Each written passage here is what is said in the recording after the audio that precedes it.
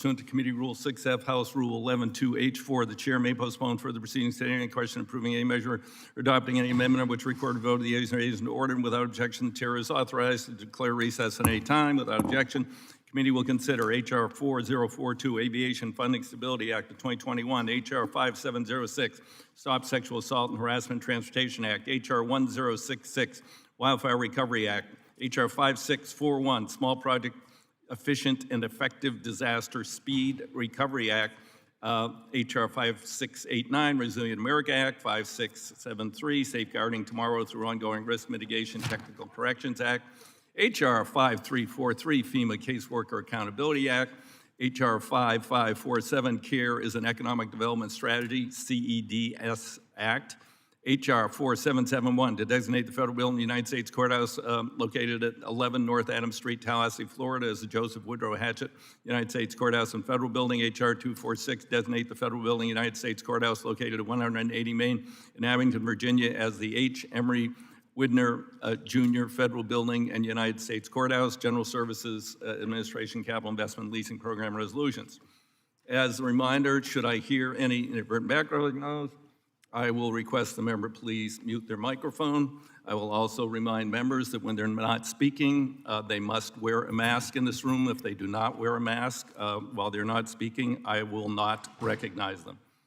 To insert a document into the record, please have your staff email it to documents@mail.house.gov. And finally, all bill and amendment text has been distributed electronically in accordance with the rules. Our first item for consideration is H.R. 4042, Aviation Funding Stability Act. Without objection, Subcommittee on Aviation is discharged from further consideration of H.R. 4042. I call the bill up for consideration. Without objection, the first reading of the bill is dispensed with, and the bill is considered as read and open for amendment at any point. I now recognize myself for a statement on H.R. 4042. Along with Aviation Subcommittee Chair Larson, I introduce H.R. 4042, the Aviation Funding Stability Act of 2021, to ensure that all federal aviation programs function uninterrupted and that all FAA employees remain at work paid during a future lapse in appropriations because of congressional or presidential stupidity. The bill has strong bipartisan support with more than 40 co-sponsors and the support of more than 30 organizations representing all segments of the U.S. aviation industry. Under this legislation, a lapse in appropriations would authorize the agency to draw from the Airport and Airway Trust Fund with no general fund contributions to continue all operations, programs, and activities at current funding levels for up to 30 days. Our aviation system is the largest, busiest, safest in the world, but as a result of the shutdown in 1819, the longest shutdown in U.S. history, FAA struggled to fulfill its critical mandate to oversee the aviation system. Last Congress subcommittee hosted a hearing on how the shutdown affected the operations, workforce, as well as the U.S. aviation system at large. Subsequently learned that without a doubt our system was weakened each day. FAA was shut down. Safety, security, and overall health of aviation was put at risk. And unfortunately, the effects that shut down, the longest in U.S. history, exacerbated by the coronavirus pandemic. At the start of 2018-19 shutdown, more than 17,000 FAA employees, apparently 40% of the entire agency, were furloughed, including the vast majority of safety inspectors. Those employees who remained at work, including more than 14,000 air traffic controllers, performed their duties, sometimes working overtime for 35 days without pay. I talked to some junior air traffic controllers in my district who were just starting out, and because of the way they have screwed up salary differentials, we're not considered to be same as the Portland market. Their salaries are lower, and a lot of them had to take outside jobs because they didn't have a lot of savings. So they're out there driving Uber and doing other stuff, and then coming back to work their shifts. Some of them had young families. They were exhausted, and this should not happen. So this bill would correct that in the future. We were all grateful for the air traffic controllers, aviation safety inspectors, technicians, and the TSA officials and other aviation safety professionals who worked over those 35 days, including over the holidays, without a paycheck. That should not happen. Aside from the employees who performed their critical duties throughout the shutdown, there were thousands of other FAA employees simply furloughed 40% of the entire agency. This froze work on aircraft airman certification, important safety rulemakings, implementation of next-gen programs, integration of drones into the U.S. airspace, among other things. Included in those furloughed were thousands, how long is this statement, of FAA safety responsibility. Without these furloughed, recall, shutdown, et cetera, I would enter the rest of my statement into the record without objection. Recognize with that Ranking Member Grace. Thank you, Mr. Chairman. H.R. 4042 is going to obviously keep the FAA funded at existing levels during any future government shutdown due to a lapse in appropriation. I believe that Congress should be fulfilling its constitutional obligation to pass appropriations bills, but we also have to ensure that the national airspace system is running safely and efficiently for all users in the event of a government shutdown. Right now, as it stands, the government is operating under a continuing resolution through December 3rd, so the possibility of a shutdown could be confronting us sooner rather than later, which the aviation system cannot afford right now in the middle of the holiday travel season. So with that, I support 4042 and encourage all members to support it as well. I yield back. I thank gentlemen. Do other members wish to be recognized for 5 minutes? Yes. What? Oh, sorry, Mr. Larson, then Mr. Perry. I didn't see over there, Rick. Okay. Yeah, sorry. Mr. Chair, I'm proud to support 4042, the Aviation Funding Stability Act. The U.S. aviation system is a gold standard for safety, and to maintain that standard, the dedicated air traffic controllers and essential safety personnel who work at the FAA must continue to get paid during any lapse in government funding. And this bipartisan bill ensures those employees continue to receive pay and the FAA can continue to operate without interruption.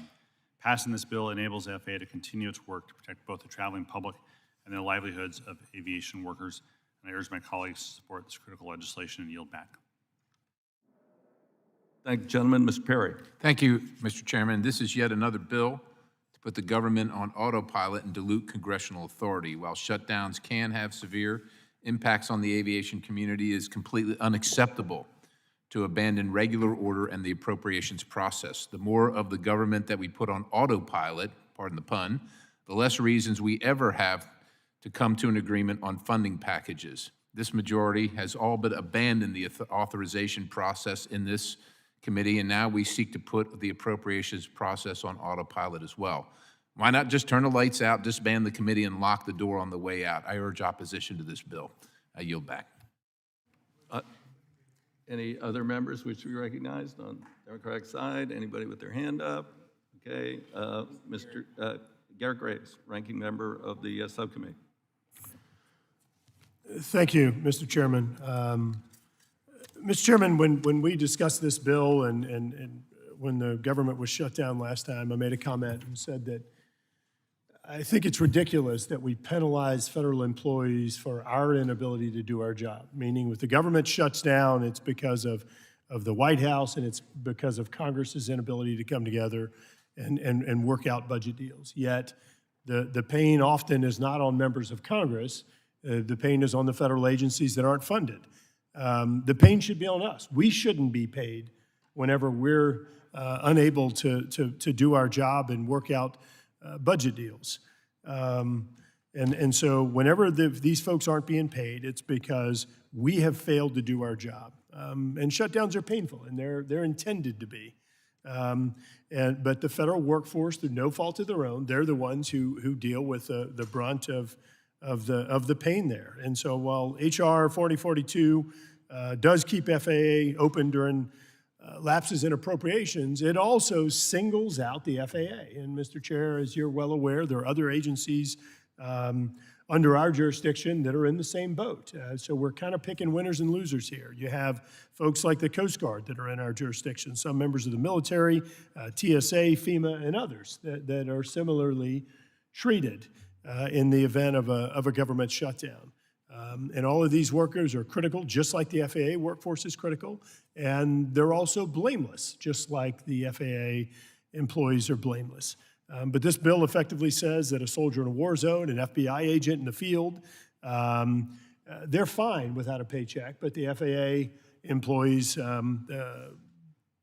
they will be, including those that are processing grant applications, they will be treated as critical and they will be paid. Those that are conducting weather research is effectively under this bill deemed more critical than our military members or our FBI agents, and I'm not sure that that's the right approach here. Let me say it again.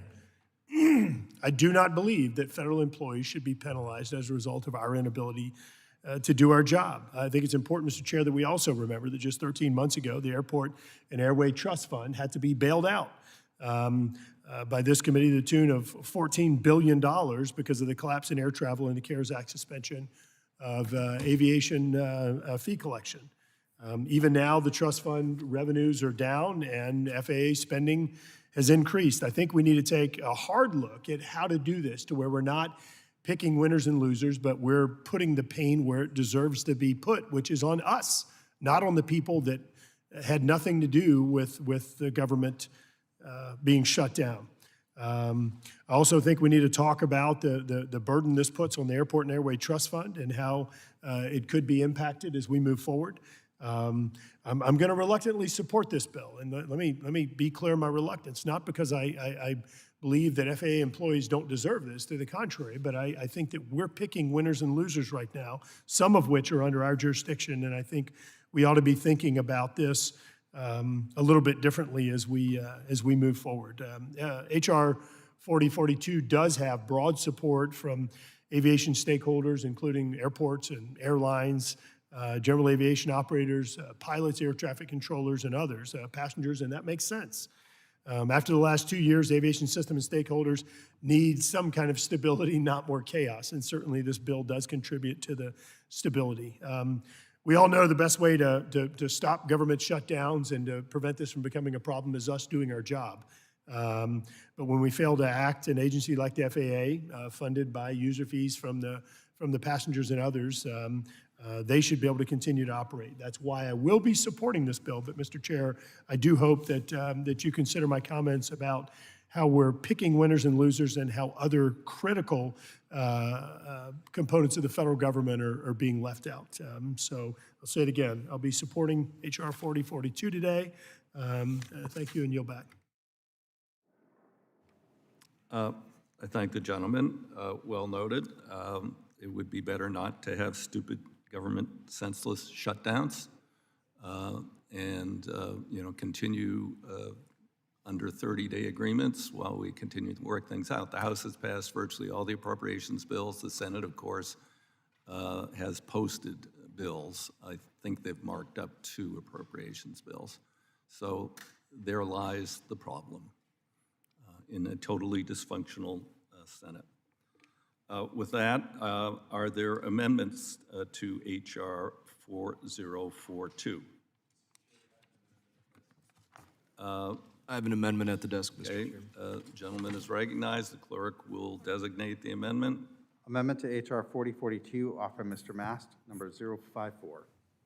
Without objection, amendment will be considered as read. I recognize Mr. Mast to speak for his amendment for 5 minutes. Thank you, Mr. Chairman. To use the words just spoken on this committee by both sides, we want to avoid stupid, senseless government shutdowns. That's what you just said. We also need to avoid stupid, senseless government overreach. It's been said by both sides, no employees should be penalized over the inability for Congress to do its job. Well, I have an amendment here at the desk over Congress not doing its job. Congress is too chicken to vote on vaccine mandates. That's the truth of it. So Congress is not doing its job. And what this amendment would do is it would say that the administrator of the FAA, the Federal Aviation Administration, may not implement or enforce any requirement that employees of air carriers, such as the term is defined, obtain a vaccine against COVID-19. That is government overreach. Congress refuses to vote on that government overreach, and employees should not be, to use the words of the majority, employees should not be penalized over an inability for Congress to do their job. Let's look at how this affects the world today. We've already seen thousands of cancellations, delays, millions of dollars in lost revenues as a result of what's going on with this government overreach of vaccine mandates, and we're not even in the travel season yet. We're not even in the high shipping season yet for the holidays. On my website, mass.house.gov/vaccine mandate.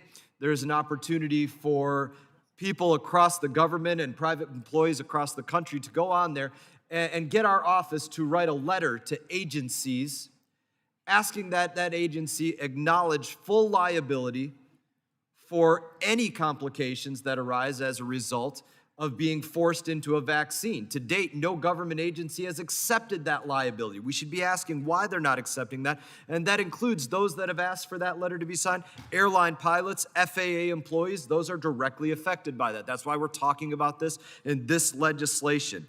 They should be able to stay at work and be able to work, be able to earn a check because they are Americans and they deserve that right to go to work and not have government demand that they stick a needle in their arm, have it plunged down, and receive an injection that they don't want.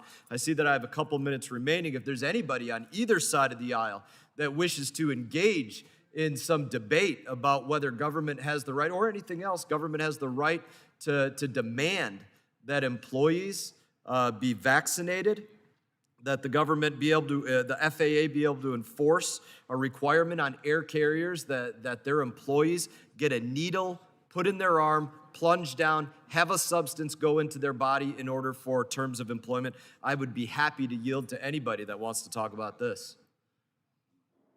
We got a couple minutes here.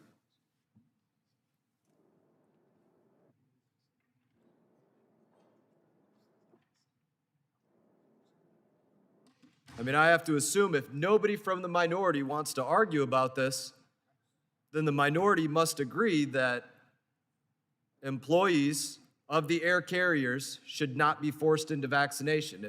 If they disagree with me, then you would be speaking up right now as members of this committee, but I don't hear anybody speaking up.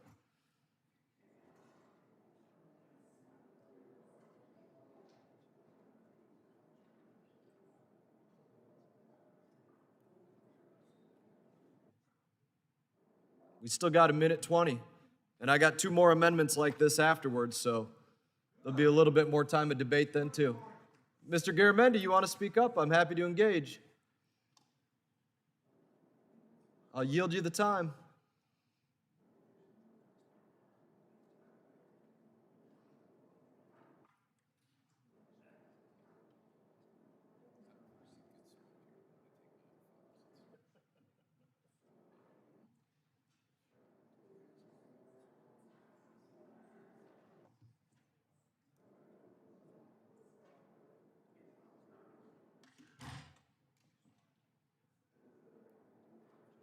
So just to recap what's going on here, an amendment to say the FAA administrator may not enforce a requirement that employees of air carriers obtain a vaccination against COVID-19, which helps to make sure that we don't have pilots or ground crews or others not showing up to work because of government overreach. Nobody has wanted to argue with me that should not be in place. So I appreciate everybody's support on that. 4 seconds remaining, I yield back. I thank the gentleman for his misdirected concerns. The gentleman's amendment would prohibit the FAA administrator from implementing or enforcing a requirement that employees of air carriers obtain a vaccination against COVID-19. The gentleman is a little bit off base here. I'd like to remind the gentleman the FAA has not unilaterally imposed a vaccine requirement on employees of air carriers. However, some air carriers, private entities with private businesses trying to protect their employees and their customers have imposed it. That's their right. It's private business. And I think the gentleman would agree that private businesses should have that right. Perhaps he doesn't even agree with that. I don't know.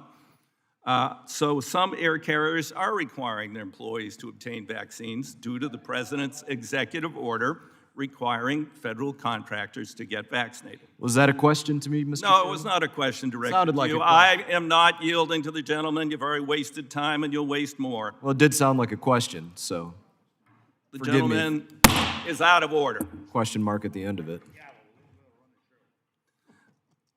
Let me be clear. We have vaccine deniers. I don't know if the gentleman's vaccinated. We have anti-maskers. We got a lot of whacked out people in this country. They're killing people. Plain and simple. You're killing people, killing innocent people. In 3 counties in the southern part of my district, deep red counties, vaccine rates of 40%. People have died waiting to get into the ICU. Oh, I guess they didn't have COVID. Who knows what they had? Just some strange disease. Because they weren't vaccinated. And they didn't wear masks. And they got infected. And they died. So the vaccine works. The masks work. We're not going to go through a lengthy debate. We're not the committee of jurisdiction over the CDC, and we have no jurisdiction over an executive order by the President of the United States. With that, I yield back the balance of my time. Do other members wish to be recognized? Oh, does he? Oh, Mr. Perry, yes. Well, thank you, Mr. Chairman. Am I recognized? Oh, you are. Oh, thank you, Mr. Chairman. I 5 support minutes. the gentleman from Florida's amendment. I don't think it's the position and should be the position of the government to mandate these. And while these vaccine mandates, and while the FAA has not done it, I think it's a good position for this Congress and this committee to be in to preempt any of that type of action. It would be unprecedented. And while the chairman is right, there are private businesses that have required it of their employees. I would say it has been generally based on the coercion of the federal government, of this administration, that has encouraged them to do that. This is America. At least it used to be. And you should be able to choose whether or not you want to, if I want to indulge the chairman, if you want to roll the dice on your health, whether you want to get on an airplane, or whether you want to jump out of an airplane, that should be your decision, not the federal government's decision. With all due respect, if you truly believe that the vaccination safeguards you from this pandemic, then God bless you. This is America. Go get it and safeguard yourself. But if you are safeguarded, what is your interest in forcing other people who you have no idea of their health history? You have no idea of their closely held beliefs. You don't have any idea whether their doctor told them you might be more in jeopardy of your health by receiving this jab than not. And you should roll the dice and not get it, because if you're a child under 5 years old, you got a 99.999% of safely getting through it. I think it's important that this committee take the lead and inform the FAA that they should not take that action, that they be out of their jurisdiction. It would be unprecedented at the federal level, and it would not be appropriate. And then we could let the American people know where this federal government stands, and we could let aviation carriers know where this Congress stands, and so that they wouldn't be coerced at the specter of an OSHA rule or an executive order or some law or some rule coming out of the FAA that requires them to do it, and so that they would do it preemptively. That's where we should be. Mr. Mast's amendment is appropriate, should be heard, should be voted on, and I would encourage an affirmative vote for freedom in America and for people to make the choices of their own health decisions. With that, Mr. Chairman, I yield back. I have one request. Representative Jimenez.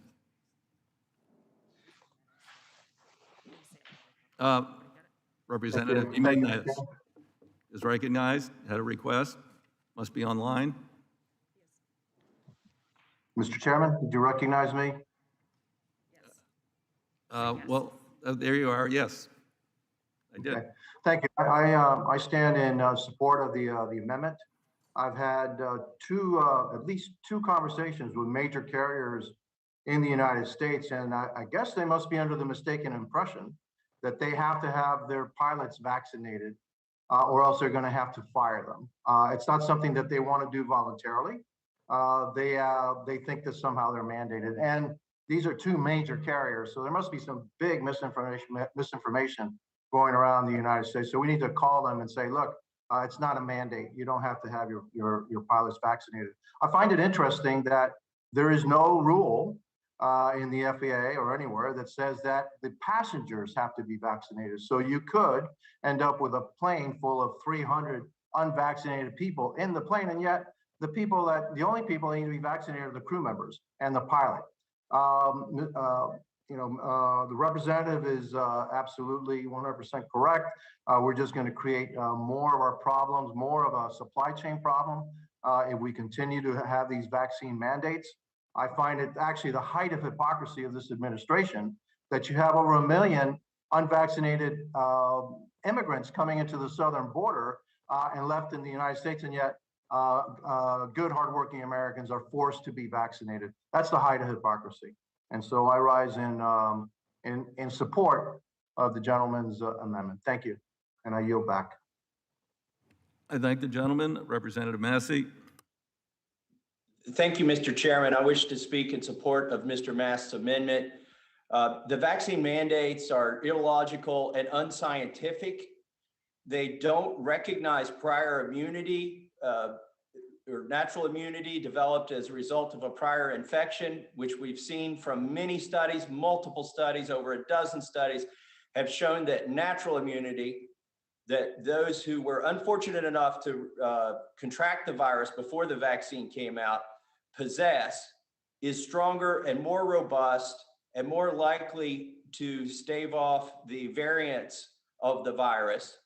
And none of these mandates recognize natural immunity. So they're unscientific. They also fail to recognize the fact that the vaccinated can contract the virus and spread the virus to the vaccinated. So they're unscientific on their face. They're also illogical. We have supply chain issues.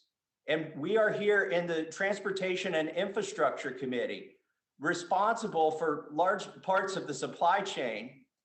And if we don't stop these mandates, what's going to happen, and what is already happening and already affecting the supply chain, is that employees of the railroads, employees of the airlines, employees throughout the supply chain are being fired because they don't take the vaccine. Many of them wouldn't even benefit from the vaccine because they already have natural immunity from a prior infection.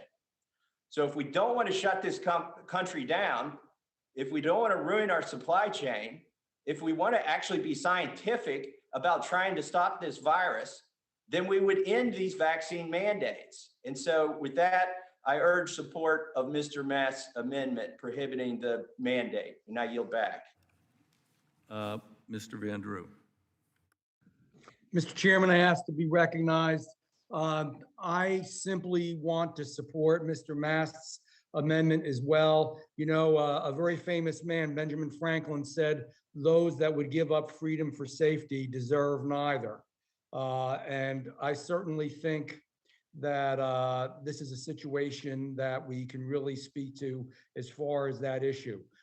We deserve freedom of health, freedom of speech, freedom of religion, freedom of education. That's what America's about. And to force people to get a vaccination when they don't want to, when it may not be beneficial to them. And quite frankly, all of us in our districts have had situations where people who have natural immunity are still forced to get a vaccine. That's not necessary. We've had situations where people truly are sick, are forced to get a vaccine. We've had situations where people really do want a religious exemption. It isn't fake, and they're forced to get the vaccine. That's not the America I know. And the point that was brought out as well, here we are with real supply chain issues.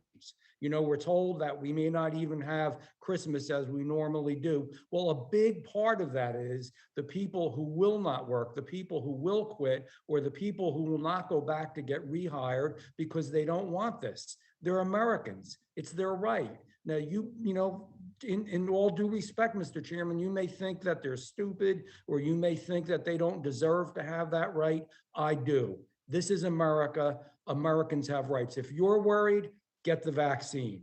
I personally got the vaccine. I'm not an anti-vaxxer, but if somebody else doesn't want to, it is their right. And if you're worried, make sure that you're immune. If you have natural immunity, why force it on somebody? Why force it on our country? Also, especially on much younger folks, because we haven't fully tested this vaccine to the best level. We did it in an emergency process. I understand that, but now we're in a situation where the numbers are going down, and we do know that some people have gotten sick. Young men particularly have had heart issues. Let's not pretend this is all perfect, and let's not pretend that we have the right to force people to do things that they don't want to do. It'll start with this, and it will spread to other areas where we don't keep the American freedoms that we should always have. I support Mr. Mast's amendment fully. I endorse it, and I hope that it passes.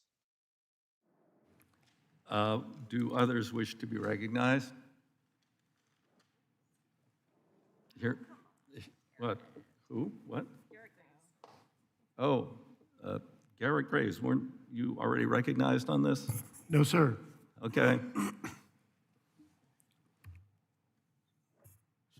Thank you, Mr. Chairman. Mr. Chairman, I think it's important that we talk through this a little bit. Over the last year and a half, we have invested tens of billions of dollars in our airlines, specifically through the payroll support program to retain employees in the aviation workforce. So let me be clear on this. Taxpayers have committed tens of billions of dollars to retain an aviation workforce because we determined that it was so important that we have that capacity in the aviation industry for when the economy came back, that we invested tens of billions of dollars to allow the airlines to continue paying these employees. Then we come in and we're now in the process of putting a vaccine mandate in place. United Airlines alone, one of the first out of the gates that said if their employees weren't vaccinated, they were fired. They fired over 600 of those employees. The taxpayers had just paid their paycheck for a year and a half or whatever. So here we are undermining the very investment we just made by this vaccine mandate. Now, how is this mandate in place? Well, what's happening, and let's be really clear on this, the White House has said airlines are contractors, therefore they have to comply with a federal mandate that folks have to be vaccinated. It's going through OSHA finalization without public input right now. So we have a supply chain disruption. We've seen it, the shelves empty. We've seen all the disruption in our economy and in our supply chain that's only going to get worse. The Grinch is really excited about Christmas this year. And what we're doing right now is we are making it worse by opposing Mr. Mast's amendment, meaning those people that are opposing the amendment, you are exacerbating the conditions that are already challenging in our aviation space, whether it's air cargo, airlines. You're exacerbating. You're making it worse by removing pilots, by removing aviation workforce. Look, the Ranking Member Sam Graves and I sent a letter to the president, I think earlier this month on this topic, saying that this is problematic. We sat right here in this very committee room listening to experts tell us that the chances of transmission on an airplane is virtually zero because of all the filtration on the airplanes, because of all of the mitigation measures that are in place. Why are we doing this? We've seen pictures of John Kerry. We've seen pictures of the Texas legislature all flying on airplanes without mask on. You can go sit down and you can have a meal without a mask on. This is a choice that people should be able to make. I actually agree with Mr. Mast. Having this concept that it's okay for the federal government to come in and force people to inject something into their bodies? No, I'm not okay with that.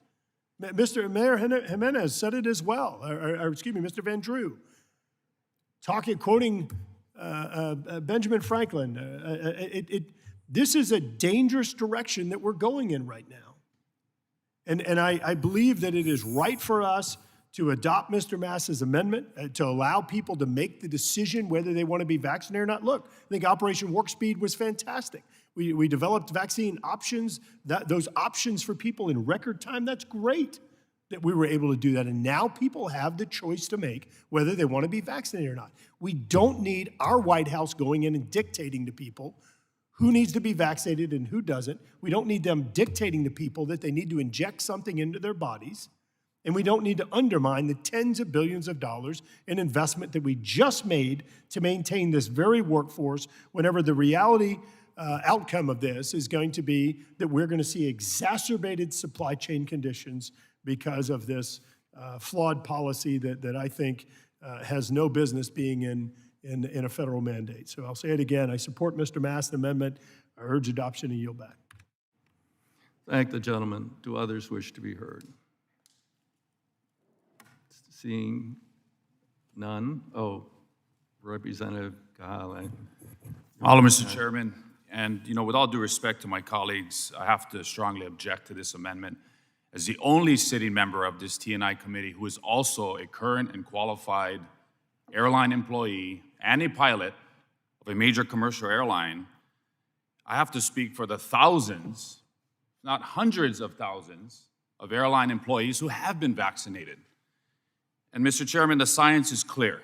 The best way to prevent the spread of COVID-19 is to get vaccinated, and the fact that mandates work is a proven fact. Major commercial airlines, corporate commercial airlines, including Hawaiian Airlines, Alaska Airlines, United Airlines, JetBlue, Southwest, and American Airlines, have already implemented travel guidelines and mandate a COVID-19 vaccine or provide for weekly COVID testing for their employees. And they do that to protect their customers, their communities, from the increased risk of spreading this deadly virus through air travel. Since the beginning of this pandemic, Mr. Chairman, air travel has enabled the virus to spread rapidly around the world. And as a result, subsequent variants like the Delta variant, which were brought to Hawaii, my state, via air travel. A study published by the National Academy of Sciences verified that people traveling to other states or counties last year contributed to higher COVID-19 case numbers in their destination communities. And in enclosed areas like planes and airports, it is especially important that everyone is vaccinated to keep air travelers and their destination communities and the employees of these airlines safe from disease. As air travel without sufficient health regulations continues to facilitate the spread of COVID-19, we must recognize that commercial flight, working for a commercial airline, is not a constitutional right, it is a privilege. Choices have consequences. And if you choose to not get vaccinated, you put your job at risk. The majority of airline employees across this nation have been vaccinated. It is why ALPA supports vaccinations, AFA-CWA supports vaccinations. And this amendment, if adopted, would only put us back. So I strongly oppose this amendment. As a commercial airline pilot, I speak for the thousands of pilots who have been vaccinated, and I encourage the thousands of pilots across the country who have not been vaccinated or are holding out for being vaccinated to get vaccinated to protect themselves, the other pilots in the cockpit, the flight attendants on that flight, the customer service agents, the gate agents, their employees, and most importantly, their families to get vaccinated. Mahalo, and I yield back. I thank the gentleman. Others who wish to be heard? Okay. Sorry, Don Young. Oh, yes. Don Young is recognized. Oh, you fucking Thank you, asshole. Mr. Young, for yielding. Mr. Chairman, you stated, as we sort of had a colloquy on this a little bit, that this debate was wasting time, but it's not. This debate is one of the most important debates that we could have in this committee and in the whole of Congress. And it goes exactly to what my colleague was just speaking about. I respect the fact that you're both a veteran and an airline pilot. But being a veteran or an airline pilot or a member of Congress or anything else, in my opinion, and this is the heart of the debate, that doesn't give us the right to take away somebody else's right to not put something in their body, to say you're going to lose your employment because you don't put something in your body, to say your company can't be contracted because you don't put something in your body, or your employees don't put something in their body. We are tasked with protecting God-given rights. That is the most fundamental job of what we do as representatives. Not to take away the right of other people, but to protect what God gives us. And I didn't get a chance to have any colloquy really with anybody else, but I appreciate, again, both your service and your work as a pilot as well. Would this extend? I would ask, I'm happy to yield, would this extend in the future based upon the rationale that employees and passengers will also have to get the flu vaccine in the future in order to fly? Will this extend to children when there's a vaccine approved for children? Is it going to extend to children if there's a vaccine mandate for those passengers to fly? Because we all know this is where we're moving towards. This is where the administration wants to move towards, that everybody get a vaccine. That's what this is about. It's starting with government employees. It started with military. The president went out there and made a big speech on it, is now trying to make sure that employees of private companies are forced into a vaccine or be fired. That will extend to children as well. That will extend to passengers as well. Let's not pretend that this is not the goal of the administration. So that would be my question. If you wish to engage in a colloquy on this, would that extend to future vaccinations for things like the flu and other things? I'm happy to yield, or not. It does not appear as though there's a desire for debate on this, but I would reiterate what was said, Mr. Chairman, that this debate is wasting time. This is not a waste of time. The Speaker will not have a debate about this. It is being put forward by executive fiat, demanding that people have a syringe go into their arm, be plunged down, and a substance go in their body. That's not a right that we have to impose on people, that the president has to impose on people. It is our duty to say we defend against that, no matter what our background is or what the position is that they come from. It looked like you wanted to engage. Please, by all means. Happy to. Thanks for yielding.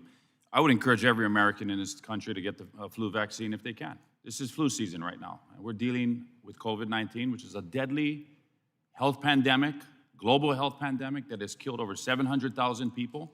I just flew 2 days ago, and I heard a story in the cockpit of Hawaiian Airlines of a captain who was infected with COVID-19 because their first officer didn't get vaccinated and didn't reveal to them that they weren't vaccinated.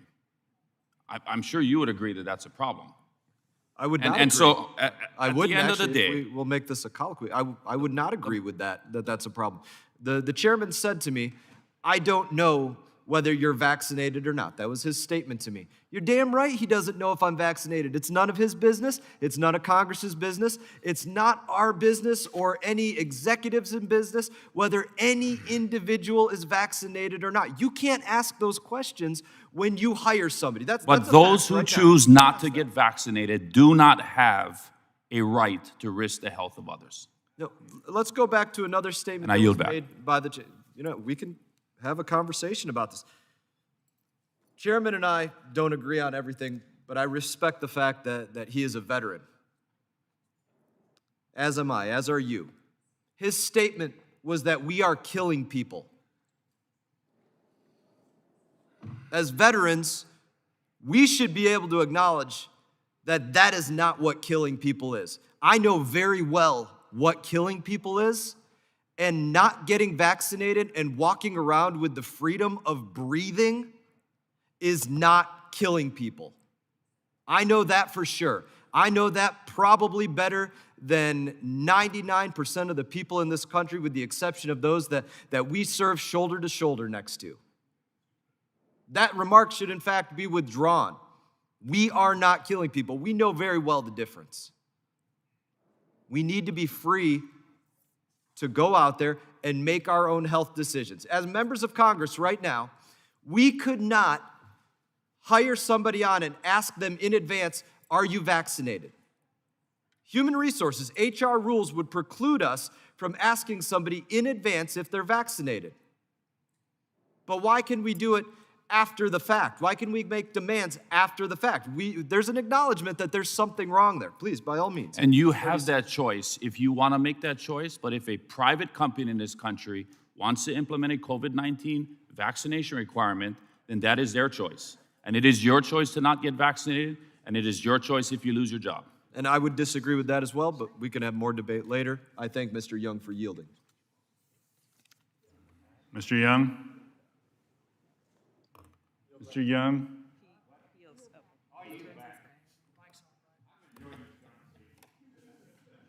Is there anyone else who wishes to be recognized? I understand Representative Van Dyne of Texas wishes to be recognized. You're recognized for 5 minutes.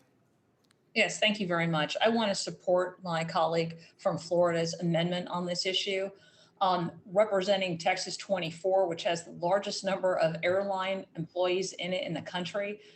Headquarters of American Airlines, Southwest Airlines is right outside the district. I have been hearing overwhelmingly from people that this mandate will lose jobs. That at a time right before our holiday season, then they're talking about having to fire thousands of pilots in a time when they can't hire pilots. What this will do to our commerce, what this will do to our economy is absolutely ridiculous. And it's frustrating that we can't have a conversation in a committee that is responsible for pushing this through. I mean, are any of you talking to your airline employees? Are any of you talking to families that this is affected?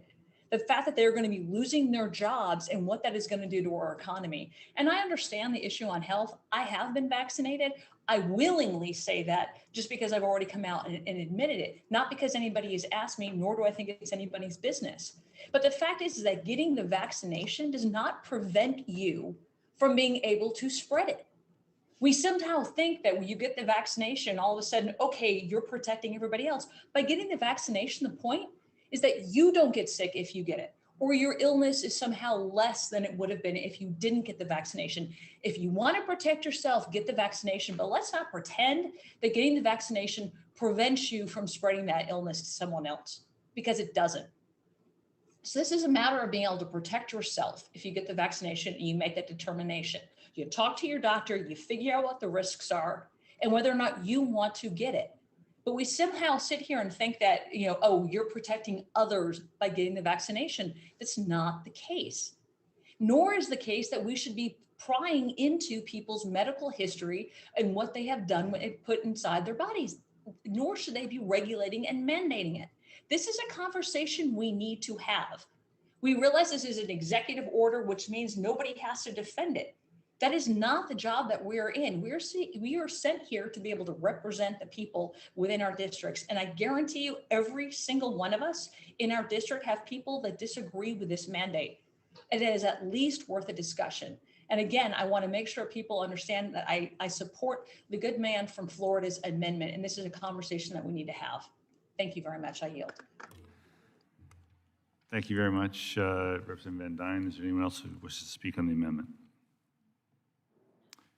Hearing none, is there any amendments to the amendment? Hearing none, if not, the question is on the amendment. All those in favor say aye. Aye. Aye. I apologize. I'm gonna negate that for a moment. For those who are online, please unmute yourselves. All right. So all those in favor signify by saying aye. Aye. Aye. All right. All those opposed say no. No. No. In the opinion of the chair, the noes have it. Amendment's not agreed to. The recorded votes are agreed to and will be postponed until a later time.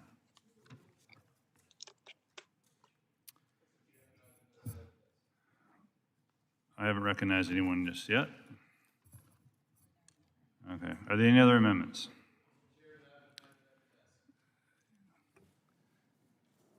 I have an amendment at the desk, Mr. Thank you, Chairman, Mr. number Mass. 55. Amendment at the desk.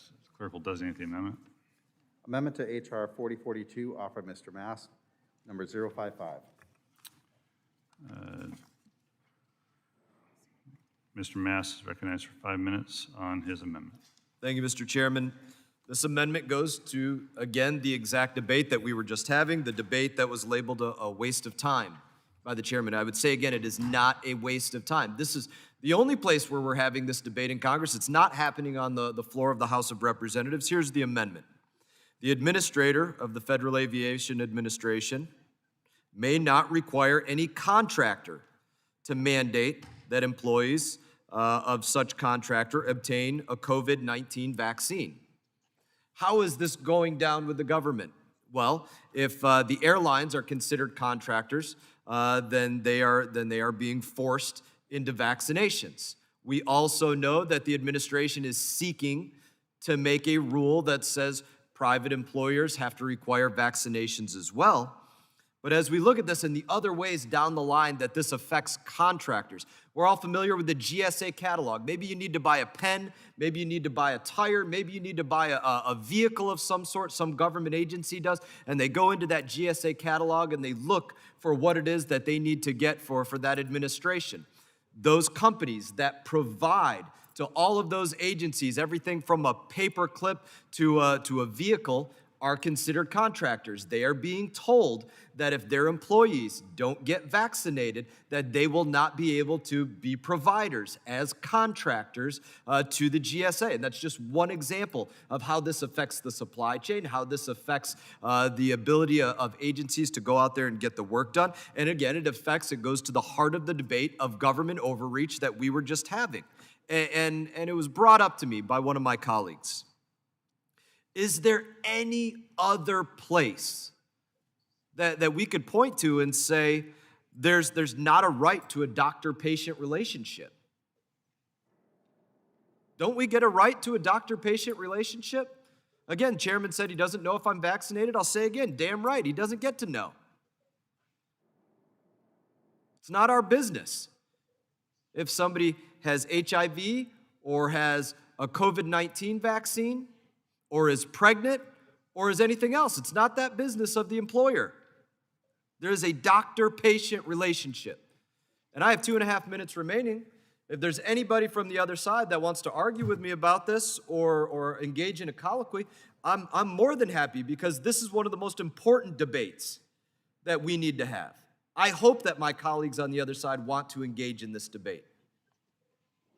Maybe we don't come to the same conclusion, but that's one of the problems with this place. We spend so much time telling people what we think instead of why we think it. So I would love to hear from the other side why you think you get to take the rights from Americans, why you think you get to infringe on their doctor-patient relationship, why you think you get to create a system that they lose their job and be fired from their work.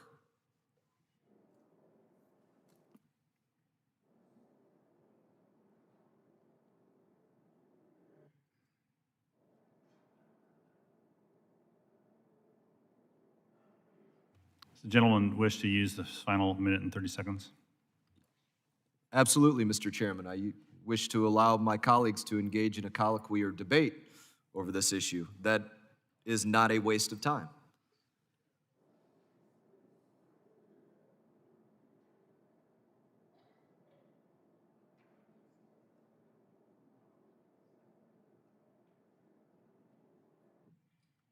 It's important to note whether people are or are not speaking up against government overreach, are willing to have a conversation about it, or not. Because we're not getting that chance on the floor of the House of Representatives. We know we're not being given that chance by the Biden administration.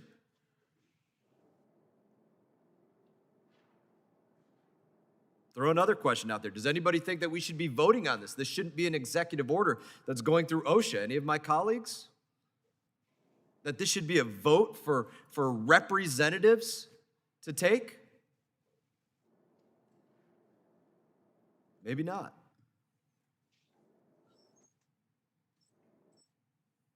As they say, the silence is deafening.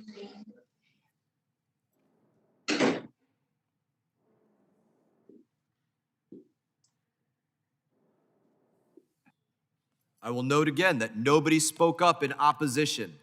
Nobody spoke up in opposition. I yield back. Gentleman yields back. Rise in opposition to the amendment offered by Mr. Mast, Representative Mast from Florida. The amendment would prohibit the FAA administrator from requiring any contractor to mandate that employees of such contractor obtain a COVID-19 vaccine or enforcing any condition regarding COVID-19 vaccination status of employees on a contractor. I want to remind the committee that any vaccine requirements that apply to federal contractors will apply to every federal agency, not just the FAA. And as was stated earlier, the COVID-19 vaccine has saved lives. The amendment would prohibit the FAA administrator from taking actions to prevent the spread of COVID-19. If the amendment was adopted, it would further prolong the pandemic, jeopardize the safety of these federal contractors. For these reasons, I oppose the amendment and urge my colleagues to do the same. Are there any other members who wish to be recognized on this amendment? I understand Mr. Jimenez from Florida wishes to be recognized. Is that true? Thank you, Mr. Chairman. You're recognized for 5 And, minutes. thank you. And I rise in support of my colleague from Florida's amendment. He raised a very interesting issue, a very good issue, actually one that was relevant to myself. I've had COVID-19, and speaking to my doctor, she advised me not to get the vaccine until 90 days after I was tested negative for COVID-19. So there are valid reasons why not to get the vaccine, and he makes a very valid argument as to, are we going to get in between a patient, a doctor and his patient? I think not. The mandates for vaccination are inconsistent. They're not based on science. The application of vaccinations by this administration, again, inconsistent. And as I've said, there is no vaccination requirement for people coming from the southern border, crossing the southern border. Yet there are vaccination requirements for people coming from Europe and from Canada and from other places, but not the southern border. So again, the inconsistency is appalling. And the lack of science applied to these mandates, again, is also appalling. We have been operating our airlines, and we've been operating in this country without the vaccine. There were ways to do it in a safe manner. We can do so again. We are doing it right now. And as I stated before, in the airline industry, no passenger is mandated to have a vaccine. And yet we're mandating that the crew, and now we're mandating the contractors get it. That is not America. That's not the America I came to when I came here from Cuba, but when I was 6 years old. And again, I rise again in support of the amendment. Thank you, and I yield back. Gentleman yields back. Any other members? I understand Mr. Perry would like to be recognized for 5 minutes on this amendment. Mr. Perry. Thank you very much, Mr. Chairman. One of my colleagues mentioned in the last round that mandates work. Well, you know what? They sure do. Mandates do work. If you wonder about the efficacy of mandates, you can look back in history to Italy in the 30s, Germany in the 30s and 40s, the Soviet Unions. They sure do work. Compliance at the end of a barrel of a gun absolutely works, but I don't know about all the other folks in this room, but I raised my hand and took an oath to uphold and defend the Constitution of the United States of America, which preserves the rights, the God-given rights of American citizens to chart their own course. And whether you've got natural immunity because you've already had the virus, or whether you object to having stem cells that were retrieved from aborted babies injected into your body, it should be your right to determine your course, not the right. The government has no right to force people to have this injection, has no right. And to Mr. Graves' point, I think it's fascinating that in this committee, we supported, at the tune of billions of dollars of taxpayer money, the preservation of employees of the airline industry, because we do believe it's an important industry. We do believe it's worth preserving. So on one hand, we took the taxpayer dollars and said, we're going to pay people that aren't working because people aren't flying because the market's not there, but we're going to preserve their jobs so that when we recover from this pandemic, our airline industry will be robust, will be present, will be ready to get in the economic game for the American people. And now a few months later, we're saying, unless you do this, we're going to fire you. We're going to force these companies to fire you. Only at the federal government can these things happen. Only this insanity. This is absolute lunacy. The supply shortages. They've been talked about as well here by many of my colleagues. We got, I don't know, something like 500,000 containers sitting off the West Coast waiting to come in. 500,000 containers. You get empty shelves in America. This isn't the Soviet Union. This is America. If you're voting against this, if you're voting against the Mast Amendment, you're voting for empty shelves. You're supporting policies that create the shortages that people in every single town across the country are realizing and dealing with right now. Like we were in a communist country. Mandates come from communist countries. Mandates come from totalitarian regimes. They come from tyranny. That's where mandates come from. We live in America and have the God-given right to choose for ourselves. And oh, by the way, it's so safe. I don't know where all the breakthrough cases are coming from. I'm not opposed to the vaccination. Again, God bless America. You want to get it? Go do it. You don't want to get it? God bless America. Don't do it. But I don't know who you're kidding here if you're telling everybody that somebody that's vaccinated, somebody that's had the jab, can't either get the virus again or transmit the virus. That's widely known. Who are we kidding here? Why are we forcing this on people, acting like the facts aren't the facts? And then, of course, as Mr. Jimenez rightly points out, the temerity, the audacity, the condescension of telling Americans you must choose between the jab and your job, your livelihood, supporting your family, your children, the opportunities of America, while we let untold millions of people come across our southern border. And you would think that the folks on the other side of the aisle would say, hell no, we're not, you're so demanding of the vaccination for every single American, but you don't seem to care about anybody that comes here to this country illegally without a vaccination and just spreads out across the country. The Biden administration becoming so efficient in moving unvaccinated people, aliens, into our country to, I guess, to infect other Americans. You don't care about that a whit. But where you can, where you're able to, you're going to mandate, proudly just engage in the tyranny of forcing Americans to do what you have no right to force them to do. Unbelievable. Unbelievable. I urge adoption of this amendment, and I yield the balance, Mr. Chairman. Gentleman is back. Mr. Boss is recognized for 5 minutes.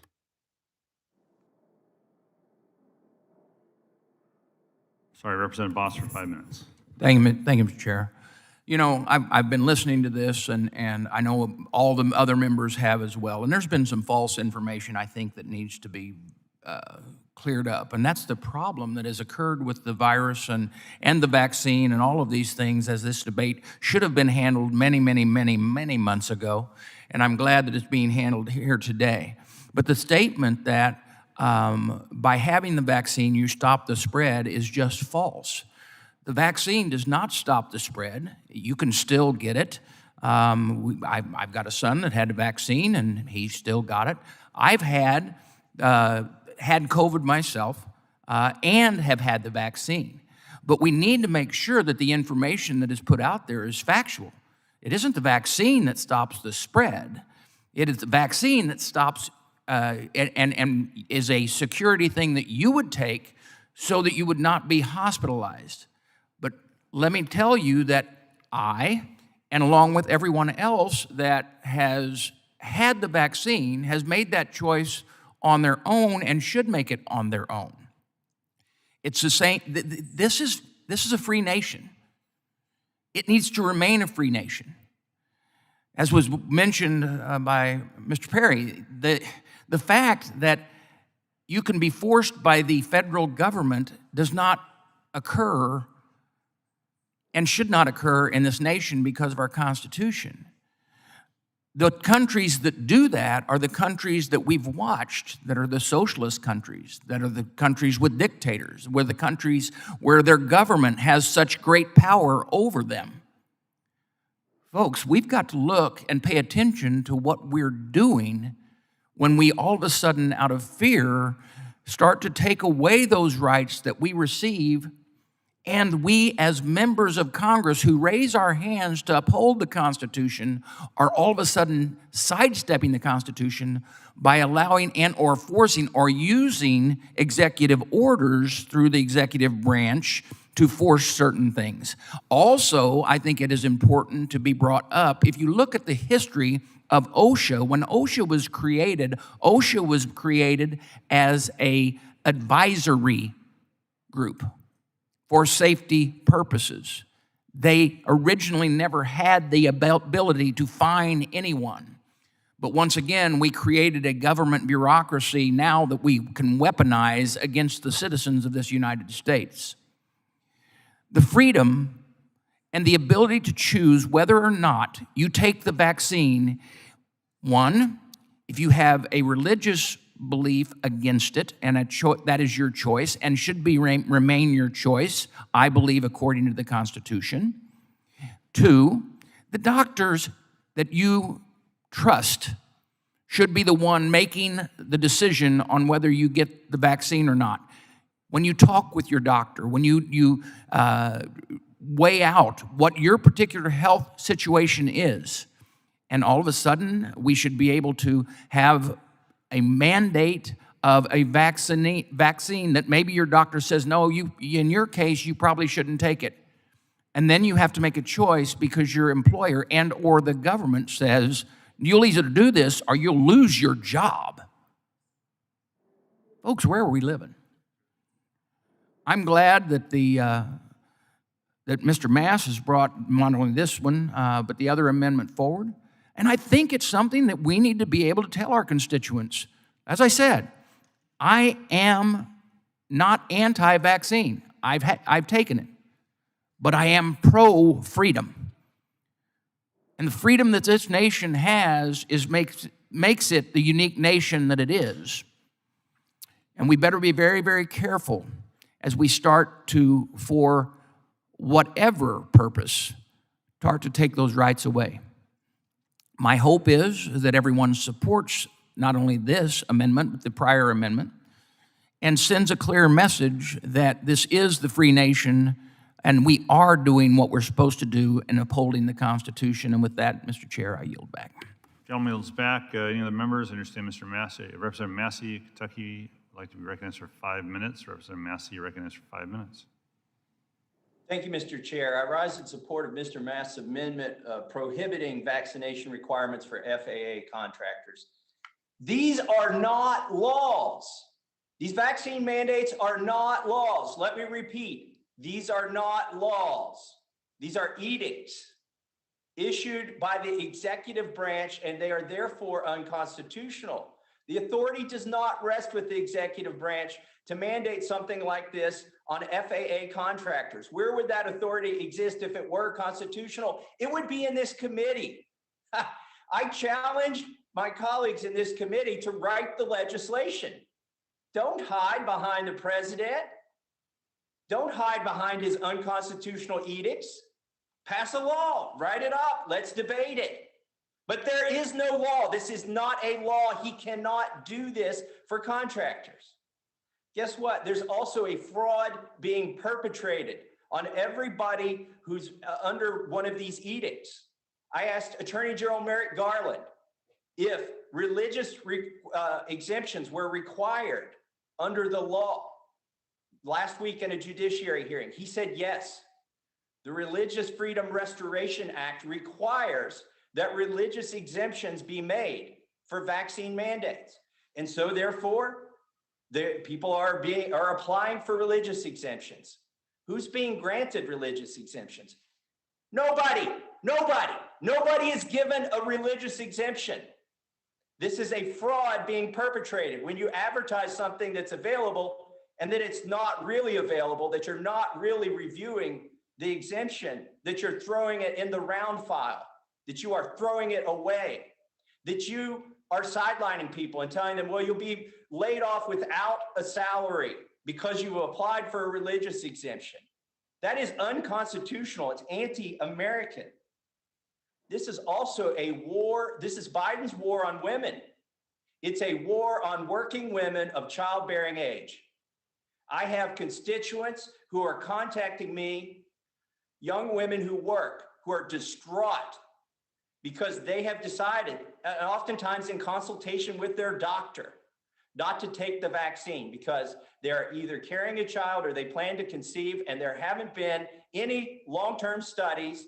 None. It's not possible to have long-term studies. This vaccine has only been around, even in experimental form, for at most 18 months. There's no way to know the long-term effects on a baby that's been carried with a mother who's taken the vaccine. So they have decided not to take the vaccine, but they have been told by their employer or their university, you're fired.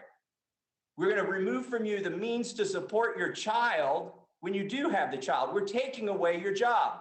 This is Biden's war on working women of childbearing age. If you disagree with me, somebody speak up. This is such a one-sided debate in this hearing. Thank goodness for Brian Mast offering this amendment. The Democrats are AWOL. They don't even want to speak about this. By the way, the crowing, I hear people crowing, oh, we've got 90% compliance among our workforce. These mandates are working. By the way, most of them aren't even written down. But these mandates are working. We've got 90% compliance. Oh, great. At the FAA for contractors, you have 90% compliance. That means you're going to fire 10% of the people responsible for air safety, for safety of air travel in this country. Are you telling me that they're not necessary? This is ridiculous. This is unsafe. We can't afford to lose a single worker over this. Yet they're going to be fired. And many of them have immunity that is far superior to the vaccine. The studies show that natural immunity acquired by virtue of a prior infection, and no, I'm not saying to go out and get infected, but I am saying if you have been infected, you have superior immunity than somebody who's taken the vaccine and not been infected, but yet you will be told you are fired because you won't take the vaccine, because you won't take the risk of an adverse reaction. And yes, there are adverse reactions. By the way, if there aren't adverse reactions, if there aren't injuries, why does the policy that Biden is promulgating afford time off for people and compensation for people who are injured as a result of the vaccine mandate? By the way, why did OSHA go from requiring employers who have a vaccine mandate to report vaccine injuries to saying they are not recordable anymore? Overnight, they flipped a switch and went from saying, record the injuries, you're responsible, to saying, forget about it, we don't need to know anymore. And I go back. Gentleman's time's expired. Chair recognizes Representative Van Drew for 5 minutes. Thank you, Mr. Chairman. I wasn't going to speak about this, but, the more that we get into it, it's something that I think with a lot of us has really built up over time. Let me start by saying one thing. There has been this subtle notion put forward that people who disagree with the mandates, or folks that maybe didn't even get the vaccination for health reasons, for personal reasons, for reasons of religion, that they're stupid people, or they're people that really don't understand.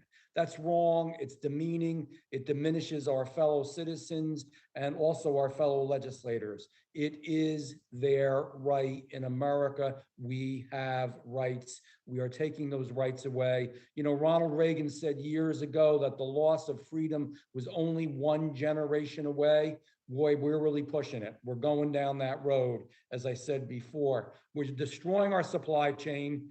People are quitting. People are not working.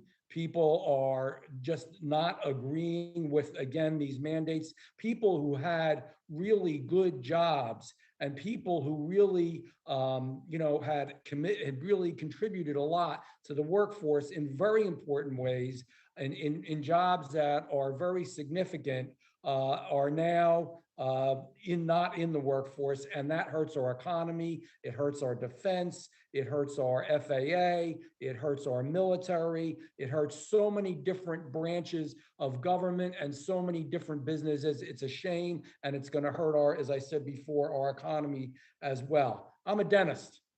I know what privacy is about. Do you know that when you came into my office and if the husband said, hey, how's my wife's case going? I'd really like to know, how many crowns is she going to need? Did she get that root canal and so forth? Well, with husbands and wives, some people were a little bit, more open and liberal, but technically you are not supposed to discuss that. You do not, and you definitely don't discuss somebody else's health in a physician's office or a dentist's office, or what they're going through, or what they have, or what they needed. That's always been the rule of law, and it always should be the rule of law. Your health is private. Your health is your freedom.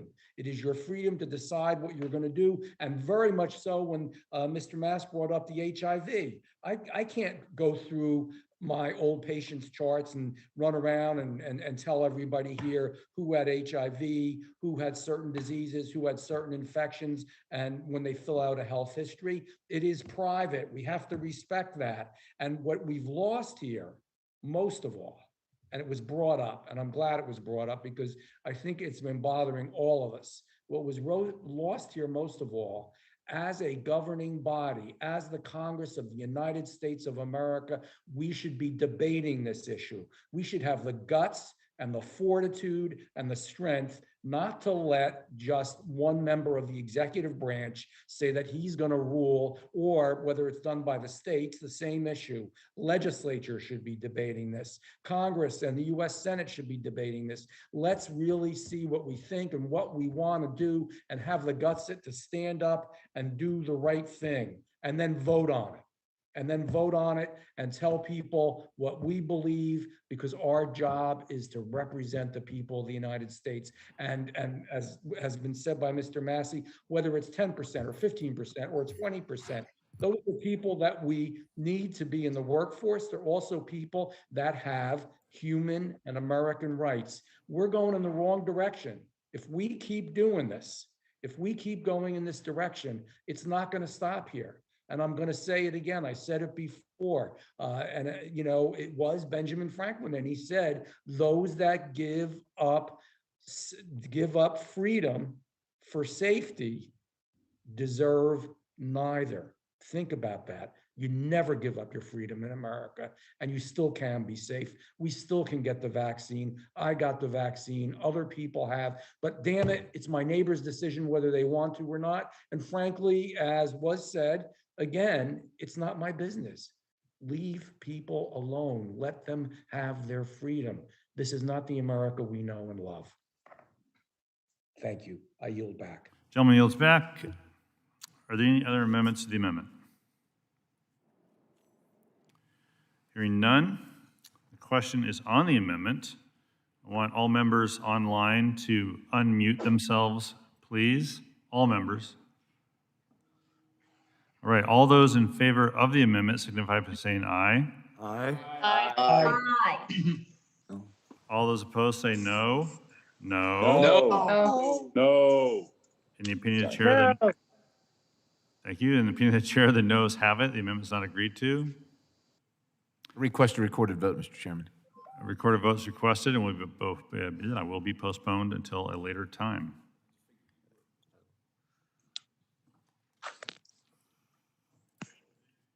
Are there any other amendments? Mr. Chairman, I have an amendment at the desk, number 56. Clerk will designate the amendment. Amendment to HR 4042, offered Mr. Mast, number 056. Without objection, the amendment will be considered as read. I recognize Mr. Mass speak on his amendment for 5 minutes. Thank you, Mr. Chairman. We spoke about two amendments. They're very similar. The third is similar to the first two. The first one said that the FAA may not implement or enforce any requirements that employees of air carriers have to be vaccinated. The second one said the FAA may not require that any contractors that they mandate their employees to be vaccinated. This one specifically is about the FAA may not implement or enforce a requirement that employees of the FAA be vaccinated. And it was mentioned by the chairman that this is a mandate that goes across all federal agencies, and that's true. But it was mentioned very wisely by my friend Mr. Massey that this did not go through Congress. Had such a thing gone through Congress, then a requirement on the FAA would go through our committee, the Transportation and Infrastructure Committee. A requirement on people that work in the State Department would go through the Foreign Affairs Committee. A requirement for people that are in the military would go through the Armed Services Committee. But none of those things occurred because there is no vote that is occurring on these things because this body is too scared to have a vote to allow that this country and this government cede its power from the consent of the governed. We are not offering the consent of the governed to this edict, again, as my friend Mr. Massey put it. That is what this amendment is about, that the FAA may not require that their employees, very specific to this committee, be mandated that they disclose their personal health information any more than they should have to disclose whether they're pregnant or whether they have HIV or whether they have a flu vaccine or anything else. We can't say that they have to disclose that personal health information. And I think there are bigger issues that are going on here. And again, it goes to the point that the chairman said that this debate is a waste of time. It's not. It's one of the most important debates that we could have here. People are honestly torn every single day, and I mean that literally. I have people that know me personally, have my cell phone, call me up, and they're saying, I don't know if I'm going to leave the military. I don't know if I'm going to leave the State Department. I don't know if I'm going to leave TSA or this job or this job. I have to decide. I don't want to get the vaccine for this reason or this reason or this reason, but I don't want to lose my job. I got to be able to go to work. I got to provide for my family. Those are real calls that we are all taking on both sides of the aisle. People are really torn about this, and they deserve that freedom. But here's something bigger that I think is going on as well. I call the folks that are thinking about this divergent thinkers.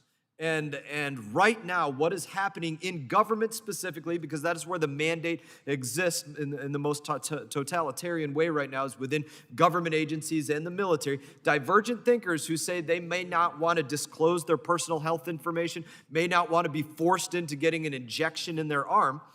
They are being washed from government. People that work from the State Department are being kicked out. People that are in the military that have been in there for 17, 18 years are being told, not just that you're going to have to get out, that President Biden wants you to get a dishonorable discharge from the military if you don't get a vaccine. That's what he's seeking. And then you never have a retirement. You're never able to get a security clearance, go to work for another agency or local law enforcement or FBI or CIA or anybody else. He's looking to make that the case for those that leave our military. For those in universities or places like Naval Academy, West Point, Air Force Academy, Coast Guard Academy, Merchant Marine Academy, they're being washed of being able to go to school, earn their degree, and commission as officers, being washed from the government. Those divergent thinkers will never become the future officers of the United States military, future colonels, future generals, future admirals, because they were washed out because they did not want to get an injection in their arm. And this goes on agency after agency after agency, and I think that this is something that the left is salivating over, to be able to wash these divergent thinkers out of the ranks of government, whether it be the military or whether it be federal agencies. So they're not the future people that are hiring on, the future people that are making decisions, the future people that are sending dissent cables from Afghanistan about the fact that giving up an air base is going to result in this or this or this. Those divergent thinkers are being washed from government through this edict, through this vaccine mandate. And that's despicable. Again, one of the most important debates that we could have. I'm sorry that I didn't give the opportunity for further debate as I usually do on this one, but in that, I encourage a yes vote. I yield back. Gentleman yields back. A rise in opposition to this amendment offered by the representative from Florida. The representative's amendment would prohibit the FAA administrator from implementing or enforcing any requirement that employees of the FAA be vaccinated against COVID-19. I want to remind the committee that any vaccine requirements that apply to federal employees will apply to every federal agency, not just the FAA.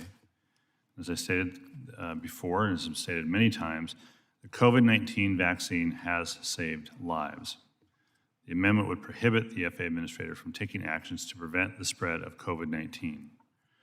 For these reasons, I oppose this amendment and urge my colleagues to do the same. Now recognize Mr. Massey, Representative Massey of Kentucky, for 5 minutes. I rise to speak in support of Mr. Mast's amendment, and I am glad he's offered 3 amendments because this has a particular legal aspect that I want to discuss. His first amendment would prohibit implementation of vaccine mandates on air carriers. His second one would prohibit vaccination mandates on contractors of the FAA. But this amendment is unique in that these federal government employees would be prohibited from being exposed to a vaccine mandate. That would be the FAA employees. And the reason it's important that he offered this amendment as well is the Supreme Court has upheld a 1993 law called the Religious Freedom Restoration Act. By the way, it passed unanimously in the House. If you were here in 1993, and I expect some members of our committee may have been here. There's certainly people in Congress who are still here, who were here in 1993. The Religious Freedom Restoration Act requires that accommodations be made for federal employees. The Supreme Court has ruled that it doesn't have bearing on the states or cities, but it has bearing on the federal government and federal employees. And in fact, Attorney General Merrick Garland last week in our judiciary hearing confirmed for me that there must be religious exemptions offered as a result of Religious Freedom Restoration Act to federal employees who are subjected to this mandate, which by the way, has never passed as a law. I believe it's unconstitutional, but in any order, not honoring religious freedom is definitely illegal. We know that. So I asked Merrick Garland at the DOJ, how many, if people had applied for religious exemptions and how many had been granted. He told me he didn't know if any religious exemptions had been granted. I suspect that is the same case at the FAA among the employees who have applied for religious exemptions. If you are an FAA employee and you are watching this hearing, make them fire you. Do not give up. This is not a law. And if you have applied for a religious exemption and they fire you instead of granting that religious exemption based on your religious beliefs, then they are violating the law. I'm not an attorney, but I do serve on this committee and we have jurisdiction over this. And we do have the advice of Merrick Garland, who's the chief law enforcement officer of the land. He's the head of the Department of Justice. And he said, you have to be granted this accommodation. These accommodations are not being granted. Do not give up.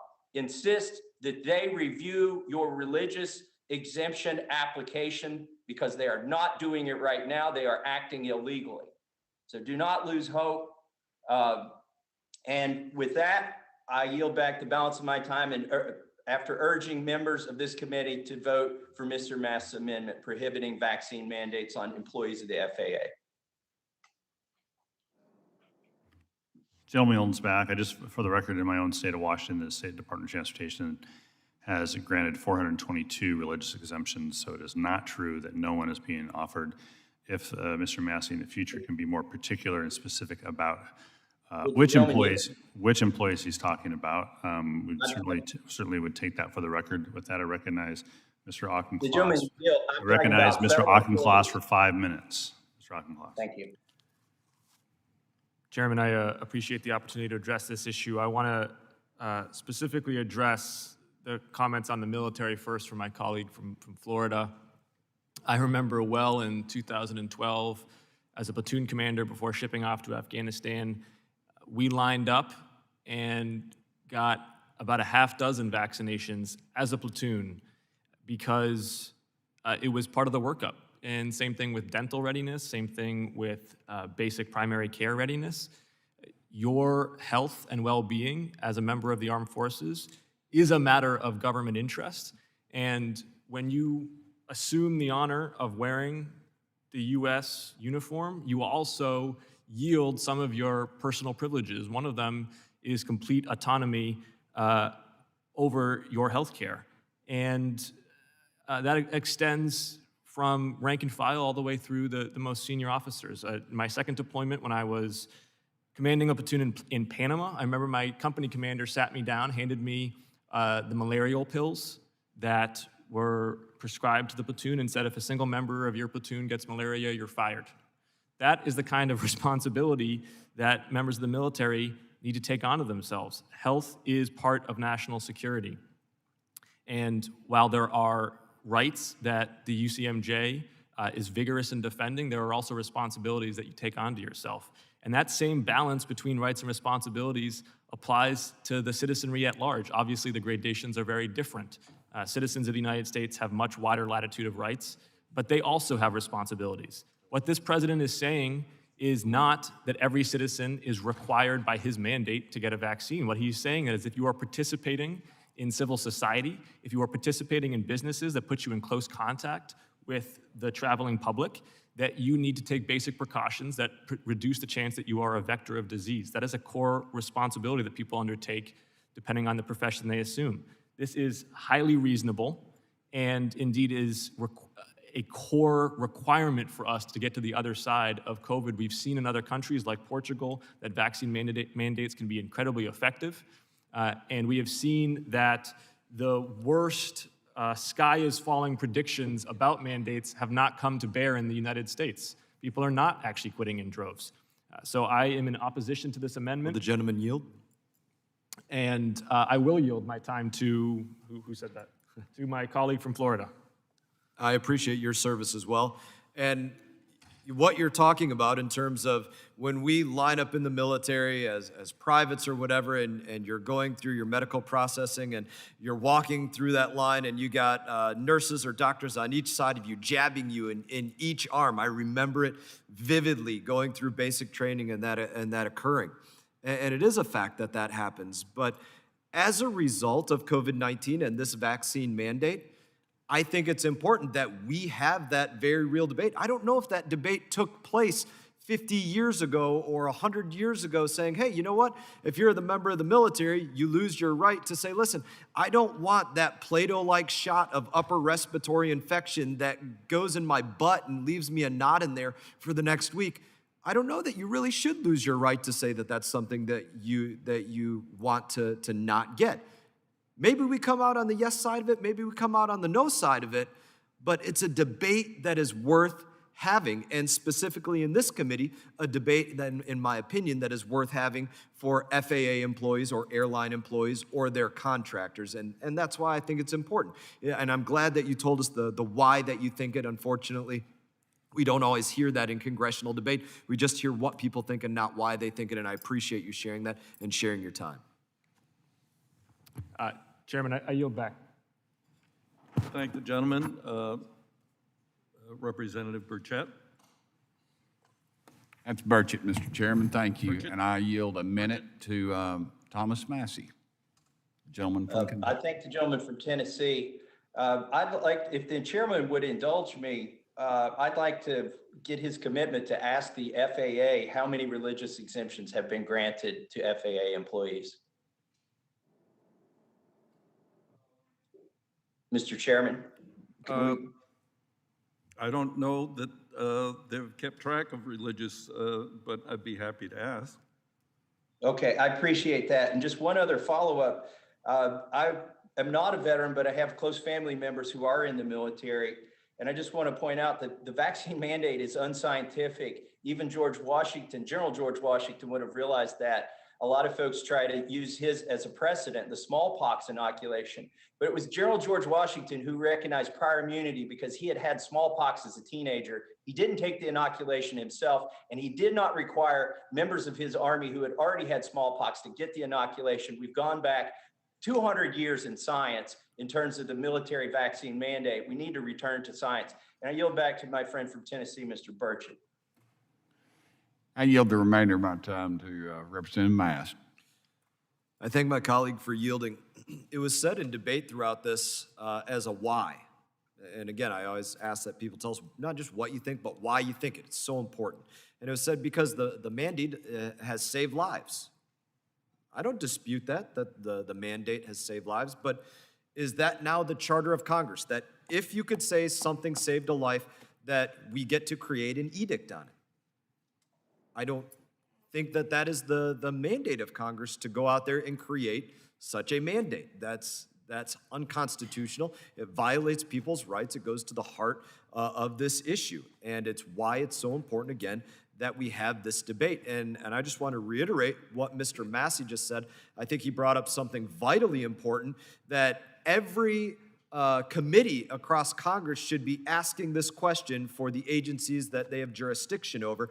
Us specifically, for those that Transportation and Infrastructure has jurisdiction over, let's say, the Corps of Engineers, the FAA, other agencies out there. I think it's vitally important that we get an immediate answer from those agencies on how many religious exemptions or other exemptions out of how many were submitted that they put forward. What kind of vetting are they doing? Are not that they should be doing vetting on that, but are they taking the opportunity to have some committee that says, I'm going to pick and choose whether you get a religious exemption or whether you don't? Did they put forward, 400 religious exemptions out of 4,000 or 400 out of 400? We deserve to know that. That's something very important for us to conduct as oversight in this committee. The chairman mentioned he didn't know whether they had those numbers. They should. In the midst of everything that's going on with this, they should know exactly how many religious exemptions have been requested, how many were approved, how many were not, and under what reasons were those approved or not approved. What business is it of some person sitting on a board reading an exemption letter somewhere as to whether that's truthful or not truthful or otherwise religious exemption, somebody that doesn't know somebody else from Adam. In that, I thank my colleague, Mr. Burchett, for yielding. I think somebody else was maybe going to ask for your time, if I'm not mistaken. Would the gentleman yield 30 seconds? Yes. Thank you. I just want to address my colleague from Florida's question about what makes this edict that saves lives different from others. And it's a point I think that should be carefully considered, because you're right. We can't just point to the fact that in statistical terms, a law might save lives and thereby say it's de facto morally just. I think what differentiates a vaccine mandate from others is that it has a benefit both to the individual and to the aggregate, in the sense that a vaccine protects you from hospitalization and severe illness. It also protects others from acquiring the disease. And not only does it have a benefit to others, but that benefit scales in proportion to the percentage of the population that acquires the vaccine. So there are network effects here. And anytime you see positive spillover benefits, government has a special interest in correcting what you could say is really a market failure. Individuals are not internalizing the full benefit of their decisions, and government has an interest in ensuring then that they are calculating the social benefit as well as the individual benefit. I yield back. 10 seconds, Mr. Burchett. I yield, Mr. Mast. I am lethal, and I would advise that you mandate I carry a firearm because I can protect people. Now the question is, there are... Mr. Perry. Oh, certainly, Mr. Perry. Yes, There's more Mr. to be Chairman. said. Thank you so much. I'm listening to the discussion here about the military, and I thank both gentlemen for their service and everybody in the room that has served. And I, too, remember the days of going through the line, and I've got an extensive shot record, having the privilege of starting out as a private and ascending to the rank of 07, Brigadier General.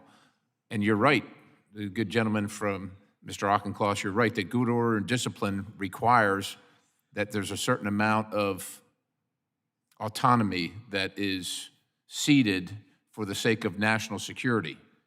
That having been said, and that having been agreed to and agreed with on my part, I also remind everybody that there was a time where the anthrax vaccination was going to be required, and there were questions about that vaccination. Subsequent, there were changes in that policy, and they were right changes because there were right questions. Regarding this particular inoculation, I think that there are reasonable questions about the efficacy, about the long-term effects, of which there are no studies because it hasn't been a long-term, and about the rush to get past emergency use authorization. And while I agree with my good friend from Florida, Mr. Mast, that we should have this discussion, indeed we are having it in this committee, and rightly so. The FAA is under our jurisdiction. The DOD is not. It is for the House Armed Services Committee to have that discussion, this discussion regarding the armed services, efficacy, national security. When I served, if you got a sunburn, if you came back with a sunburn, you got an Article 15. I get it. But we're here talking about the FAA. We're talking about supply chain shortages, and we're talking about the safety of the flying public, and we're talking about mandating this jab to the point where we might lose, I don't know, 10%. I don't know what percent of the FAA staff is vaccinated. The same FAA that many of us rail against in here for their slow reaction time, their inability to promulgate the things that we dictate here in Congress as representatives of the people. They can't seem to get rules out. They can't seem to get a uniform traffic management system for unmanned vehicles out after years and years of arguments, discussions, and votes and questions in this committee about the FAA's inability to produce things timely. And now we're having another argument saying, well, if you don't do this, we're gonna fire, I don't know what percentage of that very force, and then we're gonna drag them back in here and say, why aren't you getting things done timely? This is our jurisdiction. Would the gentleman from Pennsylvania yield? The gentleman will yield. Thank you, Mr. Perry. These vaccine mandates followed the FDA approval of the vaccine, but the vaccines that are being mandated are not FDA approved. Can you imagine if we used this framework with the FAA and we waited to mandate a piece of equipment until the FAA approved it, and then for legal reasons, we installed equipment that was not FAA approved? I point that out as ridiculous as it sounds, because that's the ridiculous situation we are in with these mandates and a vaccine that's not been approved, but people think it has, but it's not. Now yield back to the gentleman from Pennsylvania. Thank you. Well, I thank my good friend from Kentucky, and he makes an absolute valid point. Once again, I would say only this absurdity at the federal level.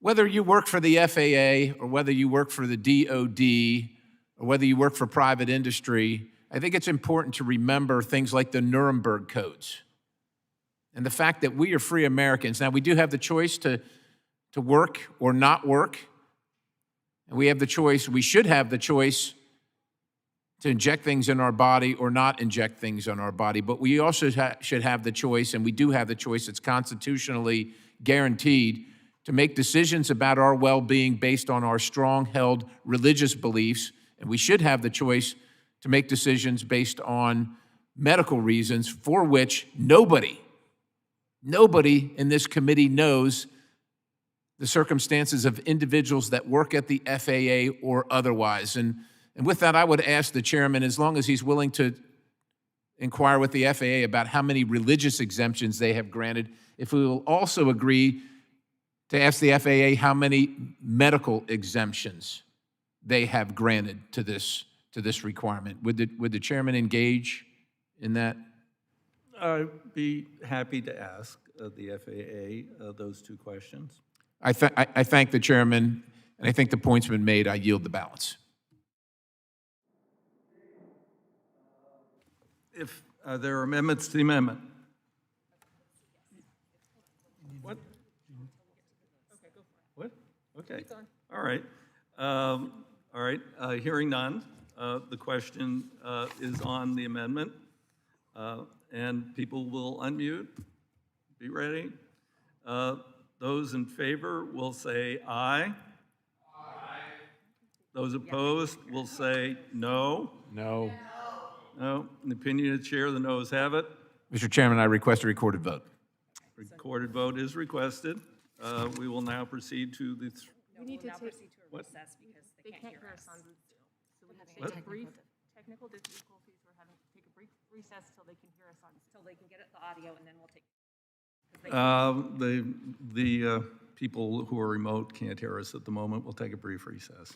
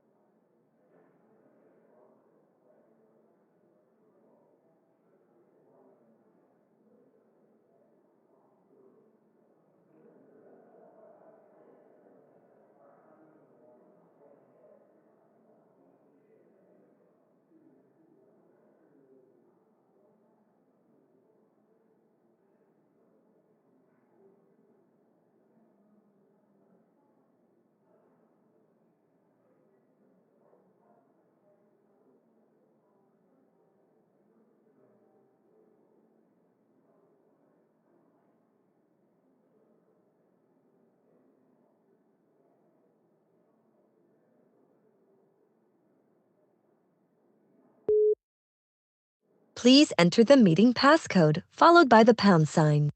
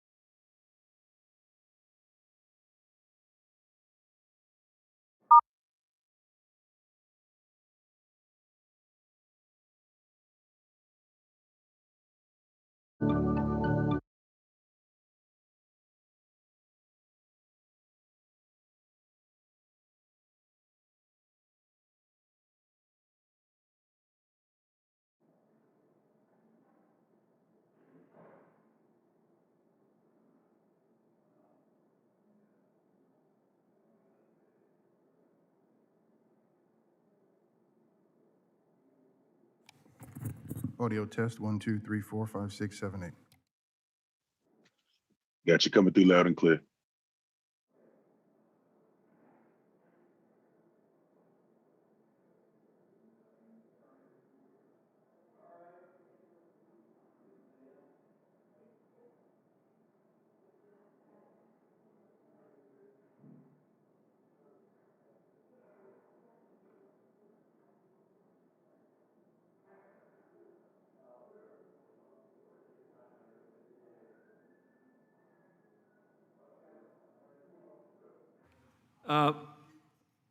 Committee return to order. I will now proceed to consideration of amendments on which record votes requested and postponed. Members are reminded to have their cameras on. Clearly state your name when called upon by the clerk to record your vote. And the first is on, the question is on agreeing to the amendment offered by Mr. Mast, number 54, on which the noes prevailed. As a recorded vote still requested, yes. The clerk will call the roll. Mr. DeFazio. No. Mr. DeFazio votes no. Mr. Graves of Missouri. Mr. Graves of Missouri votes aye. Ms. Norton. No. Ms. Norton votes no. Mr. Young. Ms. Johnson of Texas. Johnson of Texas votes no. Ms. Johnson of Texas votes no. Mr. Crawford. Crawford, yes. Mr. Crawford votes aye. Mr. Larson of Washington. Larson, no. Mr. Larson of Washington votes no. Mr. Gibbs. Yes, Gibbs, yes. Mr. Gibbs votes aye. Ms. Napolitano. No. Mrs. Napolitano votes no. Mr. Webster. Webster votes yes. Mr. Webster votes aye. Mr. Cohen. Mr. Massey. Massey votes aye. Mr. Massey votes aye. Mr. Cirez. Mr. Perry. Mr. Perry votes aye. Mr. Garamendi. No. Mr. Garamendi votes no. Mr. Rodney Davis of Illinois. Mr. Johnson of Georgia. No. Mr. Johnson of Georgia votes no. Mr. Katko. Mr. Carson. No. Mr. Carson votes no. Mr. Babin.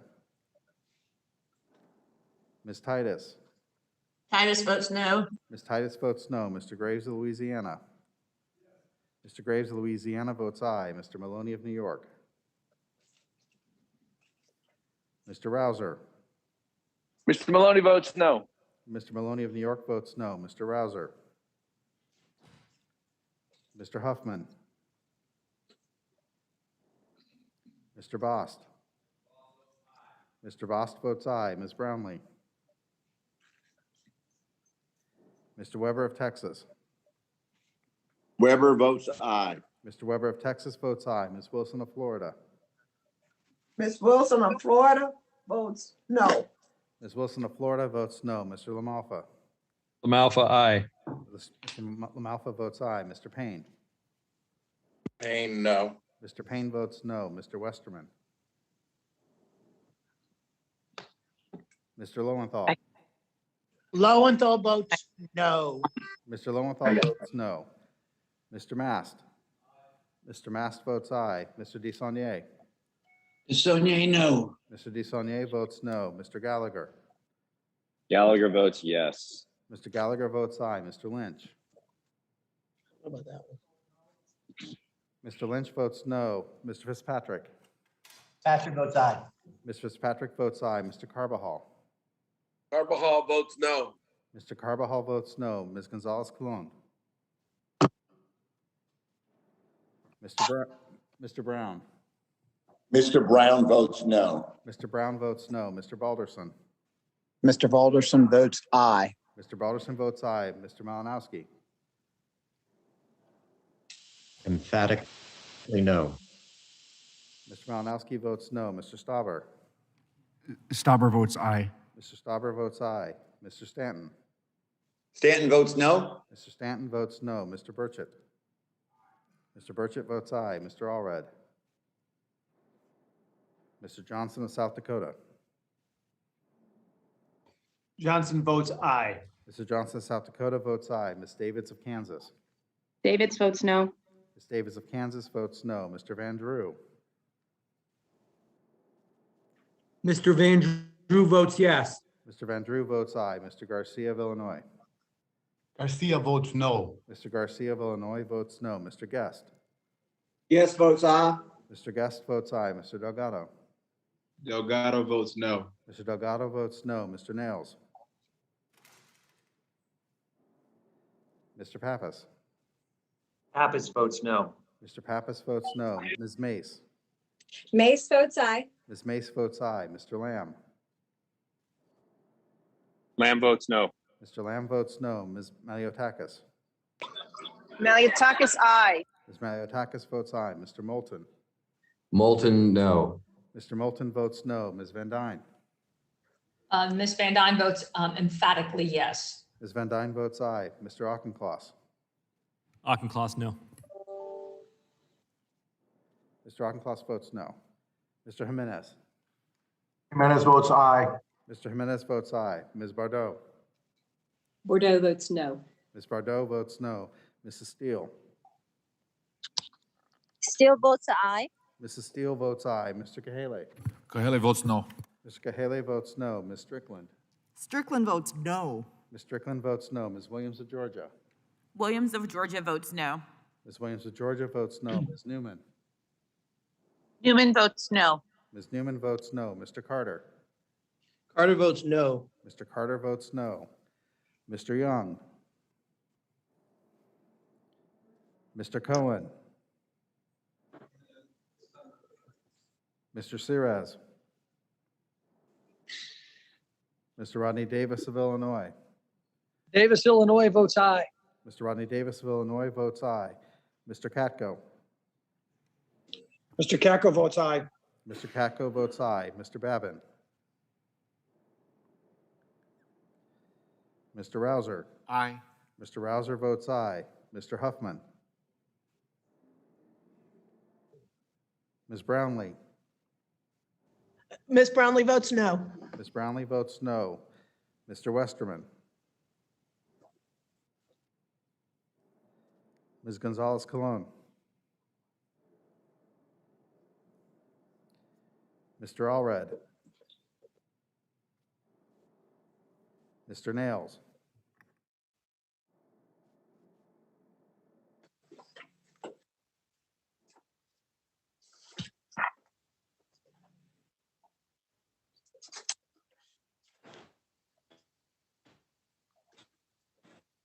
Are there any members who wish to be recorded or not recorded? Hearing none, clerk will report the results. Mr. Chairman, on that vote, there were 27 yeas and 33 noes. Amendment's not agreed to. The question is on agreeing to the amendment offered by Mr. Mass, number 55, on which the noes prevailed. Is recorded vote requested? Yes. The chair will call the roll. The clerk will call the roll. Mr. DeFazio. No. Mr. DeFazio votes no. Mr. Graves of Missouri. Mr. Graves of Missouri votes aye. Ms. Norton. Norton votes no. Ms. Norton votes no. Mr. Young. Ms. Johnson of Texas. Johnson, Texas votes no. Ms. Johnson of Texas votes no. Mr. Crawford. Crawford, yes. Mr. Crawford votes aye. Mr. Larson of Washington. Mr. Gibbs. Gibbs, yes. Mr. Gibbs votes aye. Mrs. Napolitano? No. Mrs. Napolitano votes no. Mr. Webster? How are you? Yay. Could the gentleman repeat, Mr. Webster? Webster votes yay. Mr. Webster votes aye. Mr. Cohen? Mr. Massey? Massey votes aye. Mr. Massey votes aye. Mr. Surratt? Mr. Perry? Mr. Perry votes aye. Mr. Garamendi? Garamendi votes no. Mr. Garamendi votes no. Mr. Rodney Davis of Illinois? Mr. Johnson of Georgia? Johnson of Georgia votes no. Mr. Johnson of Georgia votes no. Mr. Katko? Mr. Katko votes aye. Mr. Katko votes aye. Mr. Carson? Mr. Carson votes no. Mr. Carson votes no. Mr. Babin? Ms. Titus? Titus votes no. Ms. Titus votes no. Mr. Graves, Louisiana? Mr. Graves, Louisiana votes aye. Mr. Maloney of New York? Mr. Maloney votes no. Mr. Maloney of New York votes no. Mr. Rouser? Aye. Mr. Rouser votes aye. Mr. Huffman? Mr. Bost? Mr. Bost votes aye. Ms. Brownlee? Ms. Brownlee votes no. Ms. Brownlee votes no. Mr. Weber of Texas? Weber votes aye. Mr. Weber of Texas votes aye. Ms. Wilson of Florida? Ms. Wilson of Florida votes no. Ms. Wilson of Florida votes no. Mr. LaMalfa? LaMalfa, aye. Mr. LaMalfa votes aye. Mr. Payne? Payne votes no. Mr. Payne votes no. Mr. Westerman? Mr. Lowenthal? Mr. Lowenthal votes no. Mr. Lowenthal votes no. Mr. Mast? Mr. Mast votes aye. Mr. Desaulnier? DeSaulnier, no. Mr. Desaulnier votes no. Mr. Gallagher? Gallagher votes yes. Mr. Gallagher votes aye. Mr. Lynch? Mr. Lynch votes no. Mr. Fitzpatrick? Patrick votes aye. Mr. Fitzpatrick votes aye. Mr. Carbajal? Carbajal votes no. Mr. Carbajal votes no. Ms. Gonzalez Colon? Aye. Ms. Gonzalez? Am I Colon? nervous? Ms. Gonzalez Colon votes aye. Mr. Brown? Mr. Brown votes no. Mr. Brown votes no. Mr. Balderson? Alderson votes aye. Mr. Balderson votes aye. Mr. Malinowski? No. Mr. Malinowski votes no. Mr. Stauber? Stauber votes aye. Mr. Stauber votes aye. Mr. Stanton? Mr. Burchett?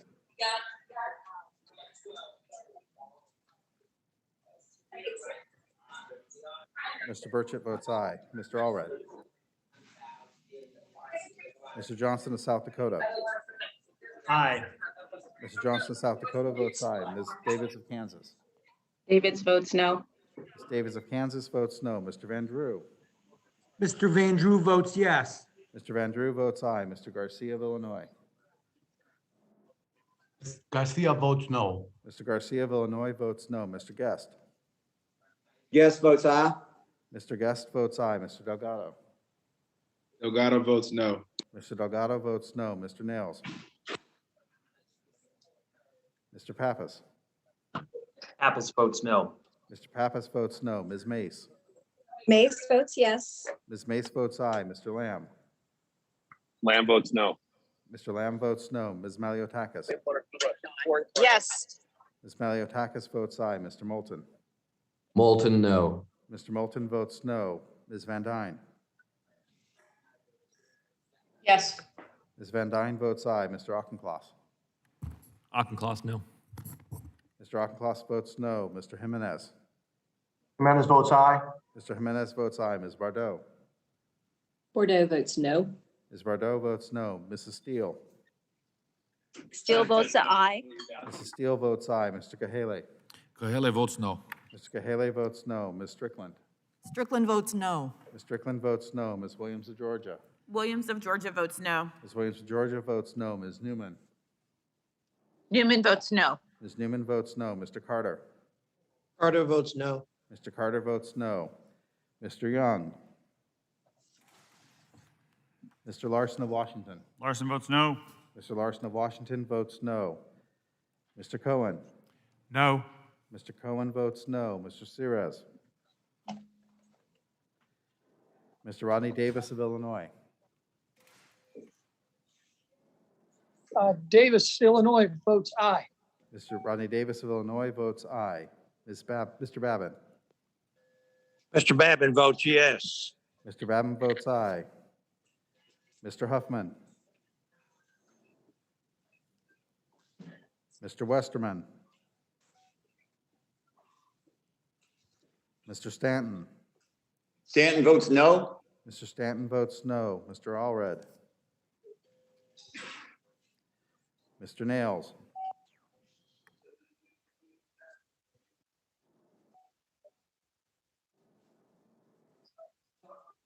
Are there any members who are not recorded who wish to be recorded?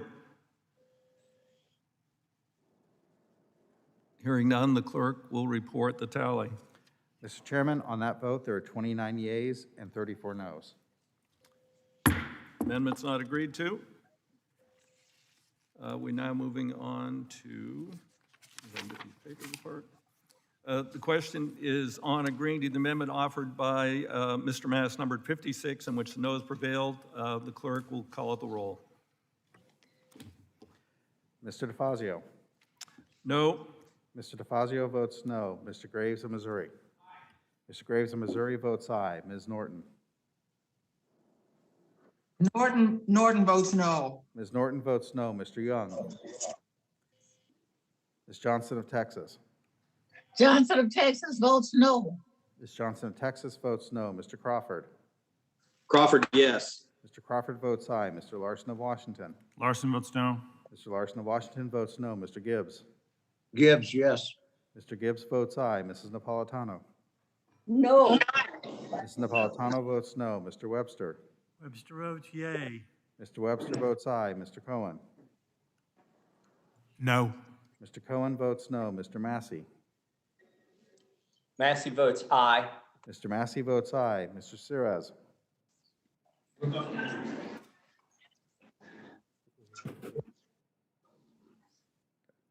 Mr. Perry. Mr. Perry votes aye. Mr. Garamendi. Garamendi votes no. Mr. Garamendi votes no. Mr. Rodney Davis of Illinois. Davis, Illinois votes aye. Mr. Rodney Davis of Illinois votes aye. Mr. Johnson of Georgia. No.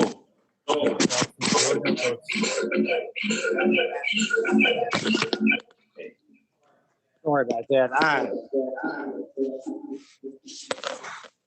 What's my name? This is Caco. Caco votes aye. How do you turn it off? Someone, Sorry about that, Mr. Chairman. Mr. Johnson of Georgia.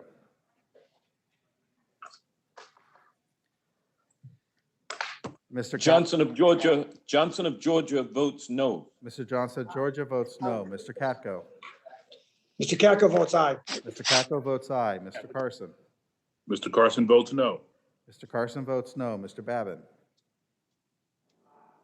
Mr. Babin votes aye. Ms. Titus. Titus votes no. Ms. Titus votes no. Mr. Graves of Louisiana. Mr. Graves, Louisiana votes aye. Mr. Maloney of New York. Mr. Rouser. Aye. Mr. Rouser votes aye. Mr. Huffman. Mr. Bost. Aye. Mr. Bost votes aye. Ms. Brownlee. Brownlee votes no. Ms. Brownlee votes no. Mr. Weber of Texas. Weber votes aye. Mr. Weber of Texas votes aye. Ms. Wilson of Florida. Ms. Wilson of Florida votes no. Ms. Wilson of Florida votes no. Mr. LaMalfa. LaMalfa, aye. Mr. LaMalfa votes aye. Mr. Payne. Mr. Payne, no. Mr. Payne votes no. Mr. Westerman. Mr. Lowenthal. Mr. Mast. Mr. Mast votes aye. Mr. DeSaulnier. DeSaulnier votes no. Mr. DeSaulnier votes no. Mr. Gallagher. Gallagher votes aye. Mr. Gallagher votes aye. Mr. Lynch. Mr. Fitzpatrick. Patrick votes aye. Ms. Fitzpatrick votes aye. Mr. Carbajal. Carbajal votes no. Mr. Carbajal votes no. Ms. Gonzalez Colon. Aye. Ms. Gonzalez Colon votes aye. Mr. Malinowski. Mr. Brown? No. Mr. Malinowski, Mr. Malinowski. no. Mr. Malinowski votes no. Mr. Stauber. Mr. Stauber votes aye. Mr. Stanton. Stanton votes no. Mr. Stanton votes no. Mr. Burchett. Mr. Burchett votes aye. Mr. Allred. Mr. Johnson of South Dakota. Ms. Davids of Kansas. Davids votes no. Ms. Davids of Kansas votes no. Mr. Van Drew. Mr. Van Drew votes yes. Mr. Van Drew votes aye. Mr. Garcia of Illinois.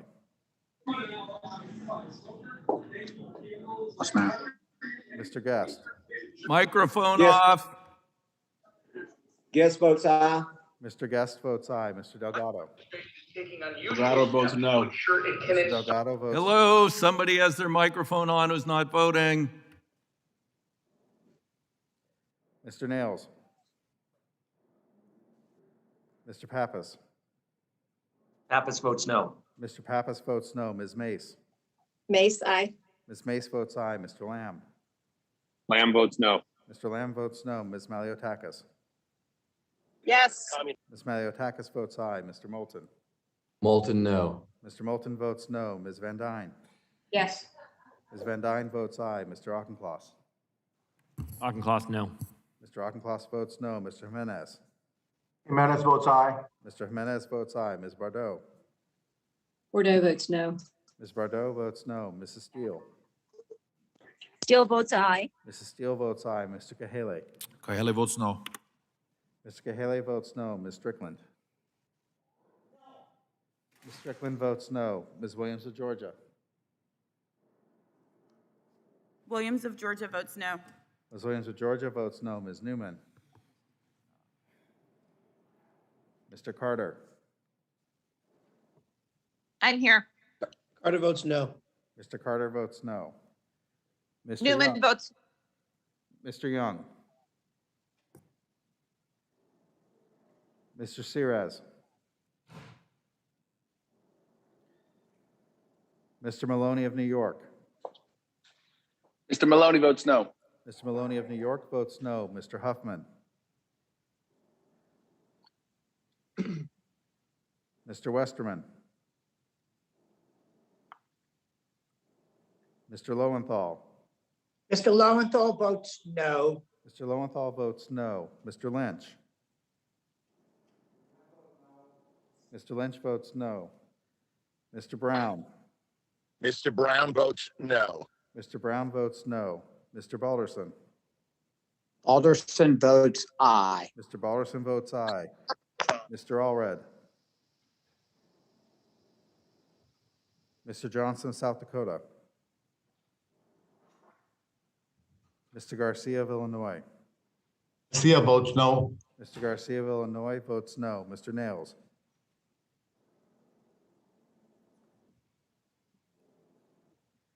Ms. Newman.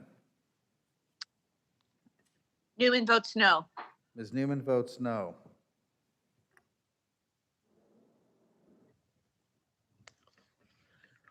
Are there any members? Mr. Are you Chairman, pointing to someone? Chairman, how Oh. I recorded? You can ask him. The gentleman is not recorded. Yay. Okay. Mr. Westman votes aye. Any other members who are not recorded wish to be recorded? Mr. Chairman, how am I recorded? Fitzpatrick? Clerk, could you hear that? Which member? I couldn't quite hear it either. Fitzpatrick. I was at. Ms. Davies is trying to get. Wait, one at a time, one at a time. Mr. Fitzpatrick is recorded as aye. Okay. The room fought for us, and it was. What? Okay. Is there anybody else not engaging in random conversation who isn't recorded? The clerk. Am I recorded, this is Mr. Stanton?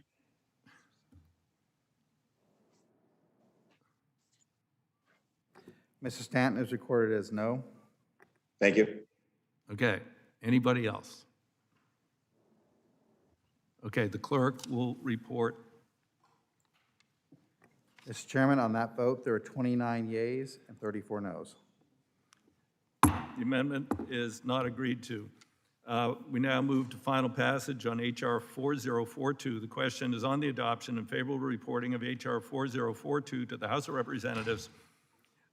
Please unmute. All those in favor signify by saying aye. Aye. Aye. Aye. And all those opposed signify by saying nay. Nay. No way, Jose. Nay. No. The I'm against it. The ayes have it. I request a recorded vote, Mr. Chairman. Recorded vote is requested. The clerk will call the roll. People will please mute in the background. Thank you. We're about to have another recorded vote. The clerk will call the roll. Mr. DeFazio. Aye. Mr. DeFazio votes aye. Mr. Graves of Missouri. Have press conferences. You know, every time they talk about two senators. Mr. Graves of Missouri votes no. Ms. Norton. And continue to claim because the least of us, Mr. Young. they don't know unless we. Could the people who are leaving their microphones on and not voting please abstain so we can finish this unmuted. first bill after 3 hours? Let's go, DeFazio. Ms. Johnson of Texas. Already voted.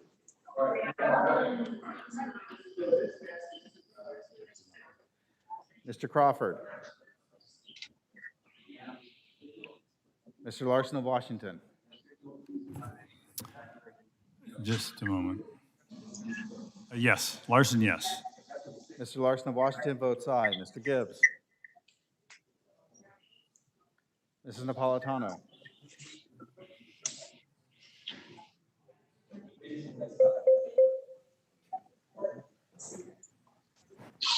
All right, the crappy system is broken down again. We're in temporary recess. We may be having technical issues again.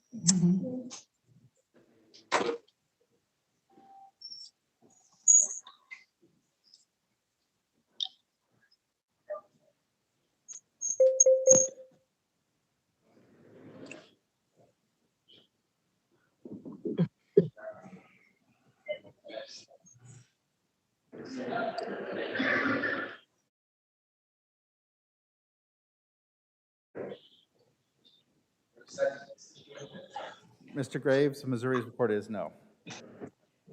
Mr. Graves of Missouri votes aye.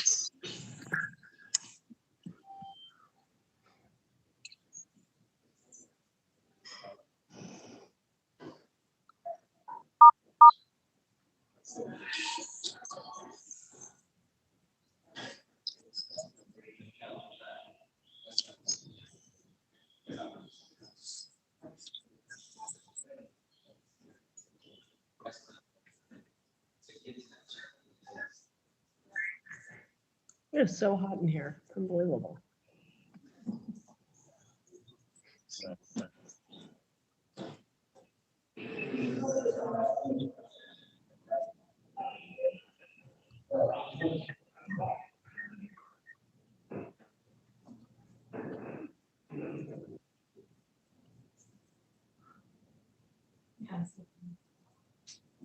Let me just see if I'm.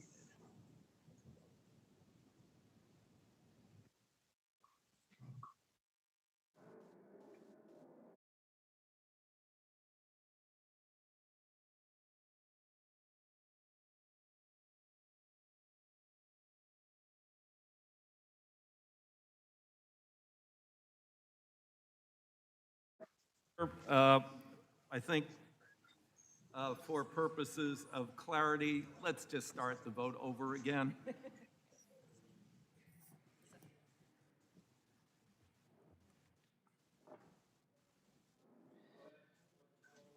Mr. DeFazio. Mr. DeFazio votes aye. Mr. Graves of Missouri.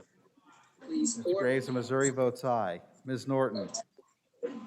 That we Ms. Norton votes aye. Ms. Norton And votes aye. Mr. Young. that if we have footage or things we have said. Ms. Johnson is unmuted again. Suspend.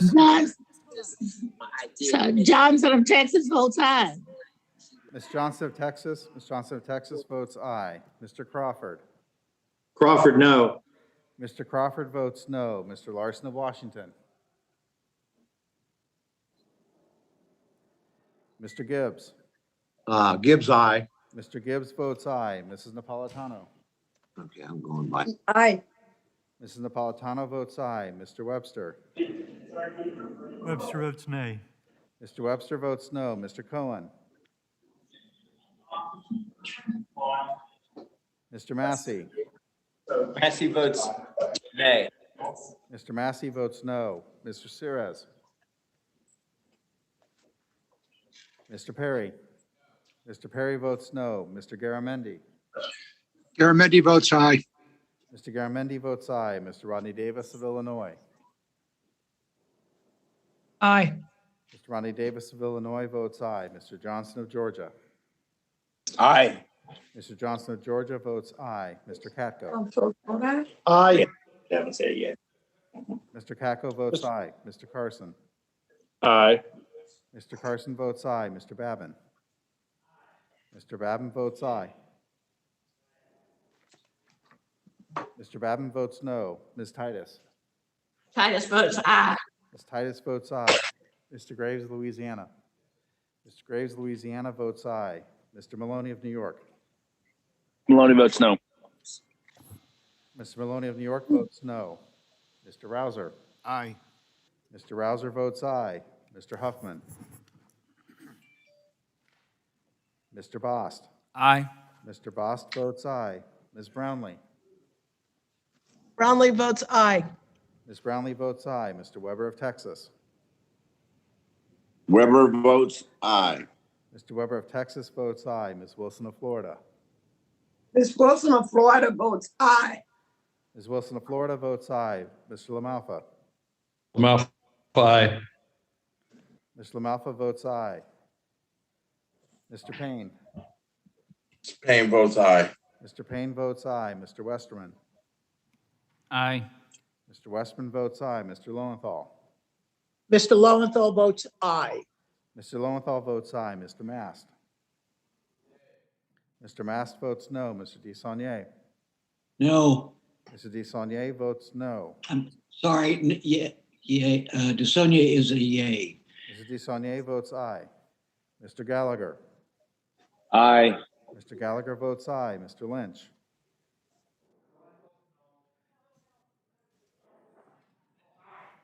Mr. Lynch votes aye. Mr. Fitzpatrick. Patrick votes aye. Mr. Fitzpatrick votes aye. Mr. Carbajal. Carbajal votes aye. Mr. Carbajal votes aye. Ms. Gonzalez Colon. Mr. Brown. Mr. Brown votes aye. Mr. Brown votes aye. Mr. Balderson. Balderson votes aye. Mr. Balderson votes aye. Mr. Malinowski. Aye. Mr. Malinowski votes aye. Mr. Stauber. Mr. Stauber votes aye. Mr. Stanton. Stanton votes aye. Mr. Stanton votes aye. Mr. Burchett. Mr. Burchett votes aye. Mr. Allred. Aye. Mr. Allred votes aye. Mr. Johnson, South Dakota. Aye. Mr. Johnson, South Dakota votes aye. Ms. Davids of Kansas. Davids votes yes. Ms. Davids of Kansas votes aye. Mr. Van Drew. Mr. Van Drew votes yes. Mr. Van Drew votes aye. Mr. Garcia of Illinois. Votes aye. Mr. Garcia of Illinois votes aye. Mr. Guest. Guest votes aye. Mr. Guest votes aye. Mr. Delgado. Aye. Mr. Delgado votes aye. Mr. Nails. Mr. Pappas. Pappas votes aye. Mr. Pappas votes aye. Ms. Mace. Mr. Lamb. Mace votes aye. Ms. Mace votes aye. Mr. Lamb. Lamb votes yes. Mr. Lamb votes aye. Ms. Maliotakis. Mr. Moulton.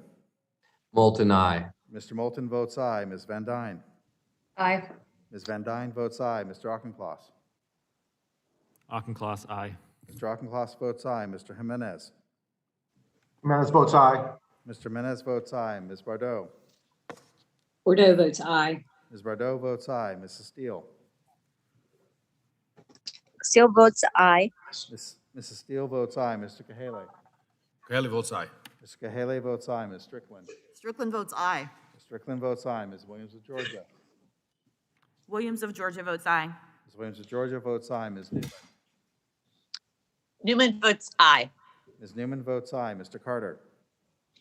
Carter votes aye. Mr. Carter votes aye. Mr. Young. Mr. Larson of Washington. Larson, aye. Mr. Larson of Washington votes aye. Mr. Cohen. Mr. Cohen votes aye. Mr. Cohen votes aye. Mr. Sirez. Mr. Huffman.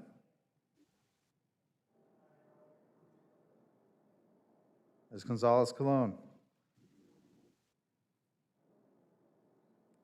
Mr. Nails. Ms. Maliotakis.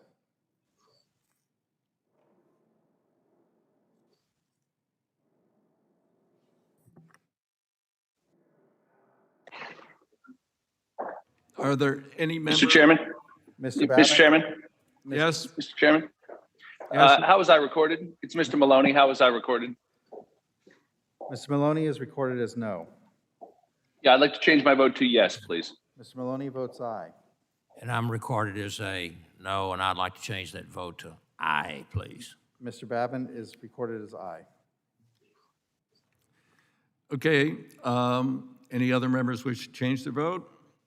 Are there any members who are not recorded who wish to be recorded? If not, the clerk will report the roll. Mr. Chairman, on that vote, there were 58 yeas and 5 noes. Okay, the bill is agreed to and ordered reported favorably to the House. Next bill for consideration is H.R. 5706, the Stop Sexual Harassment and Transportation Act. Without objection, Subcommittee on Aviation is discharged from further consideration of H.R. 5706. I call up the bill for consideration. Without objection, the first reading of the bill is dispensed with. The bill is considered as read and open for amendment at any point. Without objection, I now recognize myself to make a statement regarding H.R. 5706. I'm pleased today to bring up for consideration H.R. 5706, Stop Sexual Assault and Harassment Transportation Act. This bill will help prevent sexual assault and harassment transportation by requiring transportation providers to develop formal policies designed to address such incidents, promoting an open culture that facilitates reporting of these incidents, and holding those who perpetuate these acts accountable. The number one goal in transportation of people, whether it's cross town, across an ocean, is safety. And no matter how much progress we've made in increasing the safety of our system, we can always do better. In recent months, we've seen much more work needs to be done. An alarming increase in unruly passenger incidents during the pandemic. Last month, there were over 750 investigations done to unruly passengers on aircraft for the year. It's a 400% increase from 2020, 500% increase compared to 2019. Many of these incidents include sexual assault and harassment. Just this past August, a passenger was arrested for punching a Frontier Airlines flight attendant, groping 2 others on a flight from Philadelphia to Miami. And earlier this year, on a flight from New York to San Francisco, was diverted when a passenger engaged in erratic behavior, including sexually harassing another passenger. The risk of an unwelcoming and even threatening environment is real for both passengers and transportation workers alike, and it needs to end. This did exist before the pandemic.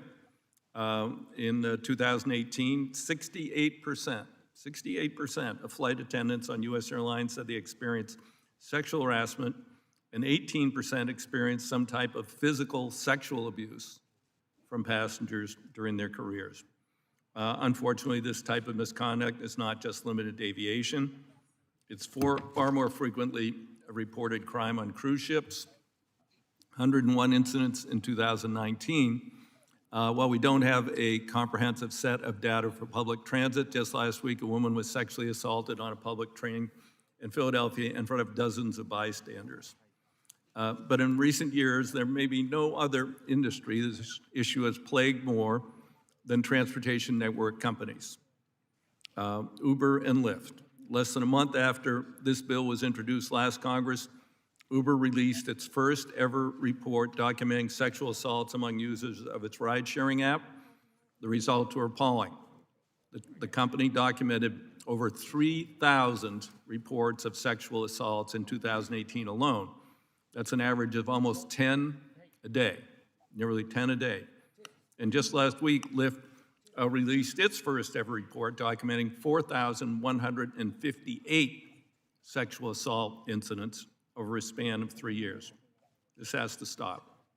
Previously, now this was a fake Uber driver, but easily done, or Lyft, I can't remember which, because you could buy their little signs for $8 on Prime and have it delivered tomorrow. A young woman was kidnapped, raped, and murdered. So there's a lot of room for improvement among these providers. That's why it's critical for companies and their contractors to have comprehensive policies in place to effectively respond to sexual assault and harassment incidents. It's estimated 90% of U.S. companies do have a sexual harassment policy in place. 1 in 5 does not offer training to prevent the incidents. Furthermore, there remains no federal clearinghouse for data on transportation-related sexual assaults and harassment incidents. That information gap leaves lawmakers, federal officials, regulators, transportation providers themselves unaware of areas where laws and policies can and should be improved. That's why I introduced H.R. 5706, the Stop Sexual Assault and Harassment Transportation Act. This bill, among other things, will, 1, require transportation providers to establish formal policies addressing sexual assault and harassment. 2, direct employees to receive specific training for not just how to handle sexual assault or harassment incidents, but also how to recognize and respond to potential human trafficking activities. And a number of flight attendants have been heroes in that area over recent years, and other people involved in transportation. It will also direct the Department of Transportation to establish the first ever federal clearinghouse for transportation-related sexual assault and harassment data, allow us and the traveling public to fully understand the scope of the problem. Can no longer allow sexual violence and abuse to persist on our roads or off our coasts or in our skies. We must ensure our transportation system is safe for all those who work in it and those who wish to use it. It is my hope this bill will bring us one step closer to realizing this role. I appreciate the bill's co-sponsors, Rep. Brownlee, Carbajal, Carson, Espiat, Huffman, Larson, Lowenthal, Lynch, Johnson, Texas, Maloney, Norton, Payne, Sidres, Williams, and Titus. It's also been strongly endorsed by the Airline Pilots Association, the American Association of Justice, the Association of Flight Attendants, the Association of Professional Flight Attendants, the National Center on Sexual Exploitation, Rights for Girls, Survivors for Solutions, Transport Workers Union of America, Transportation Trades Department, AFL-CIO, and I'd also like to thank my Republican colleagues for their help in strengthening this bill by expanding its requirements to state-regulated for-profit vehicles. I look forward to continuing to advance this legislation. Urge my colleagues to join me in supporting H.R. 5706, Stop Sexual Assault and Harassment Transportation Act. I now recognize the ranking member of the full committee, Mr. Graves, for his statement. Thank you, Mr. Chairman. I absolutely support the goal of H.R. 5706 to prevent incidents of sexual assault and harassment in transportation. I do appreciate the chair working with us on this version to address the technical concerns that we raised in the last Congress. We all believe that passengers should feel safe while traveling, and transportation workers should feel safe in their workplace. The committee in Congress took a very strong bipartisan stance against this type of behavior in the air transportation. With air transportation, the FAA Reauthorization Act back in 2018, and I support such efforts across the transportation sector. So with that, I yield back the balance of my time. I thank the gentleman. I now recognize Aviation Subcommittee Chair Larson for his statement. Thank you, Mr. Chair. I'm proud to say in support of HR 5706. Last month, the subcommittee heard from frontline aviation workers and stakeholders about the alarming increase in disruptive and unruly airline passengers. As the nation works to get to the other side of the COVID-19 pandemic, the women and men who keep us moving and the traveling public must feel safe and comfortable working and using transportation. This legislation establishes a civil penalty for those who are sexually or physically assaulted against those who sexually or physically assault or threaten to assault transportation personnel and passengers, setting a strong deterrent for such disgusting behavior. The bill creates a streamlined reporting process for assault victims, giving them a confidential outlet to report the incident to law enforcement. It also requires the Department of Transportation to collect information on the number of sexual assault and harassment incidents reported by transportation carriers and make that information publicly available so the public can better understand the scope of the problem. And with that, I urge my colleagues to support this critical legislation and yield back. Now recognize Aviation Subcommittee Ranking Member Garrett Graves for his statement.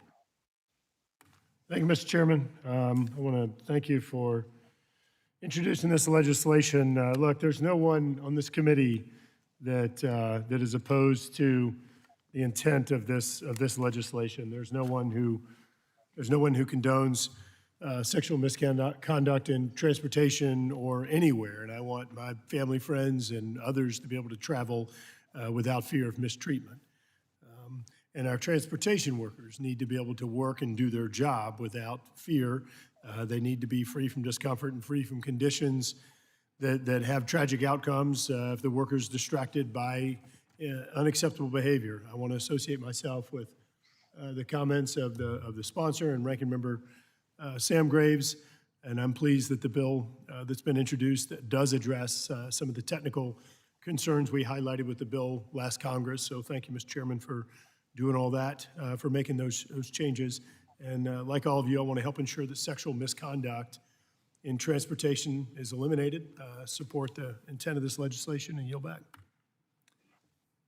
I thank the gentleman.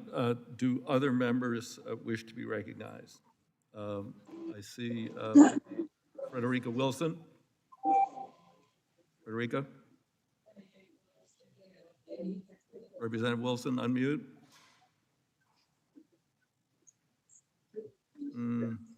Okay. Perhaps, and then do we have others? I thought I saw someone raise a hand. Mr. Mast. Okay. Mr. Mast. Thank you for recognizing me, Mr. Chairman. I want to also show my support for this legislation, but also touch on an issue that I think is important. Came up in the last debate. Play this audio here real quick. Recognized. Oh, you fucking Thank you, Mr. Young, for yielding. I think that was you calling me an effing asshole.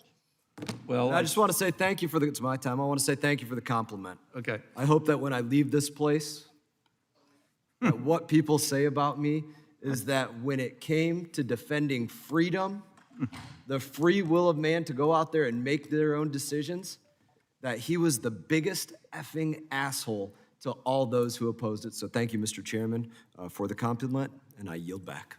Well, I certainly apologize to the gentleman, but if he considers it a compliment, I'll leave it in place.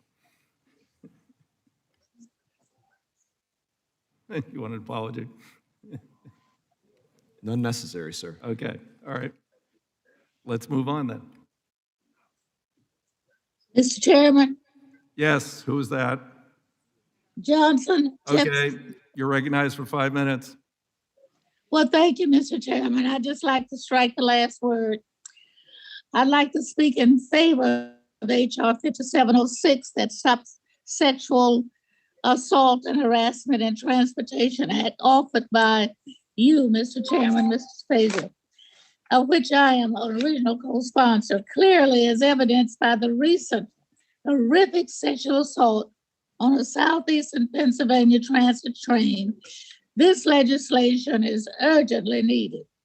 If passed, the bill would help prevent sexual assaults on airplanes, buses, passenger vessels, commuter and intercity passenger railroads as well as taxis and ride-sharing vehicles.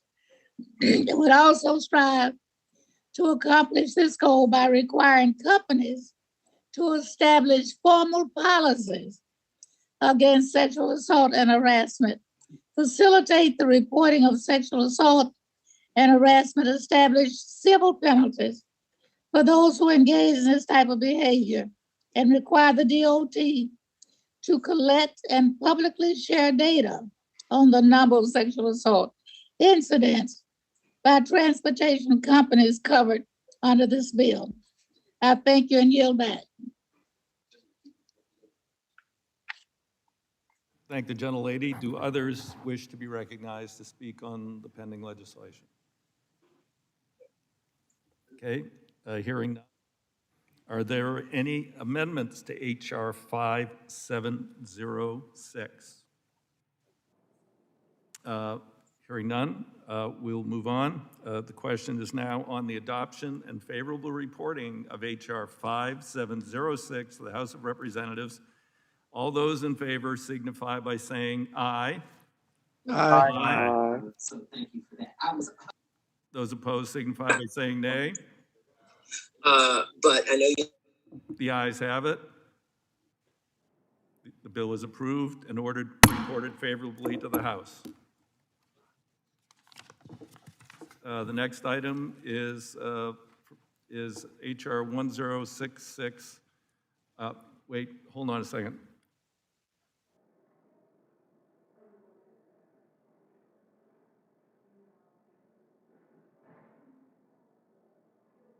Okay. Next item for consideration is HR 1066, Wildfire Recovery Act. Without objection, Subcommittee on Economic Development, Public Buildings, Emergency Management, Discharge from further consideration of HR 1066. I call up the bill for consideration. Without objection, the first reading of the bill is dispensed with. Bill considers read and open for amendment and point. I have an amendment in nature of a substitute. The clerk will designate the amendment. Amendment in the nature of a substitute to HR 1066, offered by Mr. DeFazio, number 004. Without objection, the amendment in the nature of substitute shall be considered as read and shall be considered base text for purposes of further amendment. I now recognize myself for a statement. This bill was introduced by Representative Neguse, HR 1066. Will remove some of the financial burden communities face after suppressing a wildfire by providing FEMA with flexibility in setting federal cost share for fire management assistance grants. Wildfires are causing an unprecedented amount of damage to natural and built environment. Bill will make it possible for FEMA to cover more than 75% of the cost to suppress a wildfire that qualifies for a fire management assistance grant. Local officials have expressed that this fix would allow them to speed up the recovery process, invest more money in mitigation efforts. Rural communities that most typically receive this type of grant assistance will benefit most from this legislation. Providing more federal assistance in the wake of the worst fires will assist stretched local budgets. I support this legislation, urge my colleagues to do the same. We just held a hearing pointing to the need for this legislation earlier this week. Or last week, whenever that was. With that, I'd recognize Ranking Member Graves. Thank you, Mr. Chairman. I want to thank my colleagues on both sides of the aisle for their work on this bill, and I also want to thank the chairman for working with us when it came to the amendment in the nature of a substitute. The bill directs FEMA to adjust the cost share for fire management assistant grants consistent with other FEMA assistance programs, which boosts support for communities recovering and rebuilding after wildfires. I urge my colleagues to support the bill, and with that, I yield back.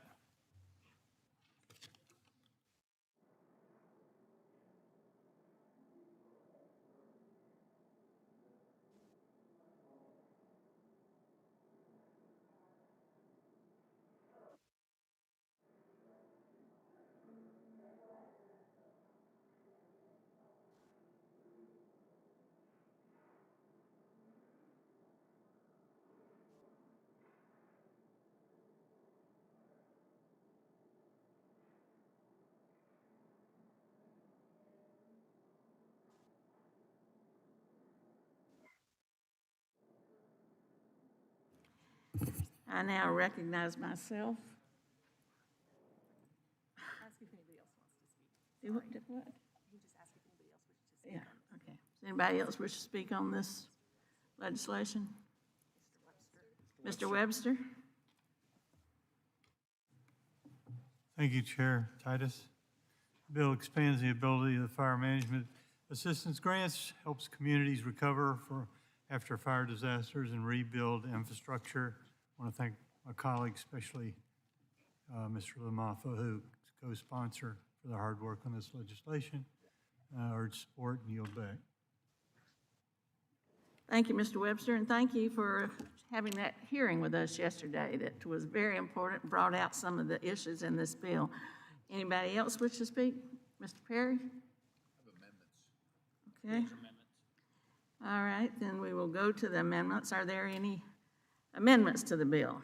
Mr. Perry? Madam Chairman, I've got an amendment desk. Clerk, read the amendment. Amendment to the amendment in the nature of a substitute to H.R. 1066, offered by Mr. Perry, number 381. Shall we get some shit together here? I don't know. Without objection, the amendment will be considered as read, and I now recognize Mr. Perry to speak on his amendment for 5 minutes. Thank you, Madam Chairman. This amendment prohibits the provision of grants under this section for any fire for which a private entity has been found criminally liable.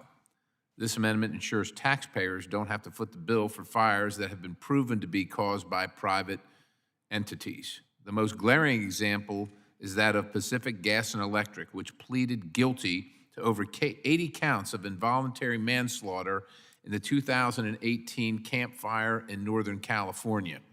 CEO and President Bill Johnson was quoted during a court hearing as saying, "Our equipment started the fire," that fire, unquote.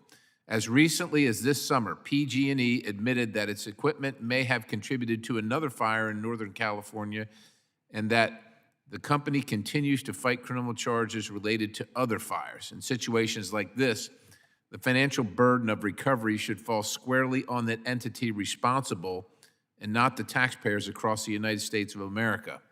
As more and more utilities are forced by the majority to follow the PG&E model of prioritizing political agendas and green energy that doesn't work over the maintenance necessary to ensure safety and reliability of the grid, this type of criminal liability will expand to other companies. And of course, the burden to pay for the malfeasance will fall on the taxpayers. The majority is dead set on forcing taxpayers to pay for this dangerous, destructive, and deadly decision on the front end. This amendment will prevent the taxpayer from being screwed twice. I urge my colleague to support the amendment, and I yield back. I must rise in opposition to the amendment offered by the gentleman from Pennsylvania, Mr. Perry. While the gentleman's amendment would seemingly prohibit the president from providing fire management assistance grants to states for eligible wildfire suppression costs for which a private entity is found to be criminally liable, there already exists another provision in the Stafford Act, that's Section 317A, that addresses such instances. It provides FEMA the authority to recover federal assistance from a liable party.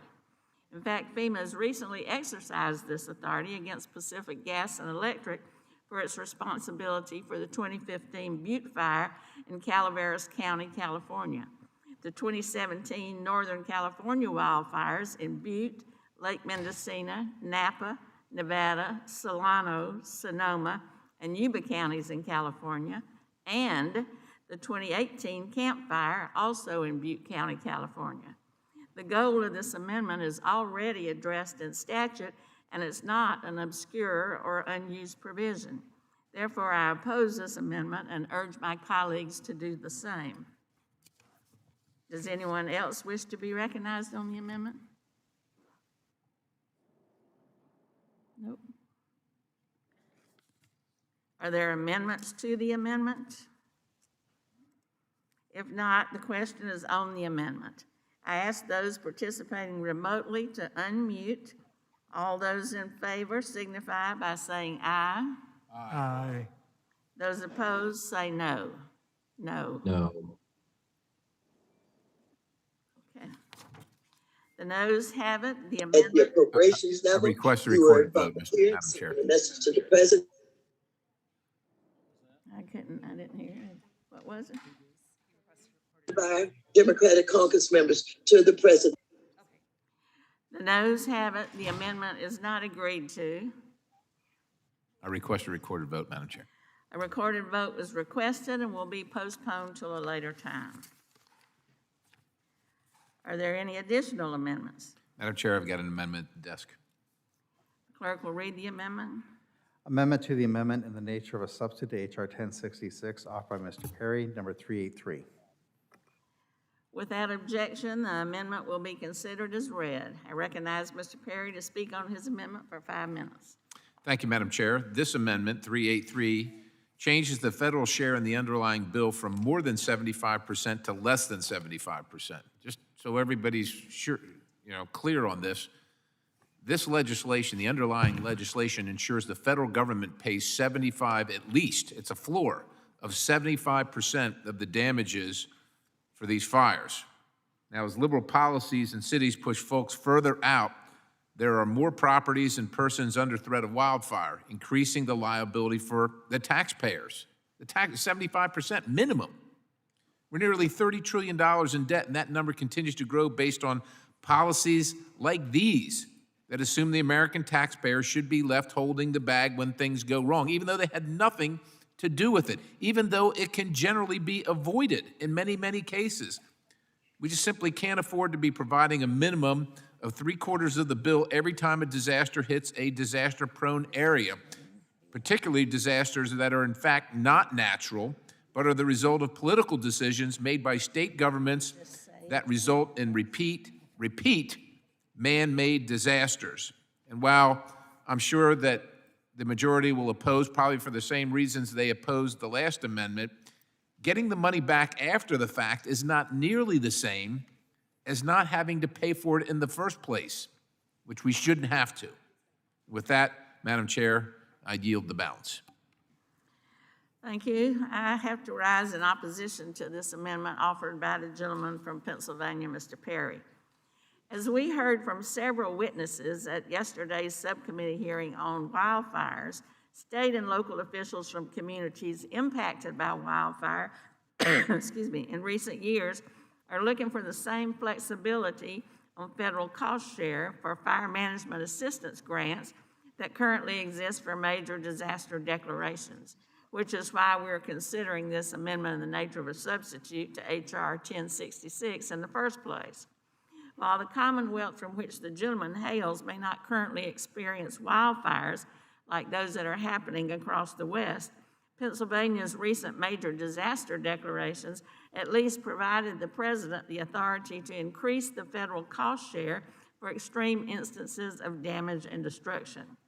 What was clear from our witnesses' testimony yesterday is that there are disparities in FEMA's policies that treat wildfires differently from floods, hurricanes, and tornadoes.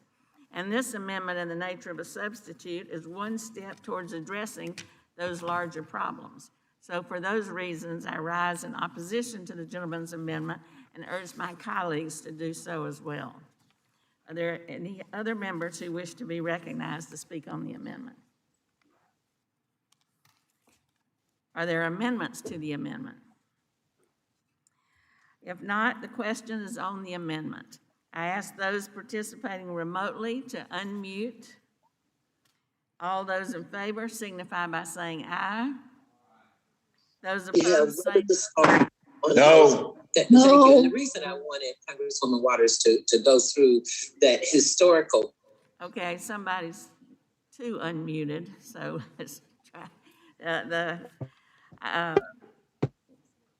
All those in favor say no. We've said no. The noes have it.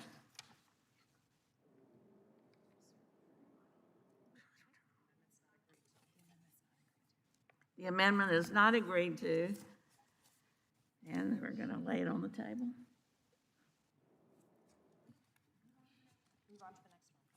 All right, we'll move on to the next amendment. Madam Chairman, I've got an amendment. Okay, Mr. Perry, you're up.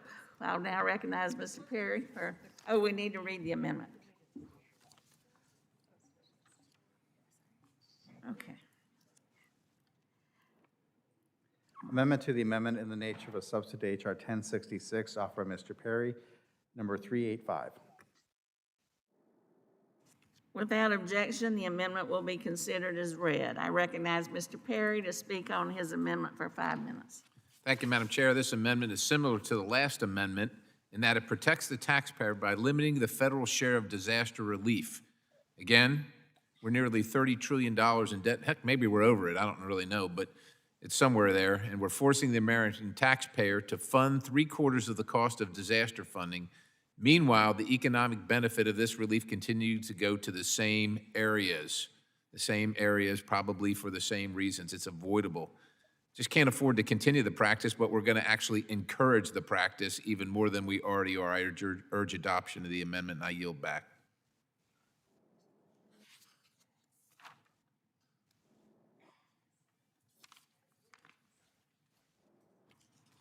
I rise in strong opposition to the amendment offered by the gentleman from Pennsylvania, Mr. Perry.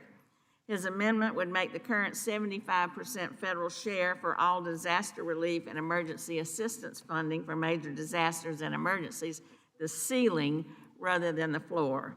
We've all heard from our states about the need for additional disaster relief, and the Stafford Act provides the president with the authority to increase that federal cost share when disaster-related expenses meet a qualifying threshold. And there's an existing rule at 44 CFR 206.47 that lays all this out. Many of our colleagues wish this authority were exercised more often, so I find it perplexing that the gentleman would now want to eliminate it. Again, I rise in opposition to the gentleman's amendment and urge my colleagues to do so. Are there any amendments to the amendment? Any other members wish to be recognized on the amendment? If not, the question is on the amendment. I ask those participating remotely to unmute. All those in favor signify by saying aye. Those opposed say no. No. No. Doing for the last quarter, and it's gone quite well. The noes have it. The amendment is not agreed to. Mr. Perry? Madam Chairman, I got an amendment at the desk. Oh, no, I thought you were going to ask for a recorded vote. I'm Well, if sorry. you're desperate, I guess I will, but I wasn't. No, it's fine. Okay, will the clerk please call up the next amendment in a hurry?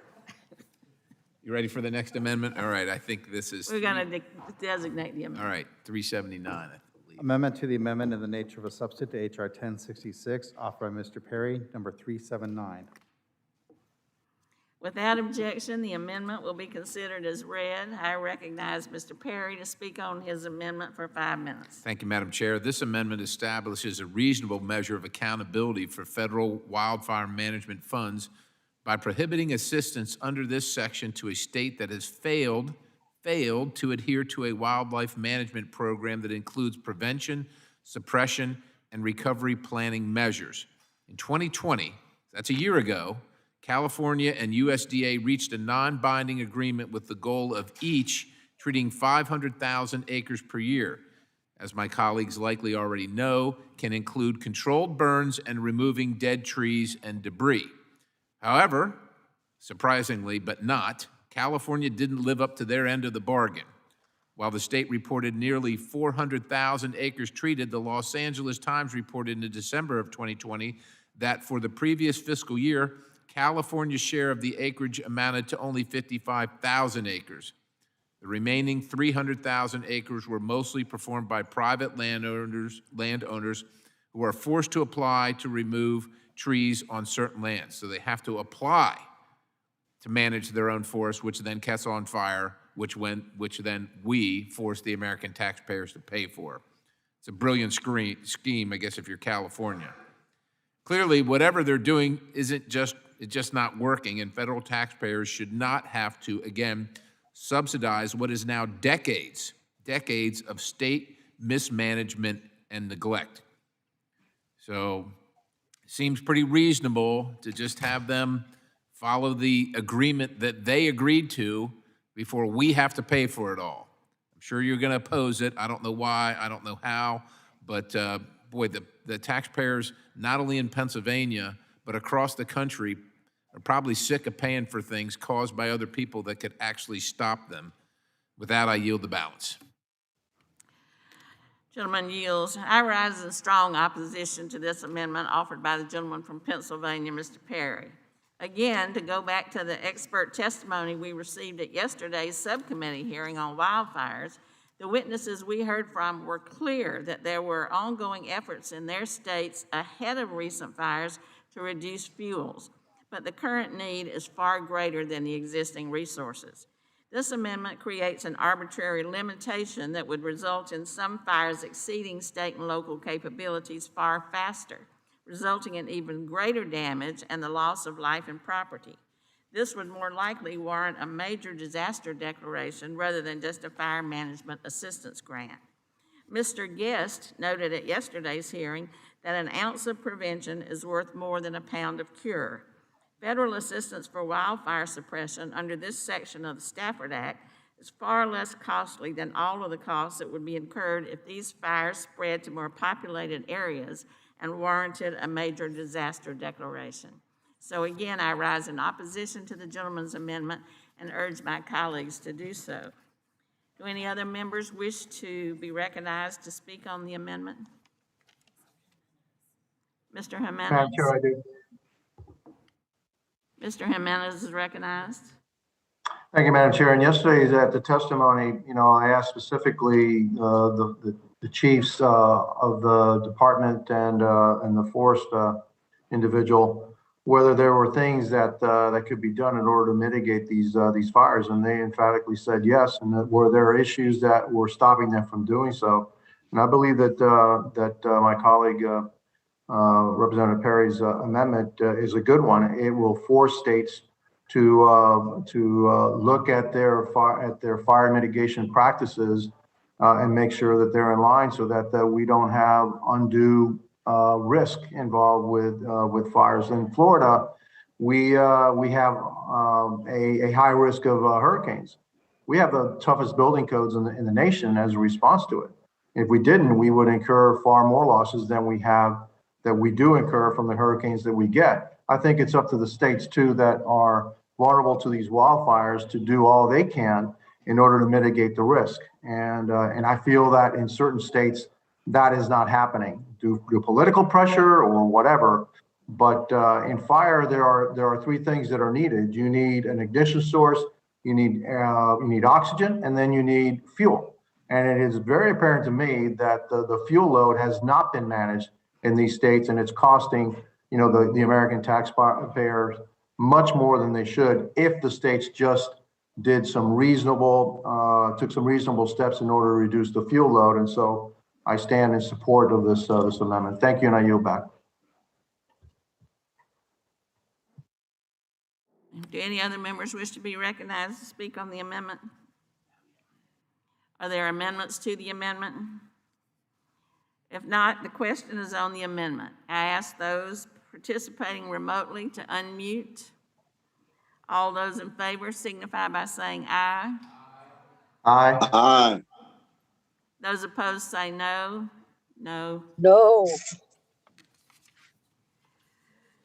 The noes have it. The amendment is not agreed to. Madam Chair, I request a recorded vote. A recorded vote was requested and will be postponed until a later time. Okay.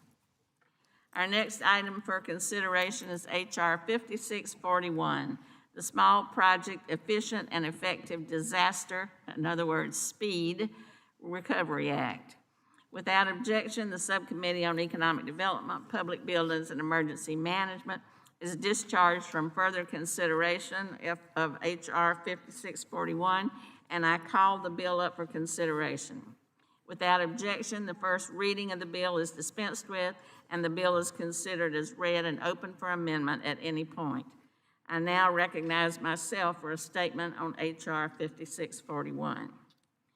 Introduced by Ranking Member Graves, Republican from Missouri, Chair DeFazio from Oregon, Ranking Member Webster of Florida, and myself, H.R. 5641 will expedite the approval process for FEMA's small projects within the Public Assistance Program. Public assistance helps communities remove debris, implement emergency protective services, and repair damage to public buildings and infrastructure. The public assistance approval process can be lengthy, and 1988 Stafford Act authority ordered FEMA to simplify the procedure for small projects that cost $35,000 or less. The cost of completing a small project is not what it was in 1988 when this was established. Stakeholders have reported to Congress, we heard it again yesterday, that the projects that the Small Projects Program was intended to capture are now too expensive to qualify. This legislation will raise the qualifying project threshold from $35,000 to $1 million. An updated threshold will quicken the post-disaster recovery process and help communities get back on their feet. I support this common sense legislation and ask my colleagues to do the same. I now recognize Ranking Member Graves for a statement. Thank you, Madam Chair. I am proud sponsor of H.R. 5641, the Speed Recovery Act, which is a bipartisan bill, and it does cut the red tape that helps expedite disaster recovery efforts, particularly in small towns and rural areas. This legislation updates what FEMA considers a small project to $1 million under the Stafford Act. This is the first adjustment in inflation and rising repair costs in nearly 3 decades. Historically, small projects have accounted for about 95% of all recovery projects, but the prolonged failure to increase the cost threshold has placed nearly 25% of projects outside of that threshold. This has added unnecessary burdens for both our communities trying to rebuild after a disaster. Increasing the small project threshold is going to allow communities to have more control over their disaster recovery efforts and allows FEMA to focus more of their time and resources on much larger scale disasters.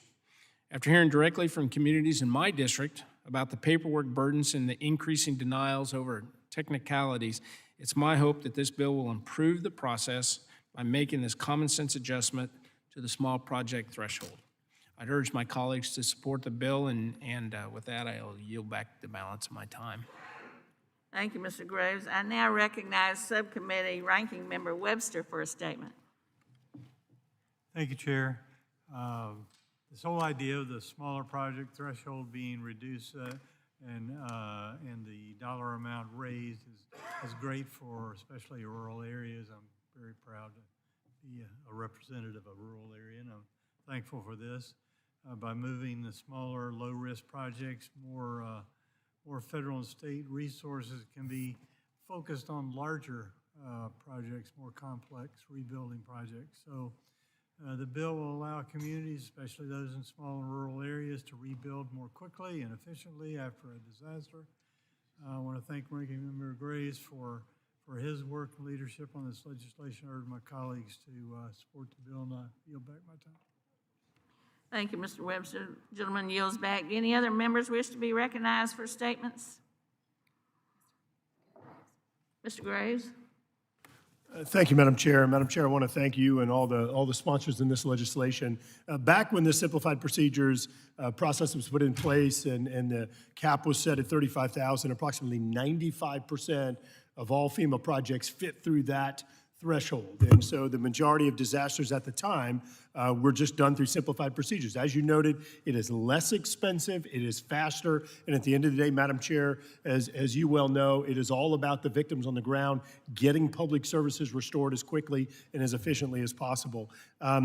Over time, because that cap hasn't been properly adjusted and inflation and other things, to get this back to a 95% threshold, that's what this bill does by raising the cap. So This is going to get back to where 95% of the projects are allowed to proceed through simplified procedures. I'll say it again, a faster process, not sitting here dealing with, as we are now, dealing with project worksheets for years after a disaster's happened, not stalling or delaying the recovery of communities, putting public service and public buildings back in place. This is going to save taxpayers money. It's going to help disaster communities recover faster, and certainly is consistent with the original intent of the law. I appreciate you all bringing this bill up and urge adoption and yield back. Thank you, Mr. Graves. Any other members wish to be recognized for statements? Are there any amendments to H.R. 5641? Madam Chair, I have an amendment at the desk. The clerk will designate the amendment. Amendment to H.R. 5670, I'm sorry. Amendment to H.R. 5641, offered by Mr. Perry, number 380. Without objection, the amendment will be considered as read. I now recognize Mr. Perry to speak on his amendment for 5 minutes.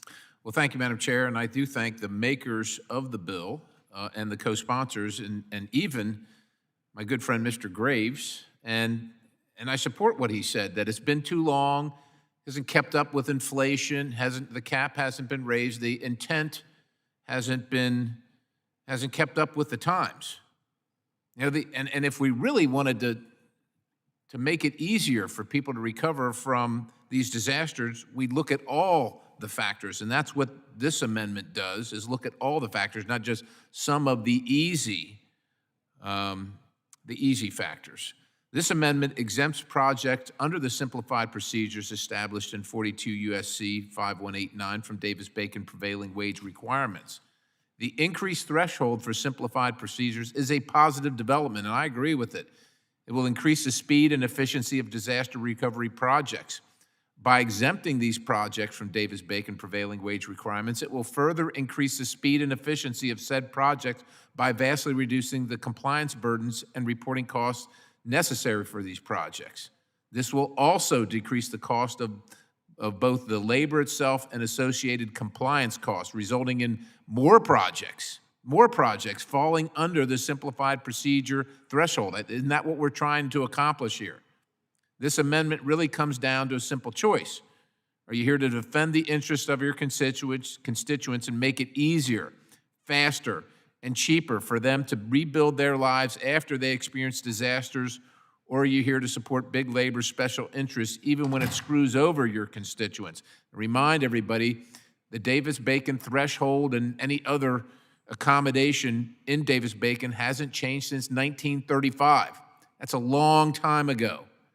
You ought to update that as well, and this is an opportunity to do it. This is not really a choice for me. I'm here for my constituents, and it shouldn't be a difficult choice for anyone here. I urge support of not only this amendment, but also of the bill with this amendment, and I yield back the balance. I rise in strong opposition to this amendment offered by the gentleman from Pennsylvania, Mr. Perry, which would exempt activities covered by simplified procedures from Davis-Bacon prevailing wage requirements. This amendment is yet another solution for a non-existent problem.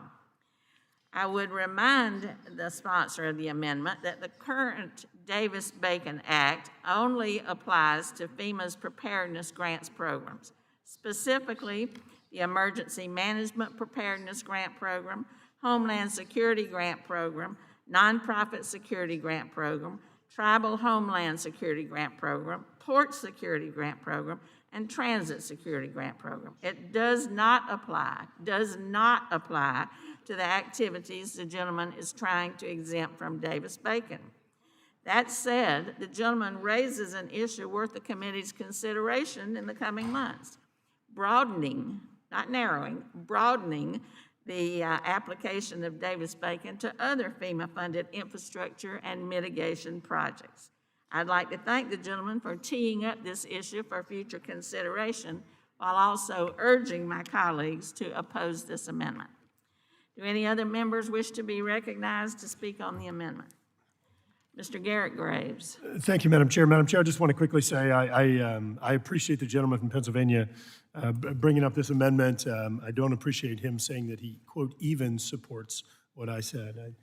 I don't think the word even should have been in there, but in any case, Madam Chair, I do think that Mr. Perry's amendment is consistent with the underlying bill that tries to expedite the delivery of these projects, of these solutions. I think it makes sense. I understand some folks have concerns about it, but I think that it will help to lower cost and expedite delivery, and I think that it's a good idea. Yield back. Gentleman yields back. Any other members wish to be recognized to speak on this amendment? Seeing none, are there amendments to the amendment? If not, the question is on the amendment. I ask those participating remotely to unmute. All those in favor signify by saying aye. Aye. So gracefully at the event. Those opposed say no. No. No. And ask me if Congress. The noes have it. The amendment is not agreed to. Okay. The question is on the adoption and favorable reporting of H.R. 5641 to the House of Representatives. All those in favor signify by saying aye. Aye. Aye. Aye. All those. Aye. All No those. question. All those. We have a video. I'm hoping that the DOJ will do the all those opposed signify by saying no. The ayes have it. The bill is approved and ordered reported favorably to the House. Our next item for consideration is H.R. 5689, the Resilient Assistance for Mitigation for Environmentally Resilient Infrastructure and Construction by Americans Act, or the Resilient America Act. Without objection, the Subcommittee on Economic Development, Public Buildings, and Emergency Management is discharged from further consideration of H.R. 5689, and I call the bill up for consideration. Without objection, the first reading of the bill is dispensed with, and the bill is considered as read and open for amendment at any point. I now recognize myself for a statement on H.R. 5689. Introduced by Chair DeFazio, Ranking Member Graves, Ranking Member Webster, and myself, H.R. 5689 significantly enhances mitigation and resilience efforts in the U.S. Creating federal policy that supports projects focused on mitigating risk and bolstering resistance is just good basic government, and it will lessen the impacts of future disasters. When we help mitigate risk using the programs and resources of FEMA, we make homes and the built environment of our communities more resilient. This saves citizens, businesses, and the government money. This legislation includes several key provisions to make our nation more resilient. First, it ensures that unexpected mitigation funds are reinvested into future mitigation and resilience projects. We should not spend funds that were intended for mitigation on disaster response and recovery. To do so would reinforce the cycle of spending on disaster response and recovery without considering how mitigation projects might reduce the need for such spending in the future. Second, this legislation increases the amount of mitigation funding available to states through the Pre-Disaster Mitigation Program, and it makes nonprofits eligible recipients for these funds. Nonprofits are key disaster recovery partners. Making them eligible for mitigation funds will further reduce the impact of disasters and boost resilience in the communities they serve. Third, it expands the kind of projects eligible for mitigation assistance through the Hazard Mitigation Grant Program. This includes enhancing the resilience of utilities to risk from wildfire, which will be of great benefit to the western states. Fourth, this legislation sets aside funds for the implementation and enforcement of the latest building codes and standards. Building codes make our buildings safer and more resilient. Proper building codes that account for climate change can mean the difference between saving a family's home and losing it to a disaster.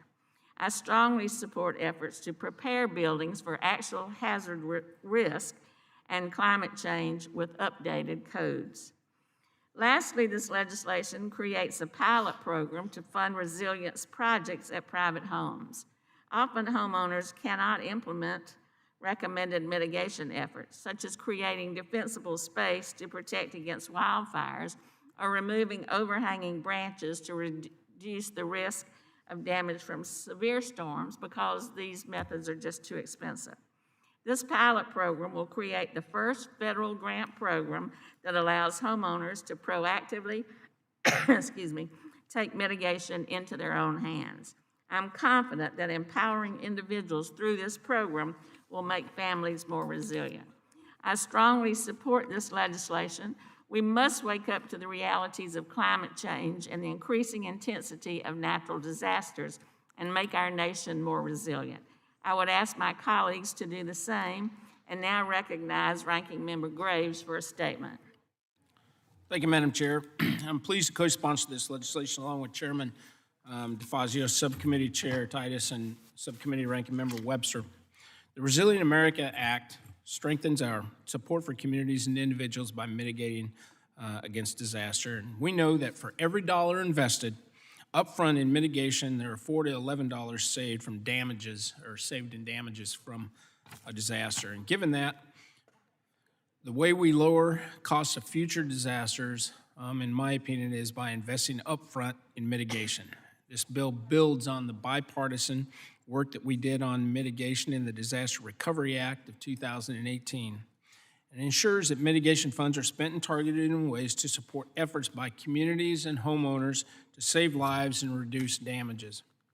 I want to thank Chairman DeFazio and Subcommittee Chair Titus for working together, for working with us together on this bill. And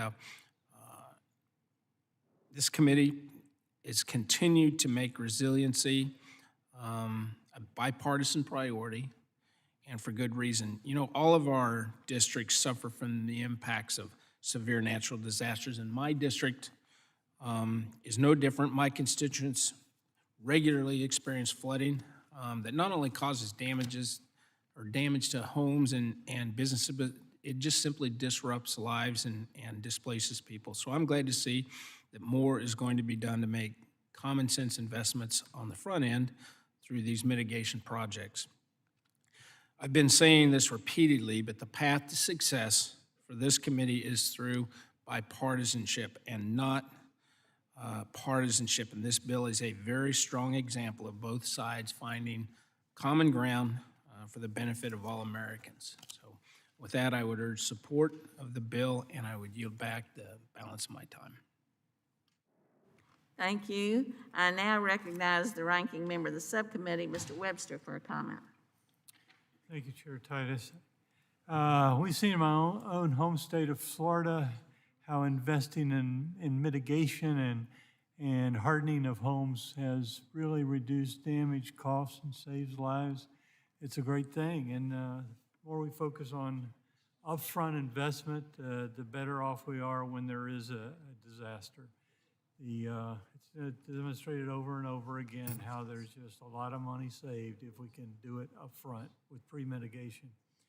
By moving forward with this bill, I think we're helping save lives in America, protect them from a little bit more than from any kind of disaster that strikes. I urge my colleagues to support this bill and yield back my time. Thank you. Any other members wish to comment on this bill? Are there any amendments to H.R. 5689? Madam Chair, I've got an amendment at the desk. Mr. DeFazio is ahead of you. We'll come back to you, Mr. Perry. Okay, thank you. Madam Chair, I have an amendment at the desk. The clerk will designate the amendment. Amendment to H.R. 5689, offered by Mr. DeFazio, number 011. Without objection, the amendment will be considered as read. I now recognize Chair DeFazio to speak on his amendment for 5 minutes.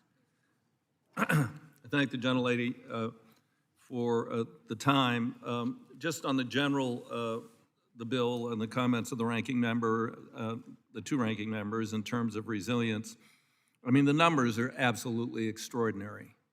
You know, as we all know, the federal flood program is broke, and we're allocating tens of billions of dollars every year to help rebuild after disasters. According to the National Institute of Building Sciences, For every dollar we invest in building codes, there's a $14 return.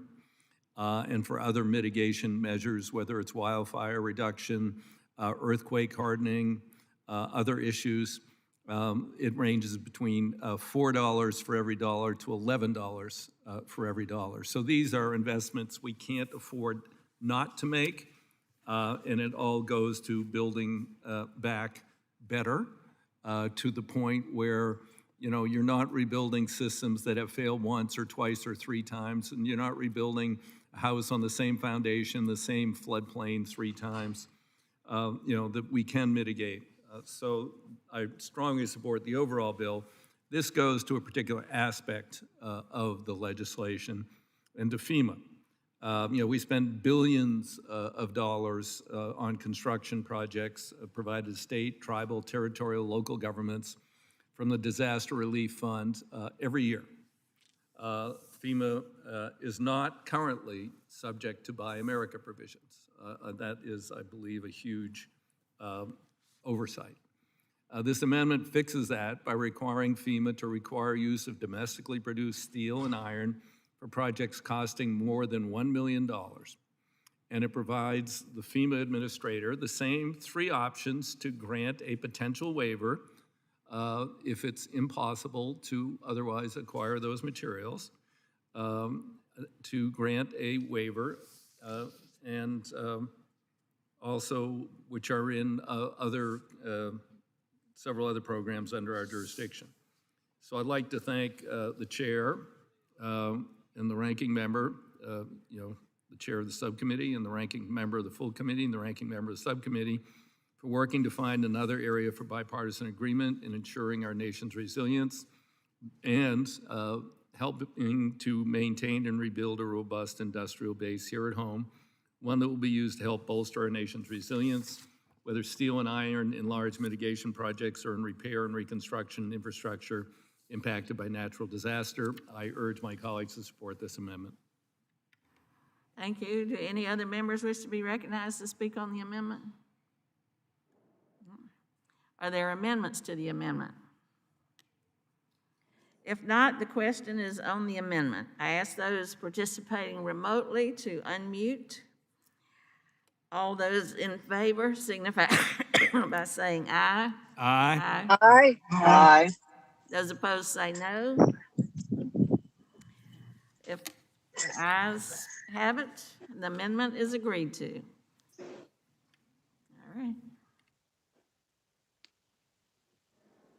The next amendment is Mr. Graves from Louisiana, number 163. And he seems to have gone. Well, should we go on to the next one? Okay. Well, Mr. Perry, you're up. The next amendment goes to you, Mr. Perry, and it's number 384. Yes, ma'am, 384. The clerk will designate the amendment. Amendment to H.R. 5689, offered by Mr. Perry, number 384. Without objection, the amendment will be considered as read. I recognize Mr. Perry to speak on his amendment for 5 minutes. Thank you, Madam Chair. This amendment strikes everything after Section 2 of the bill. Section 2 of this bill offers significant relief to the taxpayer, allowing for the redistribution of unspent Stafford Act funds when a state or tribal government fails to submit an application upon the expiration of the application submission timeline. This is an extremely positive development, and I certainly support that.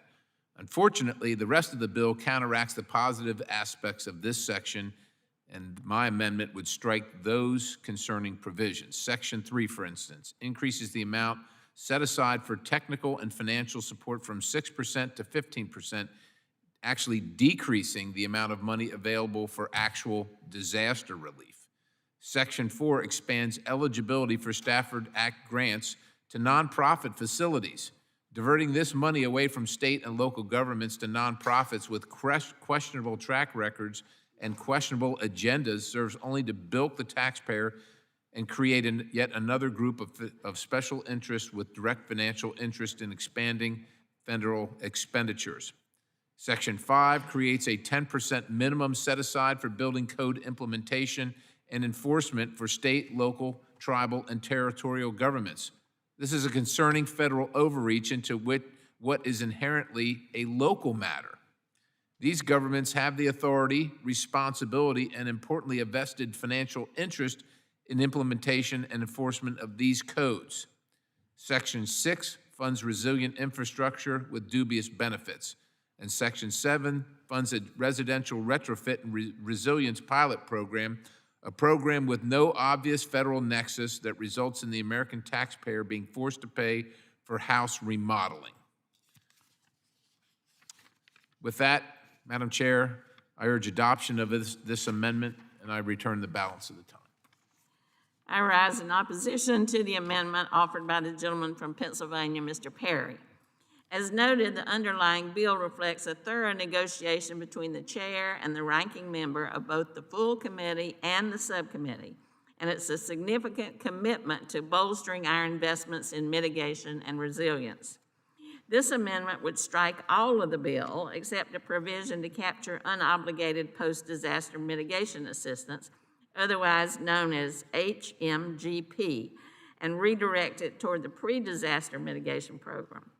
Absent this redirection, once the HMGP period of performance expires, the unobligated funds are returned to the DRF for future response and recovery tied to major disasters.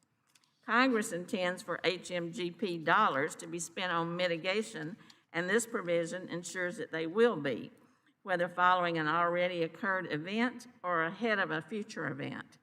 The National Institute for Building Sciences has demonstrated year after year the return on investment to the taxpayer in mitigation and resilience programs. We know there's no shortage of need. The Building Resilience Infrastructure and Communities Notice of funding opportunity last year was $500 million. Yet FEMA received applications totaling more than $3 billion. However, there's so much more in the bill that this amendment would strike, especially our effort to align the calculation for pre-disaster funding to that of post-disaster funding, or the residential retrofit program, an all-hazards pilot program that would allow states to help the highest risk eligible private properties by upgrading them to be more resilient to known hazards via various mitigation investments tailored to address the known local hazard. I strongly oppose the Perry Amendment's attempt to strike all of these important provisions and urge my colleagues to vote no as well. Are there any other members who wish to be recognized to speak on the amendment? Nope. Are there amendments to the amendment? If not, the question is on the amendment. I ask those participating remotely to please unmute. All those in favor signify by saying aye. Aye. Those opposed say no. No. No. No. All the noes have it. The amendment is not agreed to. Madam Chair, I request a recorded vote. A recorded vote was requested and will be postponed until a later time. All right, we'll go back to We'll now go to Mr. Garrett Graves with amendment number 163. The clerk will designate the amendment. Amendment to H.R. 5689, offered by Mr. Graves, Louisiana, number 163. Without objection, the amendment will be considered as read. I recognize Mr. Graves, Louisiana, to speak on his amendment for 5 minutes. Thank you, Madam Chair. Madam Chair, first of all, I want to thank Congressman Dunn, former member of this committee, for working on this legislation. Madam Chair, what happens in the aftermath of a disaster is that you have a huge financial burden on your states, on your local governments, on your private not-for-profits, and electric co-ops and others. I mean, you may have to go out there and spend tens of millions of dollars in a small community just for debris removal. You may have to spend tens of millions of dollars doing emergency protective measures, dewatering areas. I mean, just the bill goes up and up and up. And what happens is that it may take FEMA years, or there are cases where I have been working on outstanding PWs with FEMA for in excess of a decade. Madam Chair, these communities don't have the money to sit there and float what may be tens of millions or in some cases even more for that kind of time. And so what this amendment does is it says that if a community is burdened with a large payment like that, and they take out a loan to cover it so their community can get the debris removal or other work that's needed in short order, then the interest payment associated with that loan is an eligible cost. And so, Madam Chair, I'll tell you one thing that I like about this is that it sort of incentivizes FEMA to move faster on these reimbursements because otherwise the interest payments are going to be climbing. So for those small communities, for those states, for those nonprofits that take out these loans to help cover their cost while they're waiting, in some cases, years and years to be reimbursed, this would make that an eligible expense under disaster cost, under public assistance. And again, I want to thank Congressman Dunn of Florida, who I know has been through incredible hurricanes on the panhandle of Florida. This is going to be a big help to communities all across the United States. And importantly, I think it's going to put a little bit of pressure on FEMA to act faster to get these outstanding project worksheets resolved, get these communities reimbursed as quickly as possible. So with that, I want to thank Aaron, I want to thank Kathy and y'all's team for working with us on this, and thank Joanna and Maggie and Logan, everybody in our team for working on it as well. And yield back, urge adoption, yield back. Well, even I rise in support of this amendment offered by the gentleman from Louisiana, Mr. Graves. As is the case with many of the FEMA recovery issues we address in this committee, this is a very complex issue. While FEMA can already reimburse for interest incurred on loans taken out by grantees and sub-grantees to make eligible permanent repairs while they await reimbursement from the agency, that's not the case for work that is considered to be undertaken as an emergency protective measure. Unfortunately, when it comes to electric cooperatives, the vital work they do in the immediate aftermath of disaster is considered emergency work, despite the work being performed to more permanent standards. Rightfully so, these co-ops must perform any power restoration work to the same standard or quality, regardless of whether FEMA considers it emergency or permanent work. This is a common sense fix to address this issue, and I urge my colleagues to support the amendment. Do any other members wish to be recognized to speak on the amendment? Mr. Jimenez? Thank you, Madam Chair. And we are speaking on Graves 163. Is that what we're speaking on? That's correct. Okay, ma'am. Thank you so much. I'd like to thank Representative Graves for offering this amendment. Too often, after natural disasters, local governments and electric co-ops have to take out loans to restore essential function while waiting for FEMA to reimburse them. I don't think anyone is blind to the fact that it can take years for FEMA and those reimbursements to come through. My district knows this firsthand. The city of Key West experienced major damage from Hurricane Irma in 2017, but Keys Energy went right to work to restore power. Their FEMA reimbursement topped $42 million. But what used to be months now takes years to see any FEMA money, so they took out a line of credit just to keep the city operating. Interest on that loan immediately added up. By requiring FEMA to cover the interest that is incurred, we'll be able to alleviate the financial burden on local communities. And hopefully we can also incentivize FEMA to obligate these funds much more quickly. With that, I ask my colleagues to support this amendment, and I yield back the balance of my time. Thank you. Gentleman yields back. Do any other members wish to be recognized to speak on the amendment? Are there amendments to the amendment? If not, the question is on the amendment. I ask those participating remotely to unmute. All those in favor signify by saying aye. Aye. Aye. Aye. Those opposed say no. I'm trying to help you out here, Mr. Graves. Voted against it, against Graves' amendment. According to the chair, the ayes have it. The amendment is agreed to. The next amendment is Mr. Graves, number 164. The clerk will designate the amendment. Amendment to HR 5689, offered by Mr. Graves, Louisiana, number 164. Without objection, the amendment will be considered as read. I now recognize Mr. Graves of Louisiana to speak on his amendment for 5 minutes. Thank you, Madam Chair. This is number 164. Madam Chair, in the Disaster Recovery Reform Act, we added a provision to it that said that hazard mitigation grant program funds can be used to fund a portion of authorized Corps of Engineer projects. As you well know, the process for going through the studying, the chief's report, the authorization of a Corps of Engineer project is the most tortured process in the federal government. There's economic analysis, there's environmental analysis, there are technical feasibility assessments that are done. I'll say it again, the most tortured projects in the federal government, most tortured project development and delivery process. These projects have to meet positive cost to benefit ratio, have to ensure appropriate environmental standards, and obviously technical feasibility.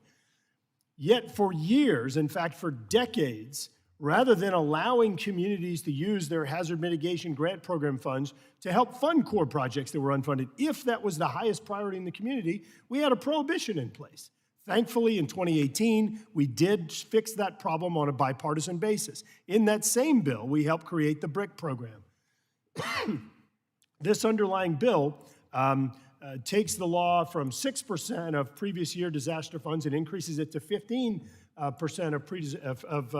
of previous year disaster funds to make those grants available for pre-disaster mitigation, previously referred to it as PDM funds. What this bill would do, or what this amendment would do, it simply applies the same fix we did to the Hazard Mitigation Grant Program to the BRIC program. The reason that's important, Madam Chair, this committee has jurisdiction over the Corps of Engineers. As you all know, there are some estimates that indicate we have up to $100 billion in Corps backlog projects that are authorized by this committee but unfunded. Why would we allow for an impediment or the inability of communities to use these funds to draw down the backlog of Corps projects, but most importantly, to make investments in the best projects in their community to improve resiliency? So this is parity with what we've done with Hazard Mitigation Grant Program. I think it's complementary to this bill. It's complementary to the mission of this committee, and it's complementary to the best use of taxpayer funds by ensuring that they're going to get a return on investment, not as the current Hazard Mitigation Grant Programs, and in some cases, pre-disaster mitigation allows, where somebody like Congressman Davis with zero expertise could just sketch or even Mr. Perry, could sketch on the back of an envelope a bad idea, submit it, and get the thing funded and move forward. So, Madam Chair, seriously, this is a good amendment. I think it's common sense, and I want to thank Congressman Sears of New Jersey for working with us and co-sponsoring this amendment. And again, thank Aaron, Kathy, Logan, and Maggie for helping to work with us on this. I urge adoption of the amendment. Yield back. Thank you, Mr. Graves. I rise in support of this amendment you've offered and also your comments made in support of it. Similar to an amendment that was included in the Disaster Recovery Act of 2018, as you so noted, this amendment would allow for certain FEMA mitigation assistance to be applied towards construction costs of already authorized Army Corps projects, just so long as those projects would otherwise be eligible for pre-disaster mitigation assistance. I thank the gentleman for his amendment. I look forward to supporting it, and I urge my colleagues to do so as well. Do any other members wish to be recognized to speak on the amendment? Mr. Perry, I recognize you for 5 minutes. Well, thank you, Madam Chair. I was inclined to support the amendment until I heard Mr. Graves' comments, and that because they were so personally offensive, I just think I have to reconsider at least my position on it. I yield back. Any other members wish to speak on the amendment? Are there any amendments to the amendment? If not, the question is on the amendment. I ask those participating remotely to unmute. All those in favor signify by saying aye. Aye. Those opposed say no. Is it a rule or? It's a bill. The ayes have it. The amendment is agreed to. Now, we have just learned that the committee will stand in recess because we'll have to go and vote, and we'll reconvene after the conclusion of the last vote on the floor. Thank you very much. Do I have to? Okay.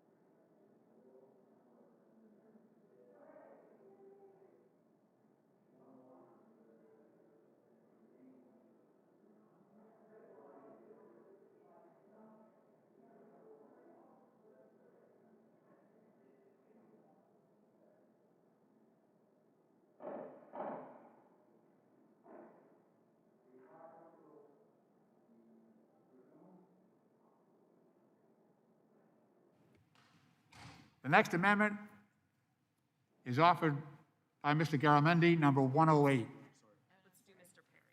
Oh, I'm sorry. That's okay. I'm sorry, we're going to pass on that. We're going to go to Mr. Perry, amendment number 387. The clerk. Amendment to HR 5689, offered by Mr. Perry, number 387.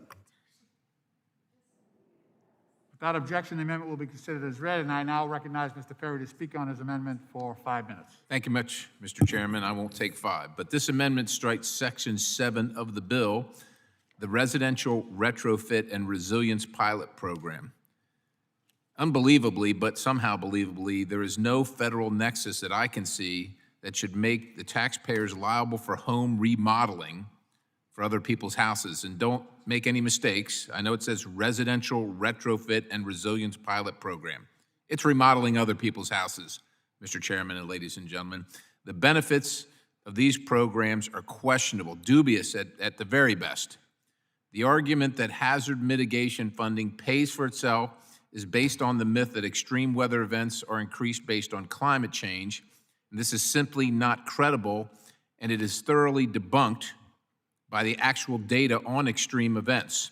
And the fact that it pays for itself, let me just say this, as long as we're handing out all this federal money, maybe because it's more expensive after the fact than before the fact, you can claim that it pays for itself. But I wonder where the private insurance market is in all this, as long as the federal government's willing to pay for everything. But I digress.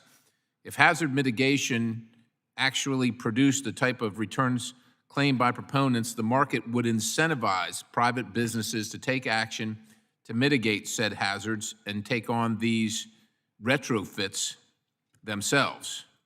Instead, this is federally subsidized flood insurance, ad hoc federal disaster relief, etc., which creates a moral hazard that prevents the market from effectively dealing with said risk.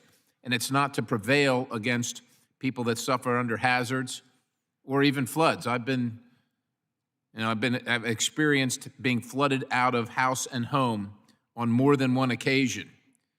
But paying for people to remodel their home at the federal government's expense, which is the federal taxpayer, which is every single citizen of the United States, is far, far, far from what the constitutional provisions allowing this federal government to be involved in dictate.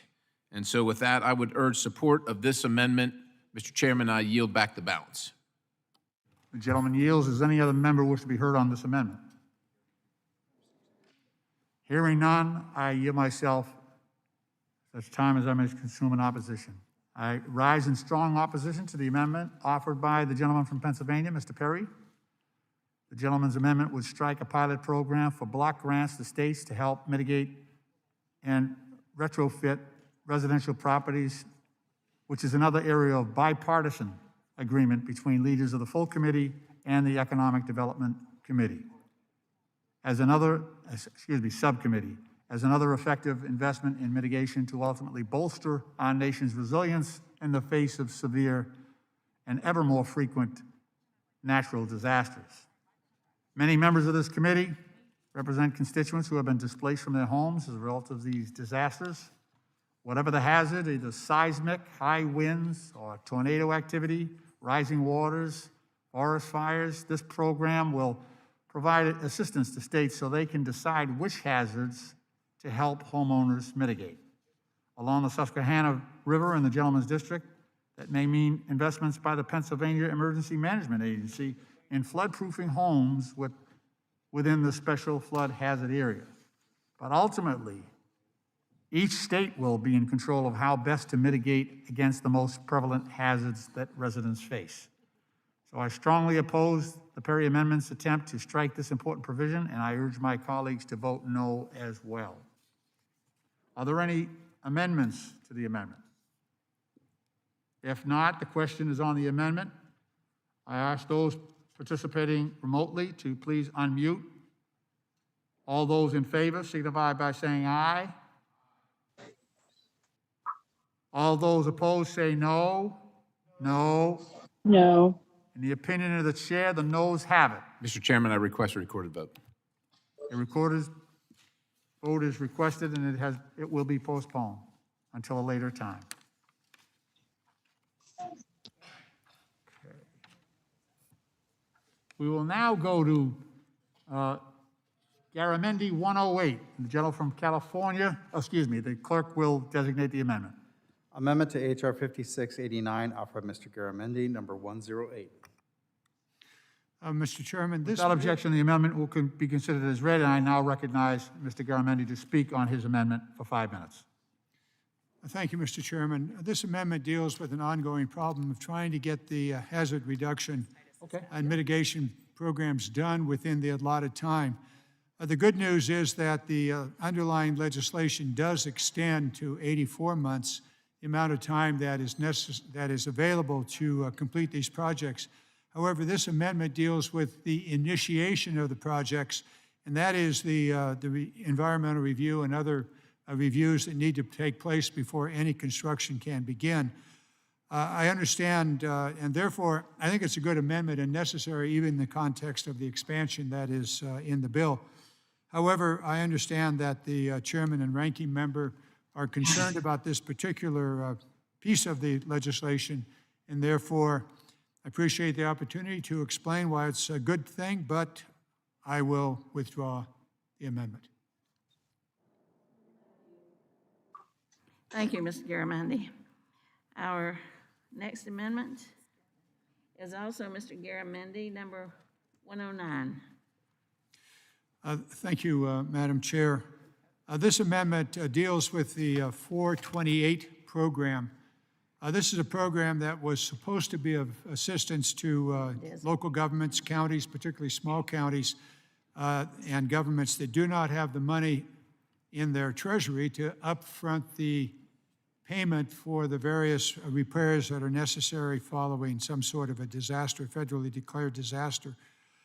The proposal is to find out why this program is not being used. What is wrong with the way in which this program is either administered or the law is written? It sounds like a great thing, 428, the money can be fronted by the federal government, and then following the completion, an audit being done, and whatever's not used would be repaid. However, for reasons that are not now understood, the program is not being used. Therefore, this simply calls for the GAO to study the program, to try to figure out what is wrong either with the administration of it or the base law itself. That's it. It's a study, and if we can figure it out, there's no doubt this would be very, very helpful, the 428 program, to small communities and counties that don't have a big bank account. With that, I yield my remaining time. Thank you, Mr. Garamendi. The clerk will now designate the amendment for Mr. Garamendi. Amendment to H.R. 5689, offered by Mr. Garamendi, number 109. Without objection, the amendment will be considered as read. Mr. Garamendi has spoken now. Anyone else wish to speak on the amendment? Well, I too rise in support of this amendment offered by the gentleman from California, Mr. Garamendi. The amendment calls for the Comptroller General to conduct an assessment of FEMA's administration and the authorities this committee provided it in the Sandy Recovery Improvement Act. Public assistance alternative procedures was intended to reduce the red tape of FEMA's standard PA process, and 428 projects were administered and adjudicated as a pilot program until FEMA's former regulations and policy guidance regarding administration of the new authorities were released. Once the new regulations and guidance were released, alternative procedures were not nearly as efficient as they were during the pilot, nor were they in effect as intended by Congress. I thank the gentleman for offering the amendment. I look forward to supporting it. I think it will solve our problem and urge my colleagues to do the same. Right. Are there any amendments to the amendment? If not, the question is on the amendment. I ask those participating by remote to unmute. All those in favor signify by saying aye. Aye. Those opposed say no.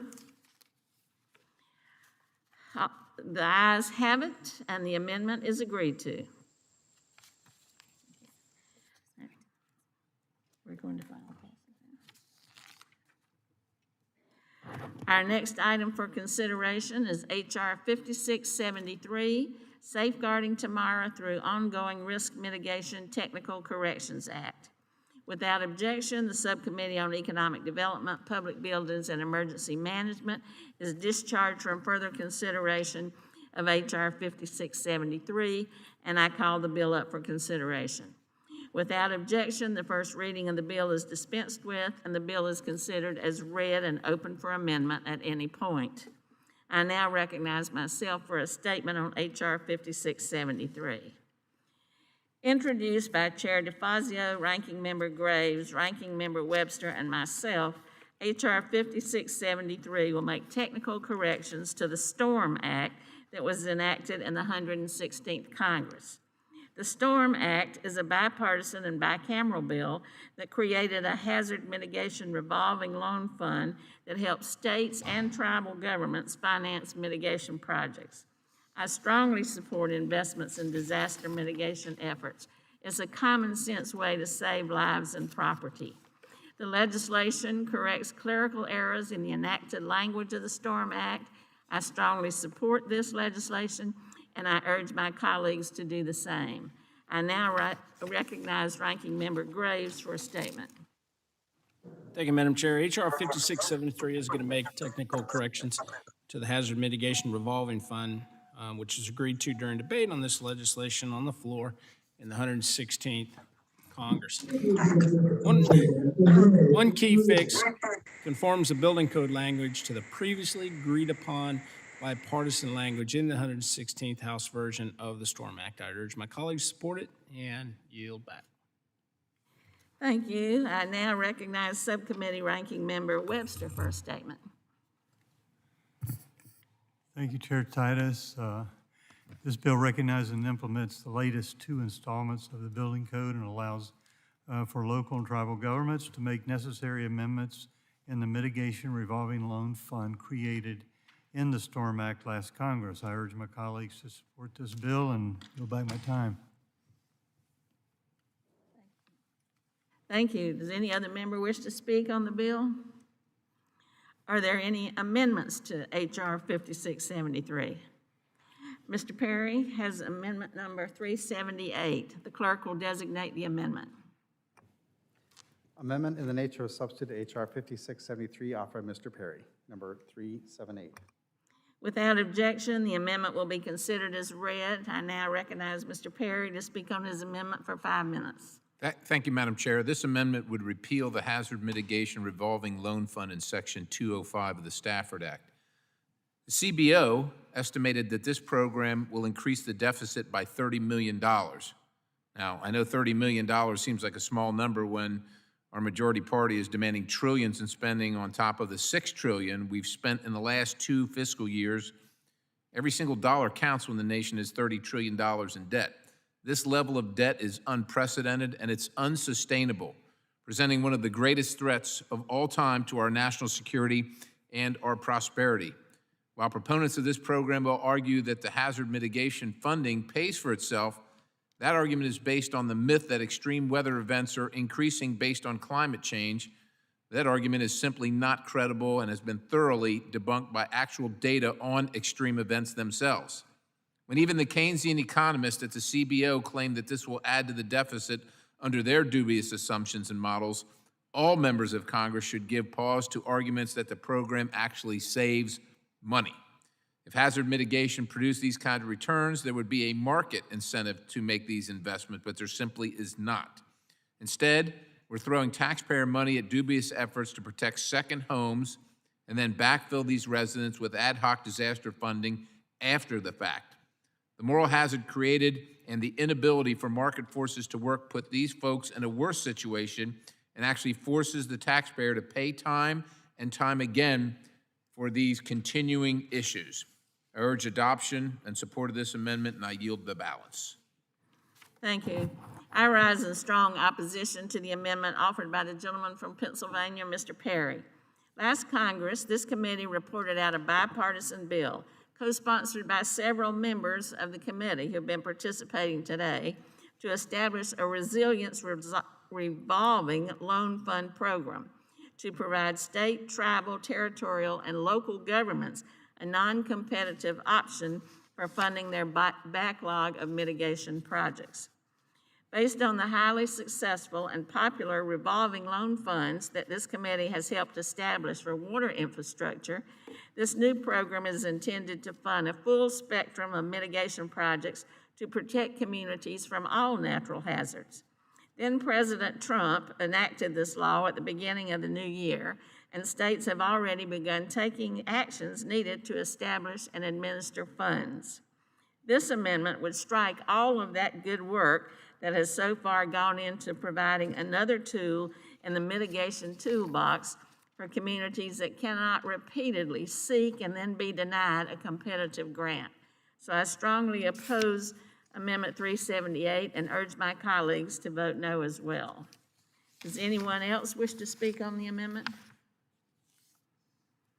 Are there any amendments to the amendment? If not, the question is on the amendment. I ask those participating remotely to unmute yourselves. All those in favor say aye. Aye. Those opposed say no. No. No. The ayes have it. The amendment is, I'm sorry. The noes have it. The amendment is not agreed to. Madam Chair, I wasn't going to request a recorded vote, but now I'm going to request a recorded vote. Okay, I guess I deserve that. All right, a recorded vote was requested and will be postponed until a later time. The next amendment is Mr. Perry, number 382. The clerk will designate the amendment.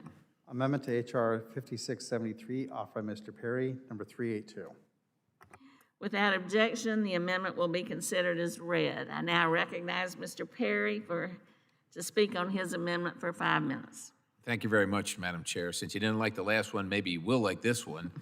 The tragic collapse of a condo building in Surfside, Florida this summer shocked many across the nation with TV shots of smoking rubble and twisted wreckage. Tragically, nearly 100 people lost their lives. Investigations in the aftermath revealed evidence of rampant corruption and money laundering in the development of the condo as early as the late 1970s. Numerous media outlets reported that the building's developers received shortcuts and offered payoffs to get around permit and zoning requirements. More recently, Miami Beach building director Mariano Fernandez accepted bribes of free or discounted rates at hotels in exchange for expedited permits and inspections for those hotels. Florida is not the only instance of zoning corruption. Zoning agencies in Boston and Los Angeles have also been plagued with scandals involving kickbacks and bribery. Fortunately, those incidents didn't lead to the same tragic loss of life and property as the Surfside condo collapse. My constituents in the 10th District of Pennsylvania should not have to pay for the hundreds of millions of disaster relief funds necessary because of corruption in other states. Nobody in any of these other 50 states and the associated territories should have to pay for corruption wherever it exists. This amendment would simply require the GAO to report on corruption in local zoning agencies and their role in contributing to disaster declarations or the cost of disaster relief. So it's pretty simple, just a report, so we can do a better job here and stick up for our taxpayers and the safety of our citizens. With that, I yield back the balance of the time. Thank you. I rise in strong opposition to this amendment offered by the gentleman from Pennsylvania, Mr. Perry. The amendment would require a report on, and I quote, the role of corruption in local zoning agencies in contributing to disaster declarations or the cost of disaster relief.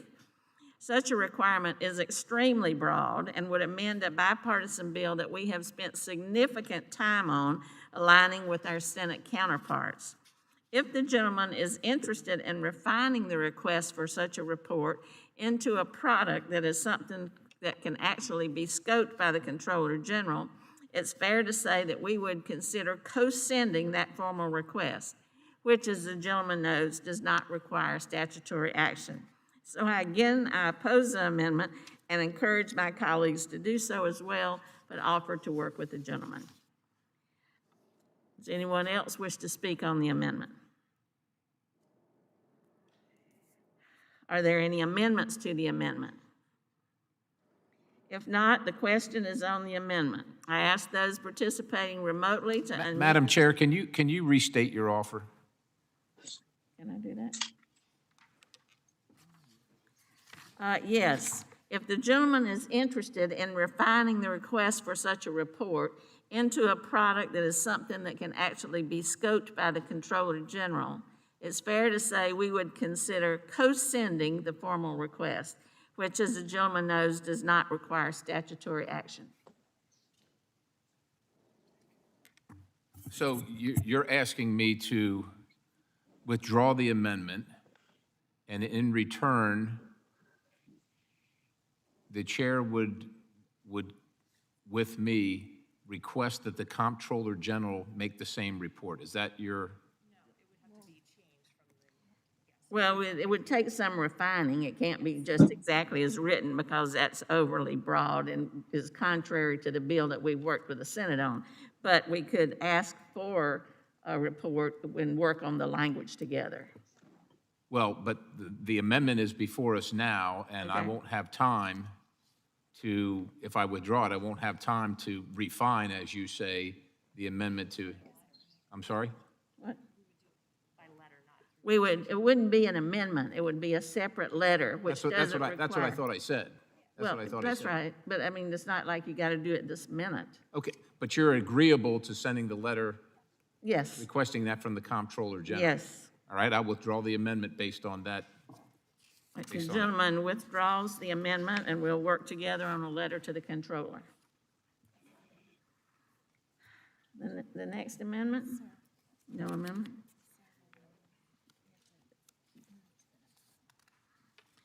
Well, okay. We'll now move to H.R. 5343, the FEMA Caseworker Accountability Act.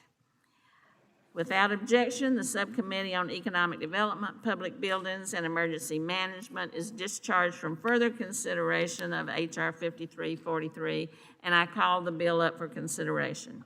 Without objection, the first reading of the bill is dispensed with, and the bill is considered as read and open for amendment at any point.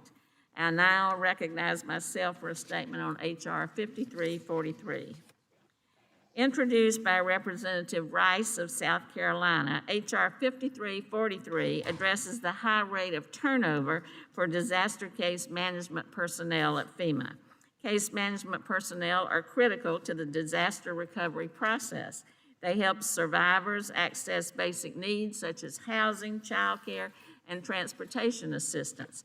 Losing your home in a natural disaster is a traumatic event. It's imperative that FEMA's case management personnel are experienced and can effectively guide survivors through the difficult recovery process. This legislation requires FEMA to provide a report to Congress with data on case management personnel turnover and any agency plans to address this issue. I strongly support finding solutions that ensure FEMA retains experienced case managers.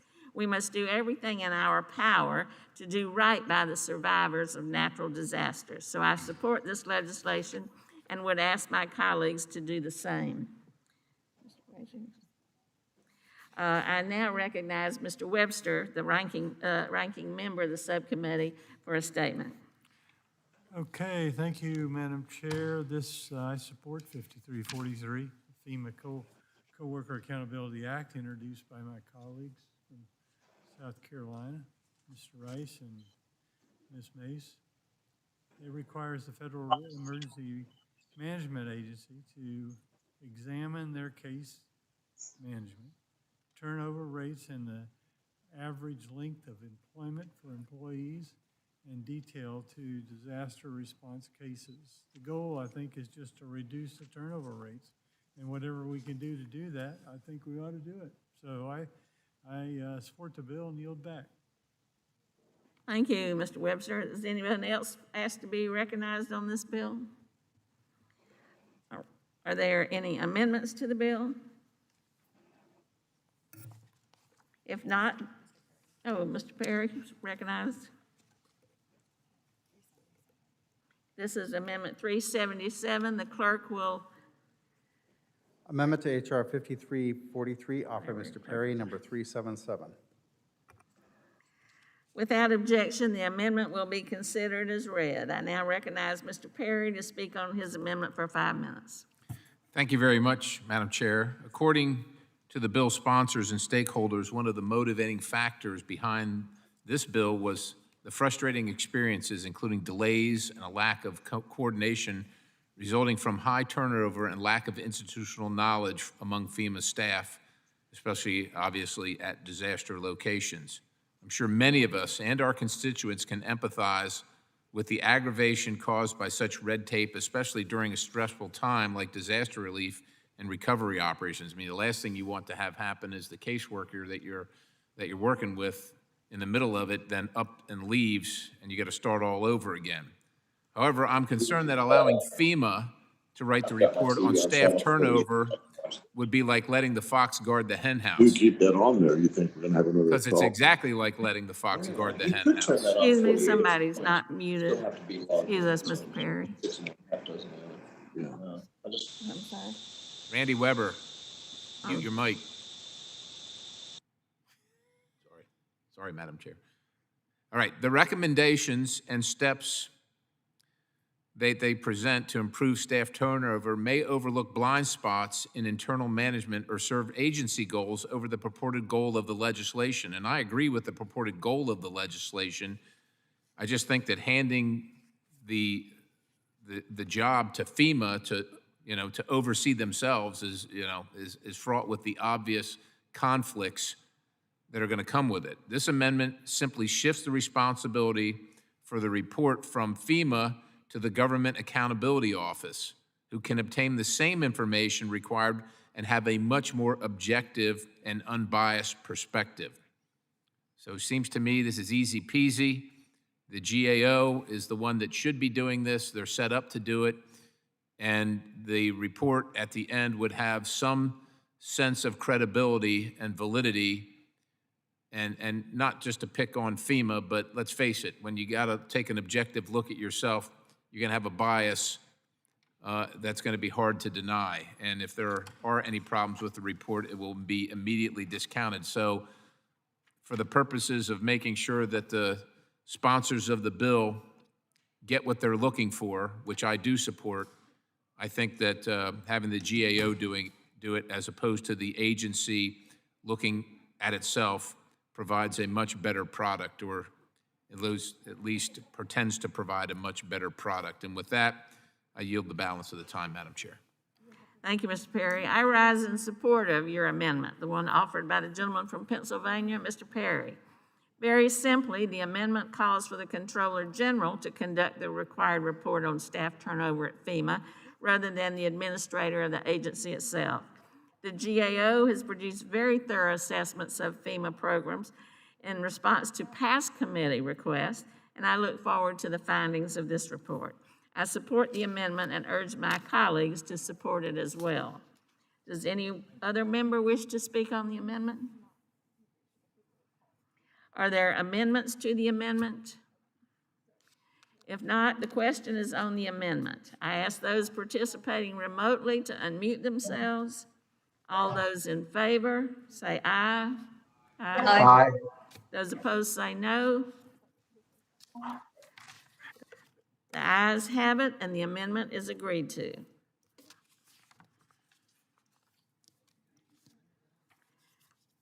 Okay. Now we're going to this one.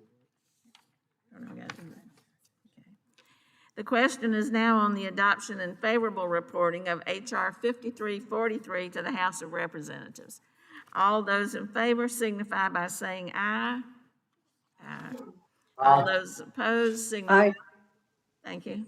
All those opposed signify by saying nay. The ayes have it. The bill is approved and ordered reported favorably to the House. No, we didn't ask them to unmute that time. The next item for consideration is H.R. 5547, CARE as an Economic Development Strategy, or the CEDS Act. Without objection, the Subcommittee on Economic Development, Public Buildings, and Emergency Management is discharged from further consideration of H.R. 5547, and I call the bill up for consideration. Without objection, the first reading of the bill is dispensed with, and the bill is considered as read and open for amendment at any points. I now recognize myself for a statement on H.R. 5547.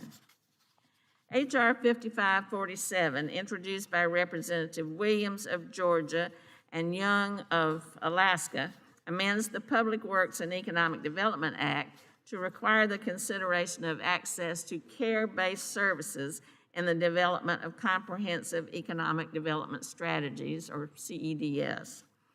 Access to affordable care-based services is an essential part of regional economic development that has long been overlooked in federal economic development planning. This legislation changes that by ensuring that local economic development districts consider the availability and accessibility of affordable, quality care services in creating their agencies. Job creation is an essential aspect of economic development, but doing so without considering access to care services creates a blind spot. For many communities, access to affordable child care remains one of the largest barriers to job recruitment. A report from the Center of American Progress found that more than half of American households live in a child care desert. This is an especially big problem in smaller and rural communities where 3 out of 5 households are without adequate access to child care. The scarcity of quality care services has been worsened by the pandemic, and increasing costs are being forced on families. The average cost of infant care in Nevada, for example, is over $11,000 a year. That's more than tuition at a public university. That's not just a problem, that's a crisis. A lack of access to child care care services for the elderly and for individuals with disability also creates similar hardships for those looking to find work. If people can't afford good quality child care for their families, their ability to accept a good paying job is seriously limited. The SEDS Act provides us a path forward by incorporating access to care services into economic development plans. It allows communities to identify their needs and strategies and integrates an array of care economy considerations into broader economic development plans. I urge a yes vote on this important legislation, and I now recognize Ranking Member Webster of the subcommittee for his comments. Thank you, Chair Titus. Given the effect of child care, childhood education, and disability and elder care can have on economic development efforts, it's appropriate to take steps to ensure these factors are considered in communities' economic development strategies. So because of that, I urge my colleagues to support this bill and yield my time back. Thank you, Mr. Webster. Does any other member wish to be recognized for statements? Ms. Williams is recognized for 5 minutes. Thank you, Madam Chair. I urge my colleagues to support My Care is an Economic Development Strategy Act.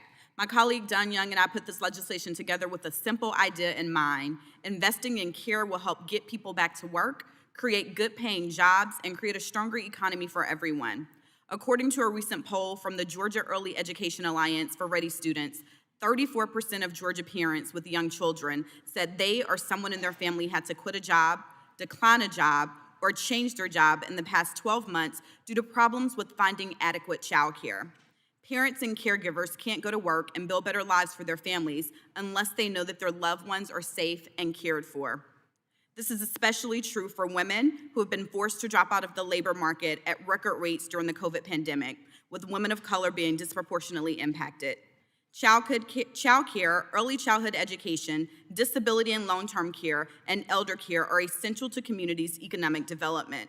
When children, seniors, and individuals with disabilities can get the affordable, quality care they need, their family members can return to work, provide for their families, and invigorate our economy. When planning for regional economic development, we need to be sure that access to care-based services is a bigger part of the conversation. Currently, economic development districts must consider transportation access, workforce development, technology use, and environmental protection when creating their comprehensive economic development strategies. Right now, there is no mention of considering quality, affordable, care-based services. This bill would add this critical element into consideration. CARE is an economic development strategy, and it's time that we treated it like one. My common sense legislation will ensure care accessibility is prioritized for all communities and constituents. I urge all members, as a working mom myself, to support this legislation, and I thank you again, Representative Young, for your partnership. Madam Chair, I yield back. Thank you, Ms. Williams. As a chair of the subcommittee that heard this, I agree with what you said. I think it's a great bill. Anybody else wish to speak on this legislation? Are there any amendments to H.R. 5547? We have Perry, amendment number 373. The clerk will designate the amendment.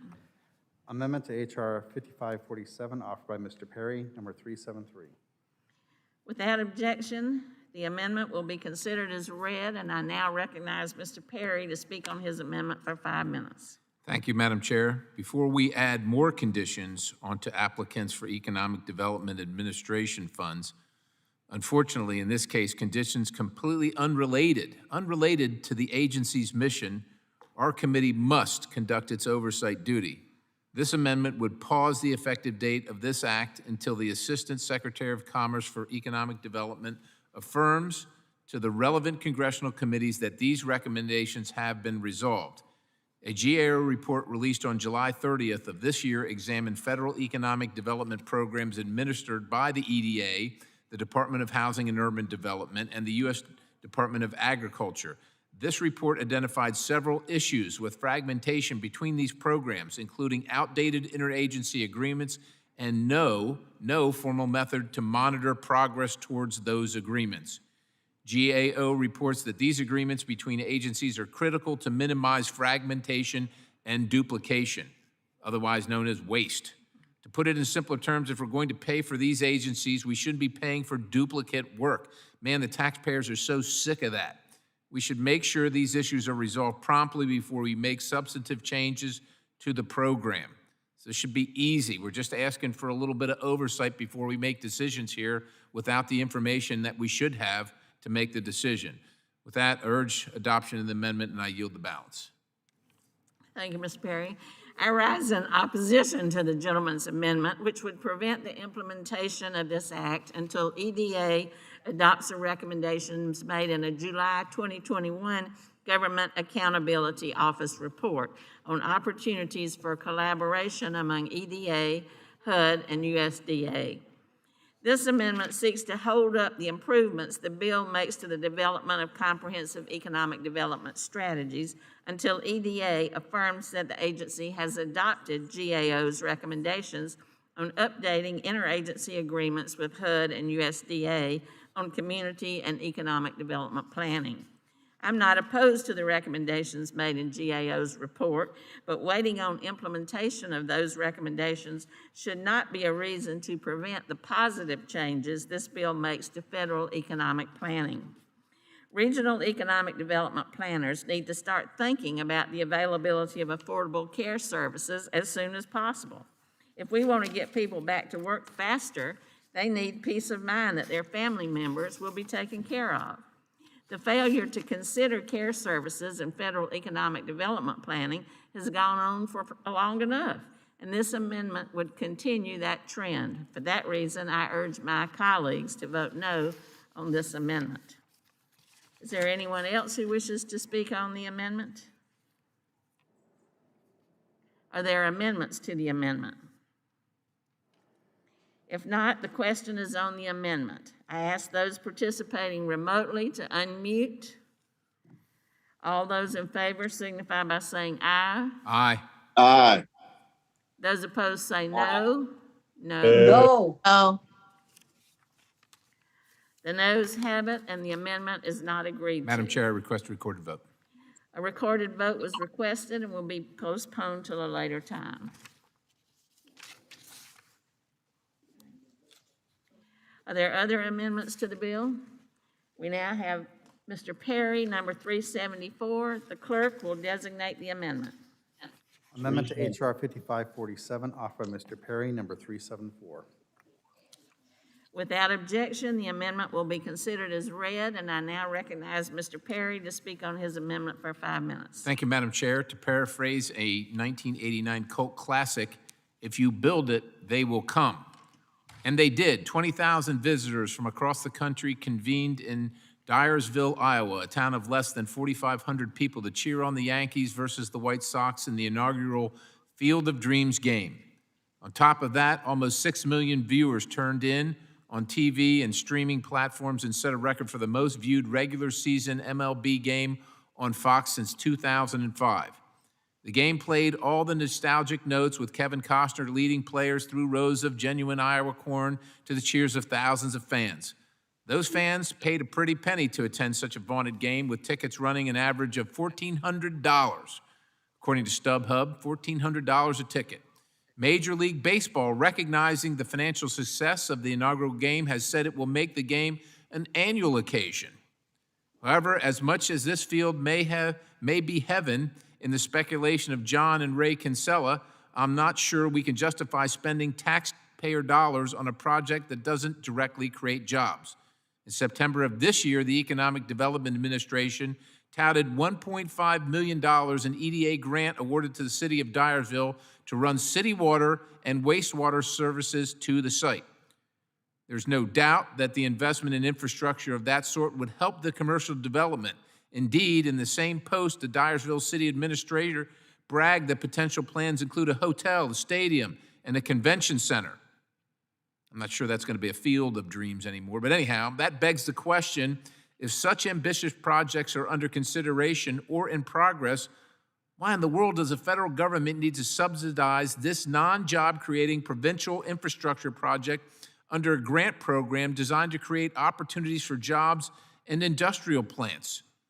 Surely, if there are so many promising ventures planned for the area, the city should have no problem in obtaining adequate funding. My amendment, Madam Chair, would simply amend the criteria for public works and economic development grants to require that projects will directly deliver those criteria.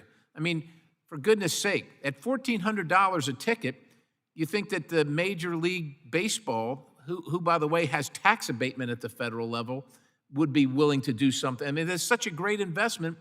Why are taxpayers on the hook for this? I mean, this is just gimmickry over promises, and it underdelivers on the taxpayer's dime. It's, to me, look, it's not that anybody here is not a baseball fan, and it's not that anybody here has a problem with Dyersville, Iowa, or the people that go to the game or any of that stuff. The question is, should the taxpayers be paying for this? Should the federal taxpayers be paying for this? That's the fundamental question. And I submit that you really can't justify the payment of things like that. I urge adoption of this amendment, and I yield the balance. Thank you, Mr. Perry. I rise in opposition to the gentleman's amendment, which would strike the word directly from Section 201B1 of the Public Works and Economic Development Act of 1965, or WEDA. Section 201B1 of WEDA states that the Secretary of Commerce may provide a public works grant only to projects that will directly or indirectly improve the opportunities for the establishment or expansion of industrial or commercial facilities, assist in the creation of long-term employment opportunities, or primarily benefit the long-term unemployed and members of low-income families in the area served by the grant. Removing the word indirectly would hinder the Secretary's ability to consider grants under this section by reducing the number of eligible grant applications. For example, EDA recently funded labs in Maine and Virginia that support the seafood industries in those states. By doing so, they have provided services that the industry relies on, and the industry creates jobs. Incubator projects indirectly create these jobs, but some of the incubators EDA has funded have graduated very successful companies that now employ a lot of people. EDA has also funded several downtown revitalization projects in Pennsylvania that arguably would have been much less competitive if a direct impact had to be demonstrated. I don't see how a project that indirectly improves employment opportunities for a distressed community is any less valuable than one that does so directly. So I urge my colleagues to vote no on this amendment. Are there other members who wish to be recognized to speak on the amendment? Are there amendments to the amendment? If not, the question is on the amendment. I ask those participating remotely to unmute themselves. All those in favor signify by saying aye. Aye. Aye. Aye. Those opposed say no. No. No. The noes have it. The amendment is not agreed Madam to. Chair, I request a recorded vote. A recorded vote was requested and will be postponed until a later time. Are there any further amendments to H.R. 5547? Mr. Perry has Amendment 375. The clerk will designate the amendment. Amendment to H.R. 5547, offered by Mr. Perry, number 375. Without objection, the amendment will be considered as read. I now recognize Mr. Perry to speak on his amendment for 5 minutes. Thank you very much, Madam Chair. Lately, some of my colleagues have gone, or appear to have gone, numb to sums amounting to billions or tens of billions.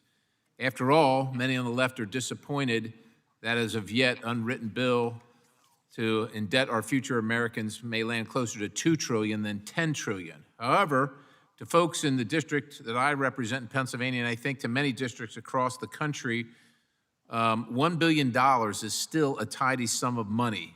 And when the federal government is spending any money, Congress has a duty to ensure it was spent properly. The Economic Development Administration's Economic Adjustment Assistance, or EAA program, was tasked with administering $1.5 billion in taxpayer dollars to prevent, prepare for, and respond to coronavirus domestically or internationally, including for necessary expenses for responding to economic injury as a result of coronavirus. That's quite a lofty goal, especially for an agency which has only managed $292 million in FY 2020, so that's last year. This amendment, my amendment, directs the Department of Commerce Inspector General to submit a report to Congress on the activities and outcomes of that $1.5 billion, including information on each recipient and the corresponding project. Seems like it should be an easy lift to just have the Commerce Inspector General to submit a report on $1.5 billion. It's still real money where I come from, and I think it's real money where a lot of people come from, and all we're asking for is an accounting of it so we can do our job. Yes. We don't want these small sums to fly under the radar. This amendment ensures we get to the bottom of where this money was spent. I urge adoption of the amendment, and I yield the balance, Madam Chair. Thank you, Mr. Perry. I support this amendment, which would require the Inspector General of the Department of Commerce to submit a report to Congress on the activities and outcomes of economic adjustment assistance funding provided to ETA by the CARES Act. This report would include information detailing each recipient and corresponding project that received economic adjustment assistance funding through CARES. As is the responsibility of this committee to oversee the administration of these funds, I can't see an issue with directing the Commerce Inspector General to compile the information necessary to inform our oversight. I support this amendment, and I ask my colleagues to do the same. Does any other member wish to be recognized to speak on the amendment? Are there amendments to the amendment?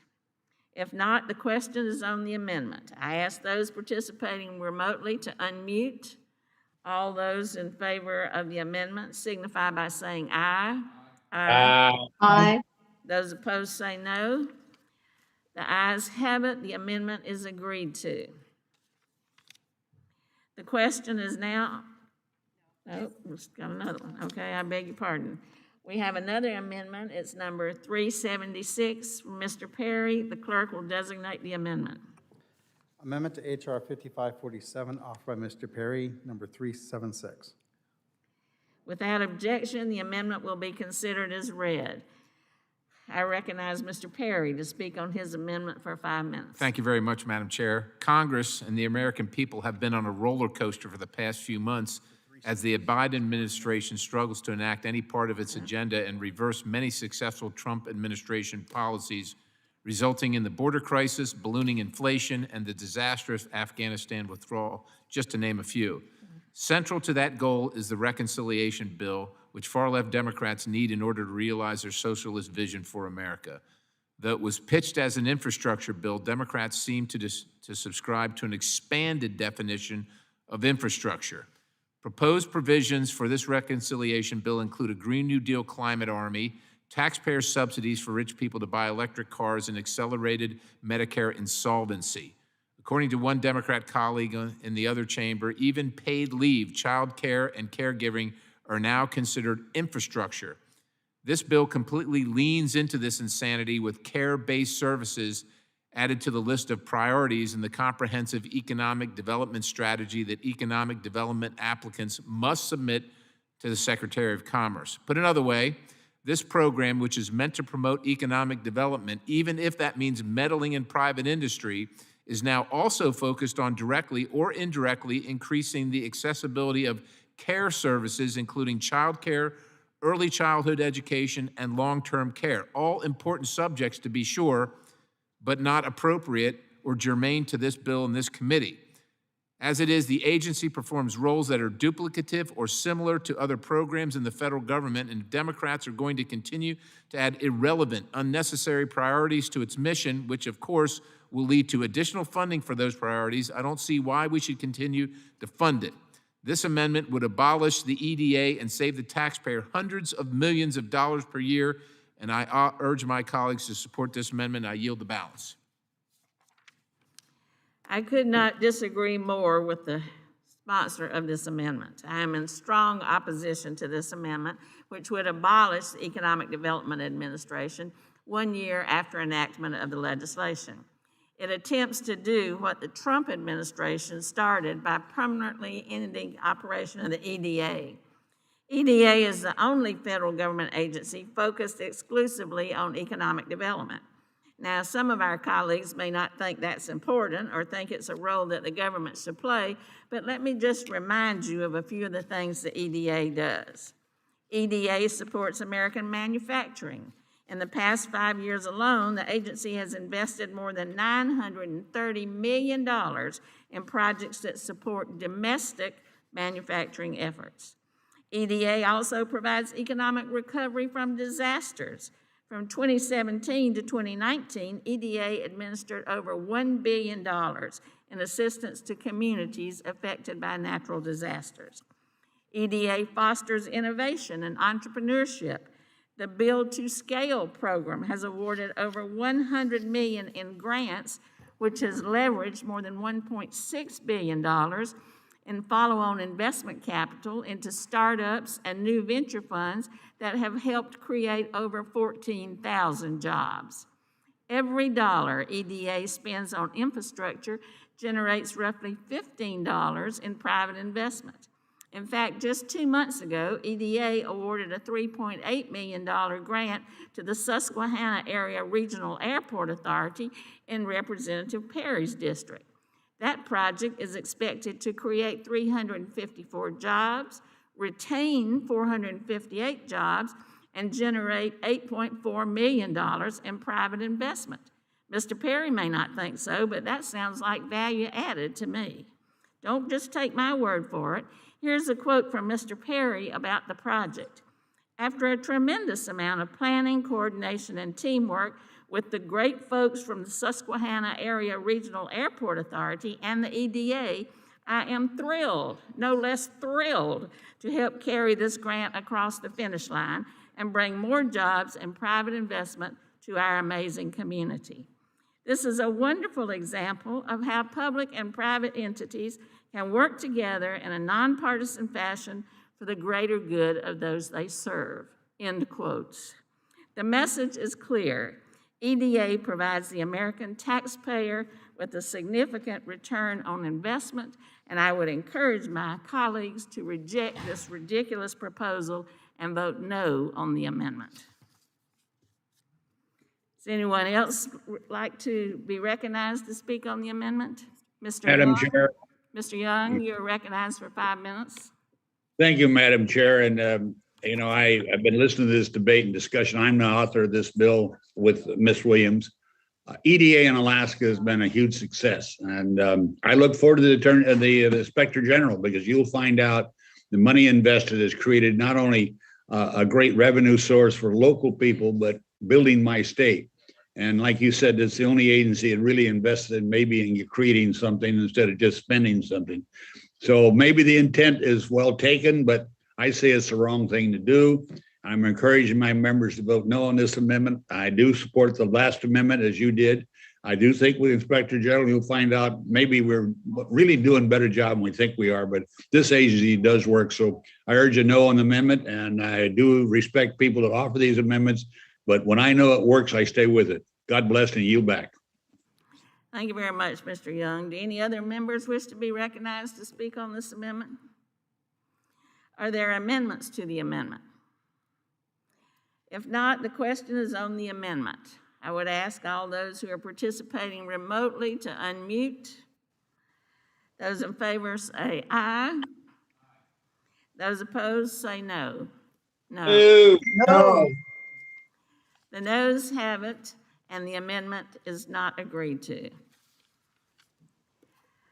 We now have one more amendment to H.R. 5547. That's Perry, number 386. The clerk will designate the amendment. Amendment to H.R. 5547, offered by Mr. Perry, number 386. Without objection, the amendment will be considered as read. I recognize Mr. Perry to speak on his amendment for 5 minutes. Thank you, Madam Chair. This amendment would require the GAO to complete a report on the Economic Development Administration, including the number of jobs created by each EDA program since the inception of each program, and analysis of economic growth in jurisdictions that have received funding from the EDA. The EDA's proponents shout from the rooftops that the program helps create jobs and generate private investment. In EDA's fiscal year 2019 report, they claim that $645.8 million in grants will help create and retain roughly 27,000 jobs and $4.6 billion in private investment. Those numbers certainly sound impressive, but self-reported PR-friendly metrics only do so much to help Congress perform oversight. After all, grantees may exaggerate job creation and retention numbers to obtain funding. Private investment may fall through, or businesses may shutter. I know that analyzing every EDA program from inception will be a painstaking process, which is why the GAO has 2 years to complete the report. However, despite the complexity, this is a worthwhile pursuit. Having this report analyzing actual job creation and economic growth will give this committee a comprehensive resource from an objective perspective to show what taxpayers have been bankrolling since 1965. And I urge support of the amendment, and I yield the balance. Thank you, Mr. Perry. I rise in opposition to the gentleman's amendment, which would direct the GAO to conduct a study analyzing the economic growth and number of jobs created by every Economic Development Administration program. The SEDS Act is not the appropriate vehicle to require a GAO report analyzing the performance of every single EDA program since its creation. I'm by no means opposed to examining the efficacy of government agencies. I support that. But if the gentleman is generally interested in commissioning a report as comprehensive as what this amendment would require, he should introduce legislation that does so on its own, not be part of this SEDS Act.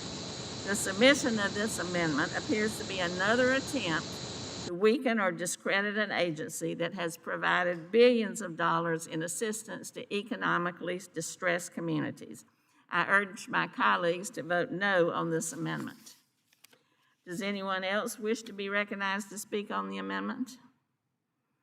Are there amendments to the amendment? If not, the question is on the amendment. I ask those participating remotely to unmute yourselves. All those in favor of the amendment signify by saying aye. Aye. Those opposed say no. No. No. No. The noes have it. The amendment is not. Madam Chair, I request a recorded vote. A recorded vote was requested and will be postponed until a later time.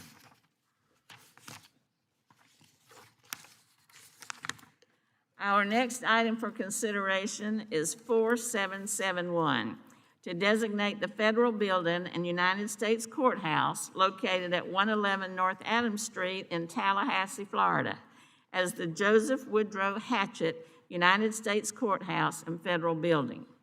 Without objection, the Subcommittee on Economic Development, Public Buildings, and Emergency Management is discharged from further consideration of H.R. 4771, and I call the bill up for consideration. Without objection, the first reading of the bill is dispensed with, and the bill is considered as read and open for amendment at any point. I now recognize myself for a statement on H.R. 4771.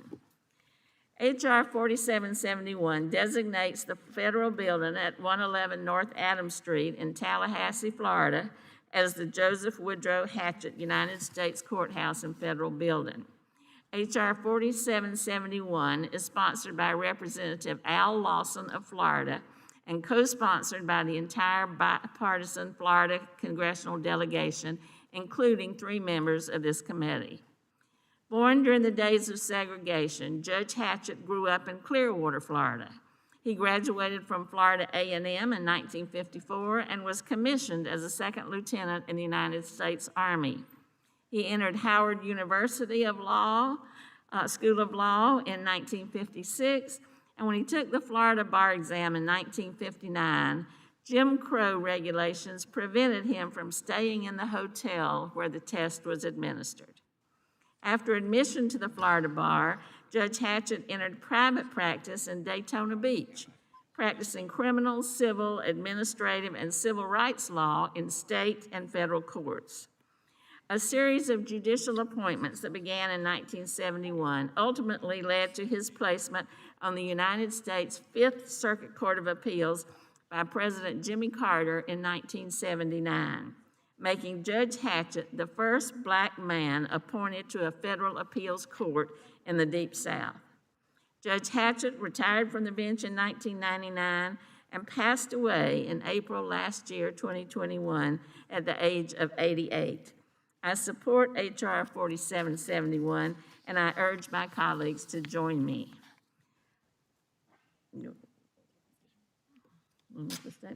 I now recognize Ranking Member Webster for a statement. Thank you, Chair Titus. I knew Judge Hatchett. He was a fine man. He served also first. He was the first African-American to serve on the state Supreme Court in the late 70s. He did a fantastic job there. Then he was appointed to the federal court, and he was a phenomenal courtroom judge. He handled his courtroom in such a mighty way. He was a great man, and I think this is due him. I'm so glad that it's him. I'm glad Al Lawson is sponsoring this. He and I worked together on a lot of things, and including some things we did with Judge Hatchett. So he's well deserving. He did a great job not only in the state courts but also in the federal court. And I am for this bill, and I recommend it to my colleagues. Yield back my time. Thank you, Mr. Webster. Do any other members wish to be recognized to speak on this? Are there any amendments to H.R. 4771? Congresswoman Wilson, which is to Oh, I'm speak. sorry, Ms. Wilson, I didn't hear you. Ms. Wilson, you'll be recognized for 5 minutes. Thank you so much, Madam Chairman. As a Floridian, I stand in full support of H.R. 4771 to designate a federal building and courthouse in honor of Judge Joseph Woodrow Hatchett, who I knew very well. Judge Hatchett was a historic figure who dedicated his career to civil service, civil rights, and justice. And I'm proud that Mr. Lawson has offered this naming. As a proud HBCU alumnus of the Florida Agricultural and Mechanical University and Howard University, Judge Hatchett's commitment to justice set him on a trailblazing path that laid a foundation for the Black legal minds that followed him. He was the first Black justice to serve on the Florida Supreme Court and was the first Black man appointed to a federal appeals court in the Deep South by then President Jimmy Carter. His greatness did not go unnoticed. The National Bar Association inducted Judge Hatchett into its Hall of Fame in 2005. The American Bar Association Commission on Racial and Ethnic Diversity in the Profession honored him with its Spirit of Excellence Award for his contributions to the promotion of racial and ethnic diversity within the legal profession. Judge Hatchett was an outstanding public servant, legal professional, and inspiration for all Floridians and citizens across this nation. I'm proud as a co-sponsor of this important legislation to honor the late Joseph Hatchett, and I urge my colleagues to support this bill. With that, I yield back. Thank you, Ms. Wilson. Sounds like Judge Hatchett's just the kind of person we should name a federal building for. Anybody else wish to speak on the amendment, on the measure? Are there any amendments to HR 4771? The question then is on the adoption and favorable reporting of HR 4771 to the House of Representatives. All those in favor signify, let's unmute if you're doing this remotely. All those in favor signify by saying aye. Aye. Aye. All those opposed signify by saying no. The ayes have it. The bill is approved and ordered reported favorably to the House. Our next item for consideration is HR 246 to designate the federal building and United States Courthouse located at 180 West Main Street in Abingdon, Virginia, as the H. Emory Widener Jr. Federal Building and United States Courthouse. Without objection, the Subcommittee on Economic Development, Public Buildings, and Emergency Management is discharged from further consideration of HR 246, and I call the bill up for consideration. Without objection, the first reading of the bill is dispensed with, and the bill is considered as read and open for amendment at any point. I now recognize myself for a statement on HR 246. HR 246 designates the federal building at 180 West Main Street in Abingdon, Virginia, as the H. Emory Widener Jr. Federal Building and United States Courthouse. The bill is sponsored by Representative Griffith H. Morgan of Virginia's 9th District. Hiram Emory Widener Jr. was a lieutenant in the United States Naval Reserve in the 1950s. He was nominated to the United States District Court for the Western District of Virginia in 1969 and served as a judge for 2 years. He was then elevated to the Fourth Circuit. Bristol attorney Lynn Doherty said Judge Widener exemplified the best the public can expect from a judge. Charles H. Smith, Jr., a retired judge and former colleague, remembers Judge Widener as a lawyer's lawyer and an astute student of the law. I support HR 246, and I urge my colleagues to join me. I now recognize Ranking Member Webster for a statement. Thank you, Chair Titus. I did not know this man, but he sounds like from all the things I've read, he's well worthy of a vote. I yield back. Thank you, Mr. Webster. I agree. Do any other members wish to be recognized for statements? Are there any amendments to HR 246? The question then is on the adoption and favorable reporting for HR 246 to the House of Representatives. If you are viewing this remotely, please unmute yourselves. All those in favor signify by saying aye. Aye. Aye. All those opposed signify by saying nay. The ayes have it. The bill is approved and ordered reported favorably to the House. We'll now consider 12 General Services Administration Capital Investment and Leasing Program resolutions. I ask unanimous consent to call up the resolutions en bloc and that they be considered as read and open to amendment at any point. Without objection, so ordered. I support the 12 GSA resolutions before us today.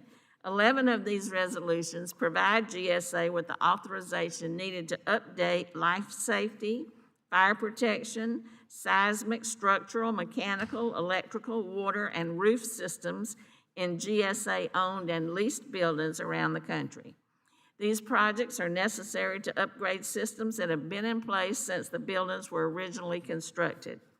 Most of the buildings in GSA's owned portfolio are 50 years old or more, making the structural and life safety systems obsolete and dangerous. Of particular interest is a resolution which authorizes the second phase of a two-phase repair and alteration project for the GSA's regional office building in Washington, D.C. The project will renovate and modernize the building to permanently house several Department of Homeland Security components which are currently in leased space. In addition to the repair and alteration resolutions, the committee is also authorizing the design of the first phase of a multi-phase project to construct a new U.S. courthouse annex in San Juan, Puerto Rico, home of our T&I colleague, Congresswoman Gonzalez Colon. I support these resolutions and urge my colleagues to do the same. I now recognize Ranking Member Webster for a statement. Thank you, Chair Titus. Today, we're considering these resolutions for construction, repairs, and alterations designed to save taxpayer money and boost efficient use of the capital. These projects reflect critical work to address security, life safety issues, and to avoid cost escalations. I want to thank the Sub-Chair Titus for working with us on moving these forward, and I urge my colleagues to support these resolutions. Yield back my time. Thank you, Mr. Webster. Are there any other members who wish to be recognized on these projects? Are there any amendments to the en bloc resolutions? The question is now on the adoption of the 12 GSA resolutions en bloc. All those in favor signify by saying aye after you unmute yourself. Aye. Aye. Aye. All those opposed signify by saying nay. The ayes have it, and the 12 resolutions are adopted.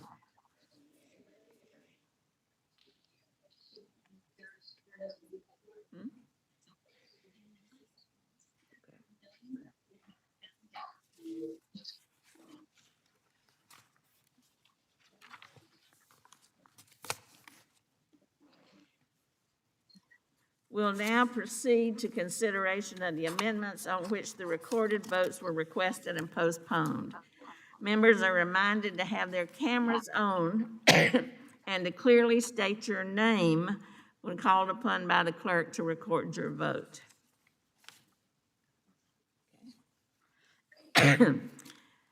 First, the question is on agreeing to the amendment offered by Mr. Perry, number 381, on which the no prevailed. Is a recorded vote still requested? I'm sure it is. Oh, give us a break, Mr. Webster. The clerk will call the roll. Mr. DeFazio. Sorry, which vote is this? Perry. This is amendment number We are- 2 to HR 56. No. You only get one vote, Mr. Chairman. Mr. DeFazio votes no. Mr. Graves of Missouri. Aye.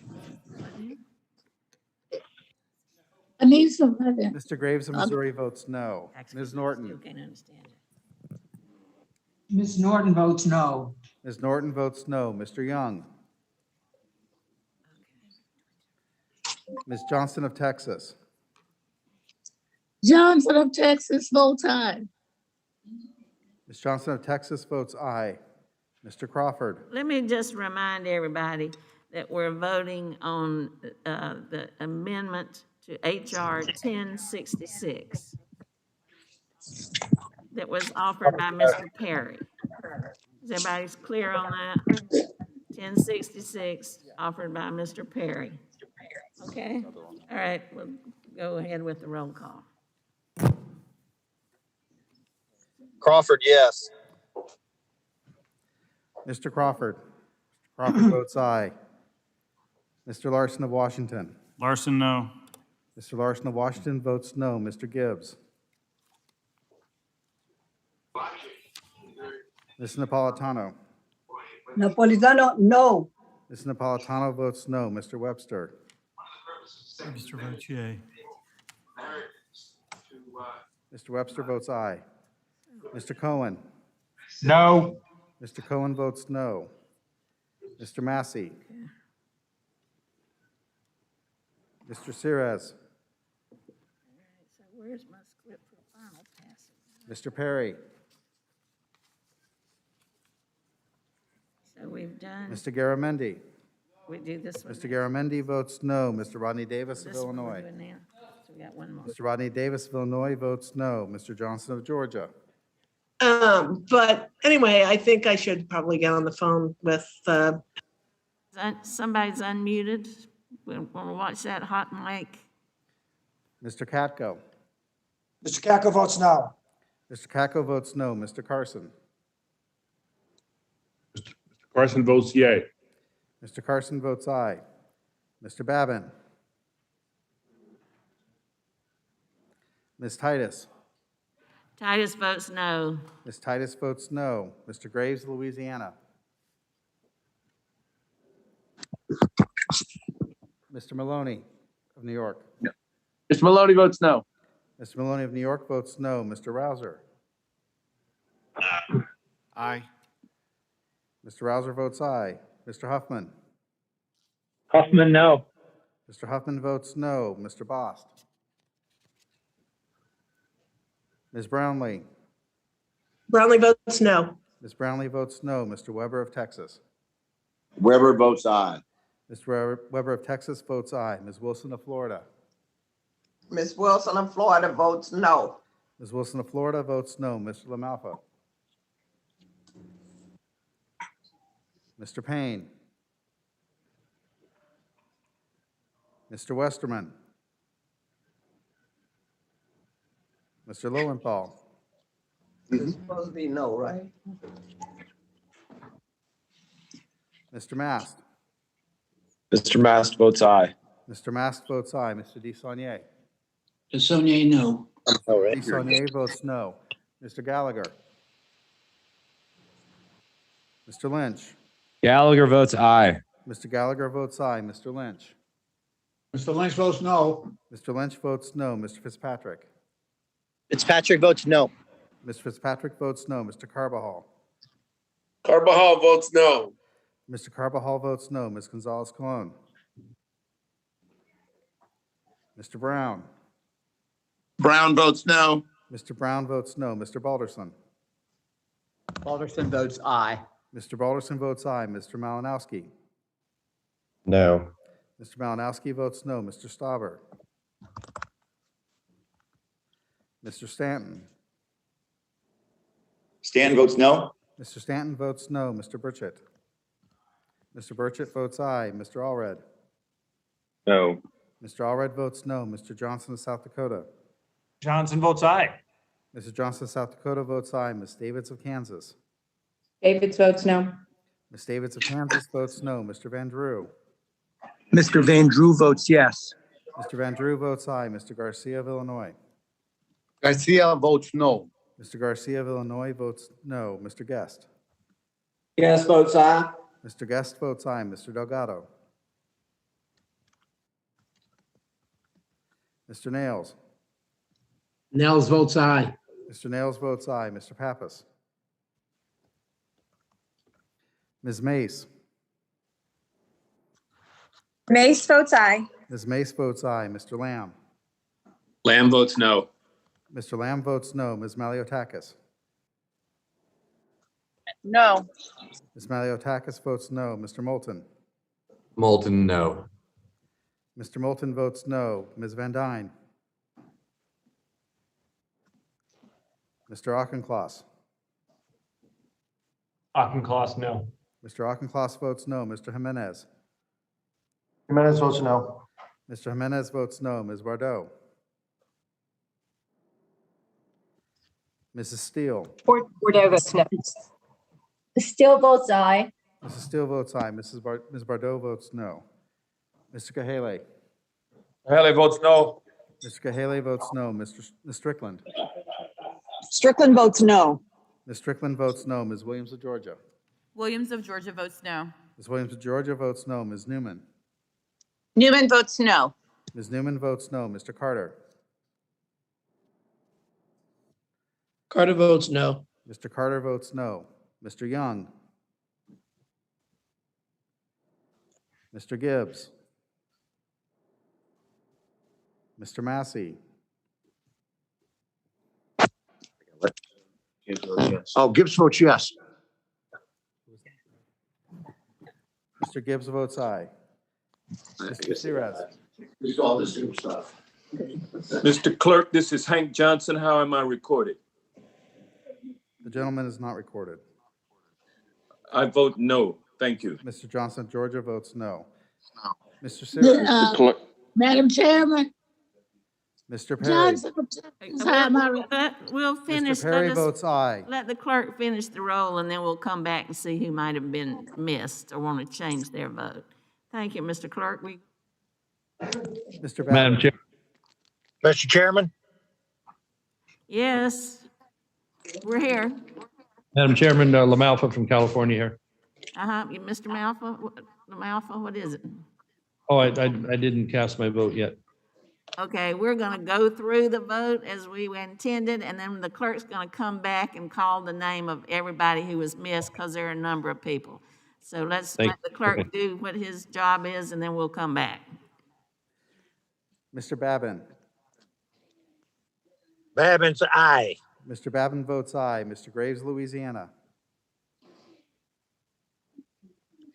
Mr. Bost. Mr. LaMalfa. Mr. Bost votes no. LaMalfa, no. Mr. LaMalfa votes no. Mr. Payne. Mr. Payne votes no. Mr. Payne votes no. Mr. Westerman. Mr. Lowenthal. Lowenthal votes no. Mr. Lowenthal votes no. Ms. Gonzalez Colon. Mr. Stauber. Mr. Delgado. Mr. Pappas. Delgado votes no. Delgado votes no. Mr. Delgado votes no. Mr. Pappas. Pappas votes no. Mr. Pappas votes no. Ms. Van Dyne.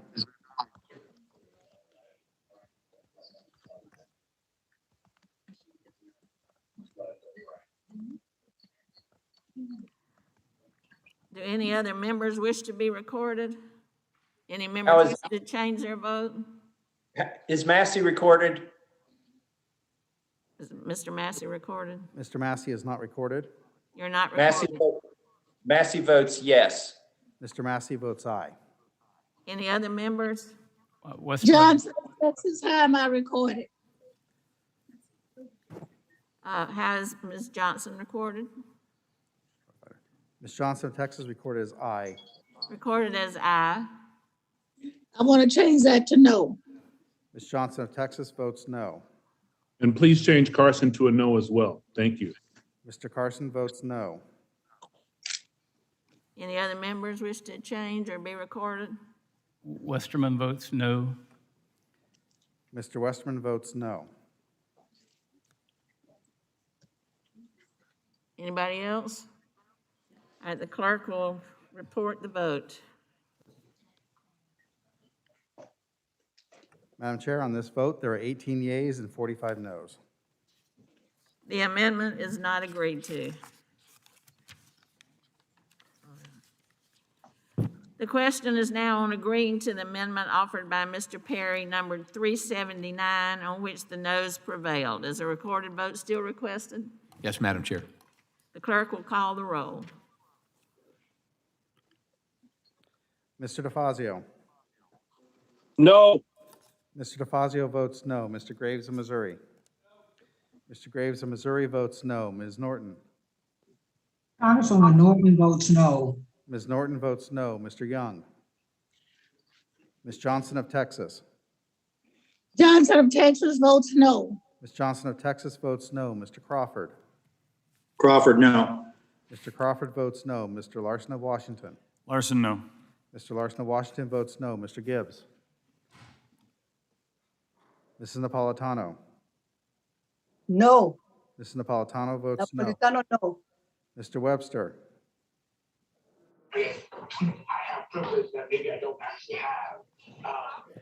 Mr. Webster votes aye. Mr. Cohen.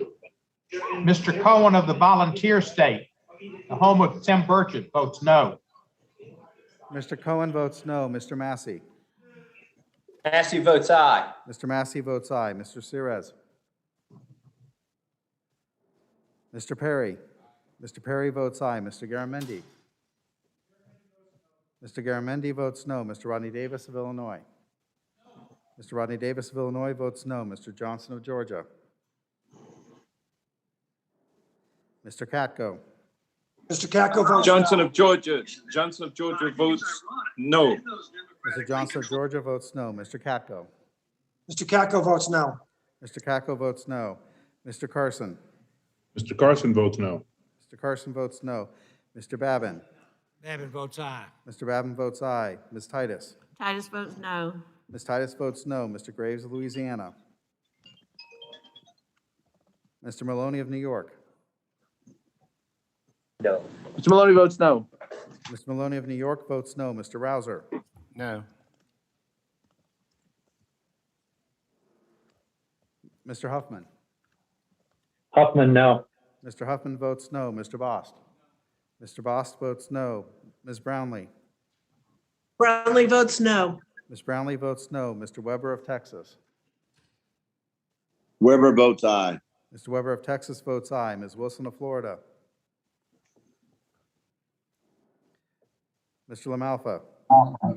Are you muted? LaMalfa, no. Mr. LaMalfa votes no. Mr. Payne. Mr. Westerman. Mr. Payne votes no. Mr. Payne votes no. Mr. Westerman. Aye. Mr. Westerman votes aye. Mr. Lowenthal. Lowenthal votes no. Mr. Lowenthal votes no. Mr. Mast. Mr. Mast votes aye. Mr. Mast votes aye. Mr. DeSaulnier. DeSaulnier votes no. Mr. DeSaulnier votes no. Mr. Gallagher. Mr. Lynch. Gallagher votes aye. Mr. Gallagher votes aye. Mr. Lynch. Mr. Lynch votes no. Mr. Lynch votes no. Mr. Fitzpatrick. Fitzpatrick votes no. Mr. Fitzpatrick votes no. Mr. Carbajal. Carbajal votes no. Mr. Carbajal votes no. Ms. Gonzalez Colon. Mr. Brown. Mr. Brown votes no. Mr. Brown votes no. Mr. Balderson. Balderson votes no. Mr. Balderson votes no. Mr. Malinowski. No. Mr. Malinowski votes no. Mr. Stauber. Stauber votes aye. Mr. Stauber votes aye. Mr. Stanton. Stanton votes no. Mr. Stanton votes no. Mr. Burchett. From the great state of Tennessee, home of Steve Cropper, the Reverend Al Green, and Steve Cohen, Tim Burchett votes aye. Mr. Burchett votes aye. Mr. Allred. No. Mr. Allred votes no. Mr. Johnson of South Dakota. Aye. Mr. Johnson of South Dakota votes aye. Ms. Davids of Kansas. Davids votes no. Ms. Davids of Kansas votes no. Mr. Van Drew. Mr. Van Drew votes yes. Mr. Van Drew votes aye. Mr. Garcia of Illinois. Mr. Guest. Yes votes aye. Mr. Guest votes aye. Mr. Delgado. Delgado votes no. Mr. Delgado votes no. Mr. Nails. Nails votes aye. Mr. Nails votes aye. Mr. Pappas. Pappas votes no. Mr. Pappas votes no. Ms. Mace. Mace, yes. Ms. Mace votes aye. Mr. Lamb. Lamb votes no. Mr. Lamb votes no. Ms. Maliotakis. Yes. Ms. Maliotakis votes aye. Mr. Moulton. Moulton, no. Mr. Moulton votes no. Ms. Van Dyne. Mr. Auchincloss. Auchincloss, no. Mr. Auchincloss votes no. Mr. Jimenez. Jimenez votes yes. Mr. Jimenez votes aye. Ms. Bardot? Bordeaux votes no. Ms. Bardot votes no. Mrs. Steele? Steele votes aye. Mrs. Steele votes aye. Mr. Gahele? Haley votes no. Mr. Gahele votes no. Ms. Strickland? Strickland votes no. Ms. Strickland votes no. Ms. Williams of Georgia? Williams of Georgia votes no. Ms. Williams of Georgia votes no. Ms. Newman? Newman votes no. Ms. Newman votes no. Mr. Carter? Carter votes no. Mr. Carter votes no. Mr. Young? Mr. Gibbs? Gibbs votes yes. Mr. Gibbs votes aye. Mr. Cirez? Mr. Graves, Louisiana? Mr. Graves, Louisiana votes aye. Mr. Rouser? Aye. Mr. Rouser votes aye. Ms. Wilson of Florida? Ms. Wilson of Florida votes no. Ms. Wilson of Florida votes no. Ms. Gonzalez Colon? Mr. Garcia of Illinois? Garcia votes no. Mr. Garcia of Illinois votes no. Ms. Van Dyne?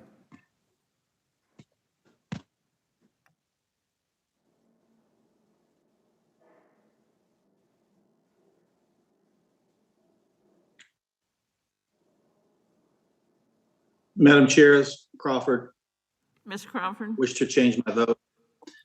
Wish to change my vote. Crawford, yes. Mr. Crawford votes aye. Any other members wish to Didn't see him. be recorded or change a vote? The clerk will report the vote. Madam Chair, on this vote, there were 22 yeas and 43 noes. The nays have it, and the amendment is not agreed to. The question is on the amendment and the nature of a substitute. All those in favor signify by saying aye. Aye. All those Aye. Aye. All those opposed signify by saying nay. The ayes have it, and the amendment in the nature of a substitute is agreed to. The question is now on the adoption and favorable reporting of H.R. 1066 as amended to the House of Representatives. All those in favor, unmute yourselves and signify by saying aye. Aye. Aye. Aye. Aye. All those Aye. opposed signify by saying nay. No. Nay, no, no, no. No nay. The ayes have it. The bill as amended is approved and ordered reported favorably to the House. Madam Chair, I request a recorded vote. A recorded vote has been requested. The clerk will call the roll. Aye. Mr. DeFazio? Aye. Mr. DeFazio votes aye. Mr. Graves of Missouri? Mr. Graves of Missouri votes aye. Ms. Norton? Councilman Norton of the district votes aye. Ms. Norton votes aye. Mr. Young? Ms. Johnson of Texas? Johnson of Texas votes aye. Ms. Johnson of Texas votes aye. Mr. Crawford? Crawford, yes. Mr. Crawford votes aye. Mr. Larson of Washington? Larson, yes. Mr. Larson of Washington votes aye. Mr. Gibbs? Gibbs, yes. Mr. Gibbs votes aye. Mrs. Napolitano? Napolitano, yes. Mrs. Napolitano votes aye. Mr. Webster? Mr. Webster votes aye. Mr. Cohen? Aye. Mr. Cohen votes aye. Mr. Massey? No. Mr. Massey votes no. Mr. Cirez? Mr. Perry? Mr. Perry votes no. Mr. Garamendi? Mr. Garamendi votes aye. Mr. Rodney Davis of Illinois? Mr. Rodney Davis of Illinois votes aye. Mr. Johnson of Georgia? Mr. Kako? Mr. Kako votes aye. Mr. Kako votes aye. Mr. Carson? Carson votes no. Mr. Carson votes no. Mr. Babin? Babin, aye. Mr. Babin votes aye. Ms. Titus? Titus votes aye. Ms. Titus votes aye. Mr. Graves, Louisiana? Mr. Maloney of New York? Maloney votes yes. Mr. Maloney of New York votes aye. Mr. Rouser? Aye. Mr. Rouser votes aye. Mr. Huffman. Huffman, aye. Mr. Huffman votes aye. Mr. Bost. Mr. Bost votes aye. Ms. Brownlee. Brownlee votes aye. Ms. Brownlee votes aye. Mr. Weber of Texas. Weber votes aye. Mr. Weber of Texas votes aye. Ms. Wilson of Florida. Ms. Wilson of Florida votes aye. Ms. Wilson of Florida votes aye. Mr. LaMalfa. LaMalfa, aye. Mr. LaMalfa votes aye. Mr. Payne. Payne votes aye. Mr. Payne votes aye. Mr. Westerman. Aye. Mr. Westerman votes aye. Mr. Lowenthal. Lowenthal votes aye. Mr. Lowenthal votes aye. Mr. Mast. Mr. Mast votes aye. Mr. Mast votes aye. Mr. DeSaulnier. Saunier votes aye. Mr. DeSaulnier votes aye. Mr. Gallagher. Gallagher votes aye. Mr. Gallagher votes aye. Mr. Lynch. Mr. Lynch votes aye. Mr. Lynch votes aye. Mr. Fitzpatrick. Fitzpatrick votes aye. Mr. Fitzpatrick votes aye. Mr. Carbajal. Ms. Gonzalez Colon. Mr. Brown. Brown votes aye. Mr. Brown votes aye. Mr. Balderson. Balderson votes aye. Mr. Balderson votes aye. Mr. Malinowski. No. Mr. Malinowski votes no. Mr. Stauber. Stauber votes aye. Mr. Stauber votes aye. Mr. Stanton. Stanton votes aye. Mr. Stanton votes aye. Mr. Burchett.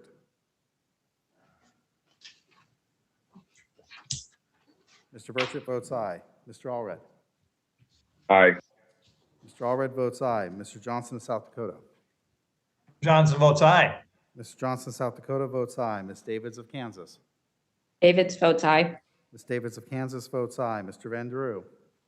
Mr. Van Drew votes yes. Mr. Van Drew votes aye. Mr. Garcia of Illinois. Mr. Guest. Yes votes no. Mr. Guest votes no. Mr. Delgado. Delgado votes aye. Mr. Delgado votes aye. Mr. Nails.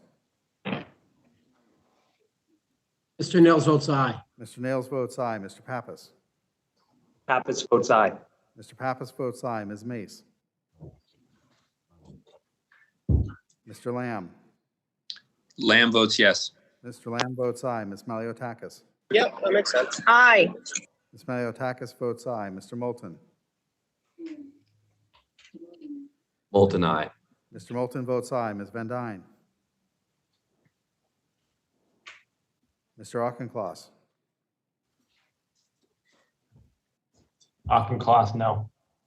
Mr. Auchincloss votes no. Mr. Jimenez. Jimenez votes aye. Could the gentleman repeat?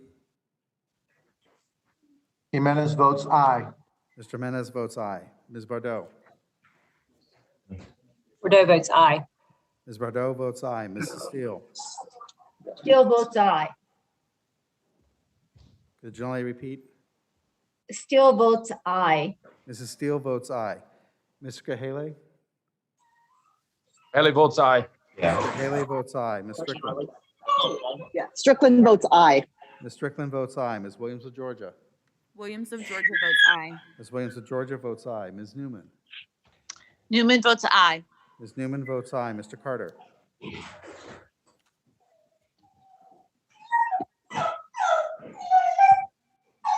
Somebody, I reported. can somebody check to see if they're unmuted? We're hearing some strange noises here and the clerk can't hear the vote. Thank you. Mr. Young? Mr. Sirez?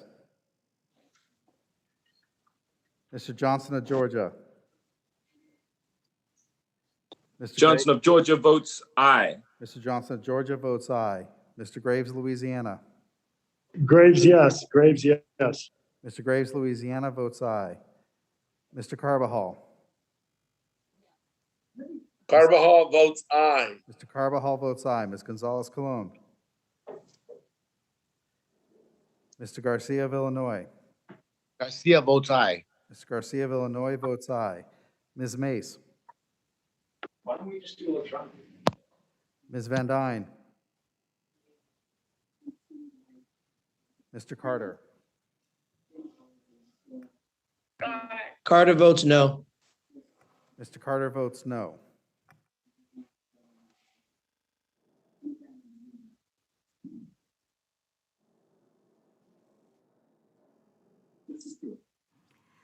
Does anyone need to be recorded or change their vote? Madam Chair, may I change my vote? Auchincloss? Mr. Auchincloss? Mr. Auchincloss votes aye. Mr. Auchincloss recorded as aye. Mr. Carson is aye. Mr. Carson is aye. Mr. Malinowski is also aye. Madam Chair. Mr. Malinowski is recorded as aye. Madam Chair, Yes? I'd like to change my vote, please. All right. They made it. Aye. Wait, just a minute. Wait, just a minute. Is this Mr. Carter? Mr. Carter votes aye. Yes, ma'am. Thank you. Mr. Carter is recorded as aye. Anybody else want to be recorded or change their vote?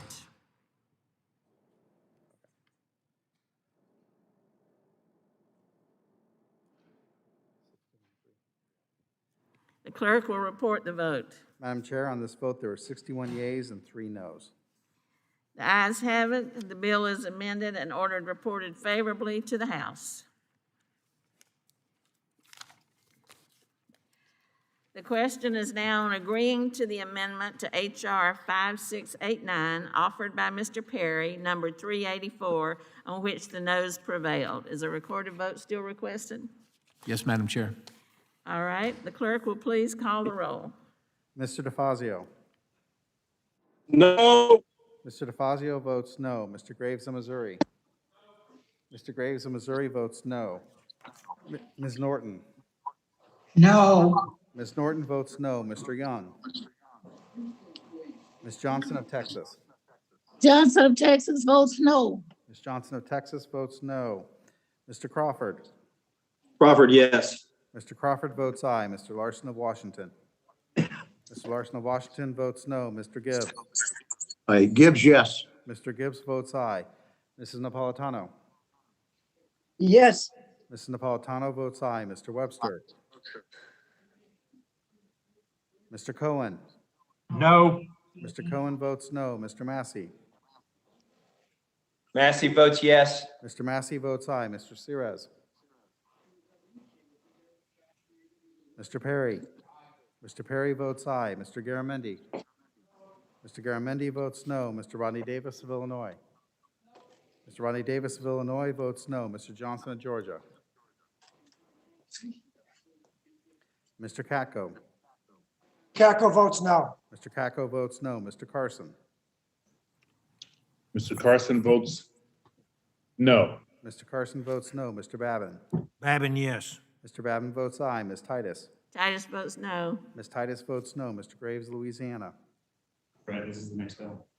This troublesome. Yeah. Perry one? Yeah. Mr. Maloney of New York. Mr. Maloney votes no. Mr. Maloney of New York votes no. Mr. Rouser. Aye. Mr. Rouser votes aye. Mr. Huffman. Huffman, no. Mr. Huffman votes no. Mr. Bost.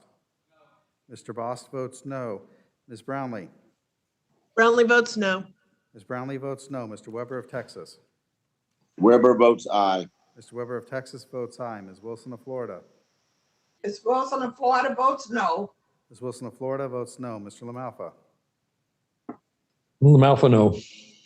Mr. LaMalfa votes no. Mr. Payne. Mr. Payne votes no. Mr. Payne votes no. Mr. Westerman. Mr. Lowenthal. Lowenthal votes no. Mr. Lowenthal votes no. Mr. Mast.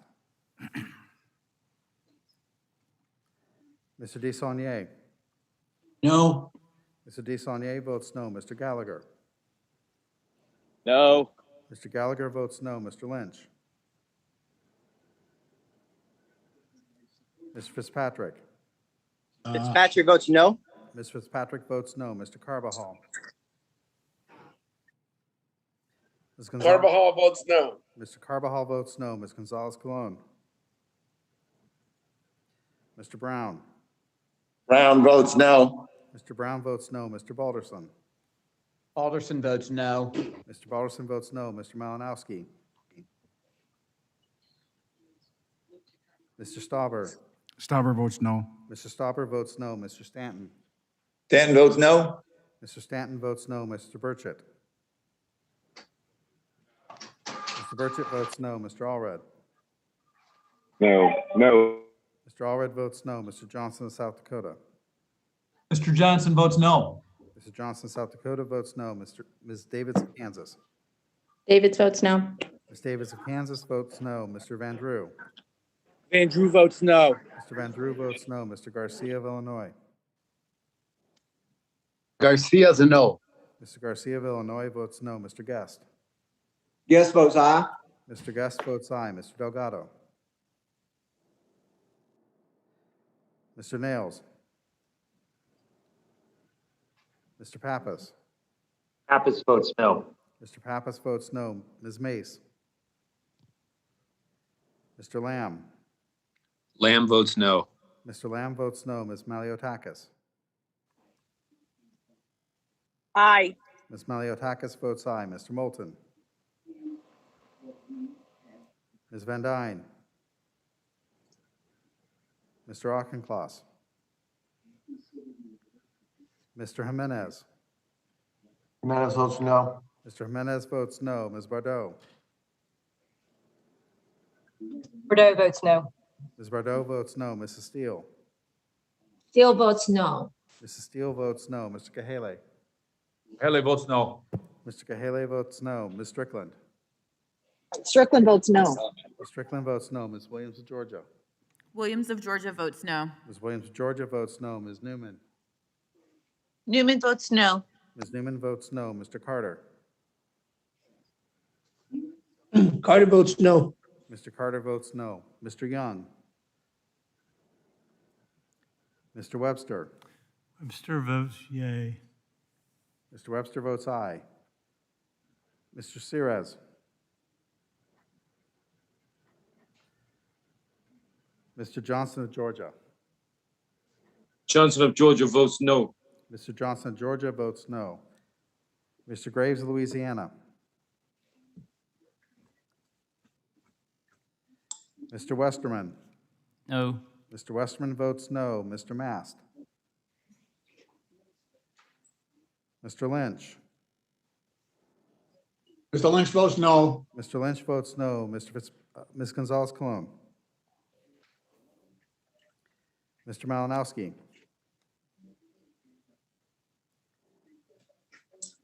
Mr. Delgado. No. Mr. Delgado votes no. Mr. Delgado votes no. Mr. Nails. Nails votes yes. Mr. Nails votes aye. Ms. Mace. Mr. Moulton. Moulton, no. Mr. Moulton votes no. Ms. Van Dyne. Mr. Auchincloss. Auchincloss votes no. Mr. Auchincloss votes no.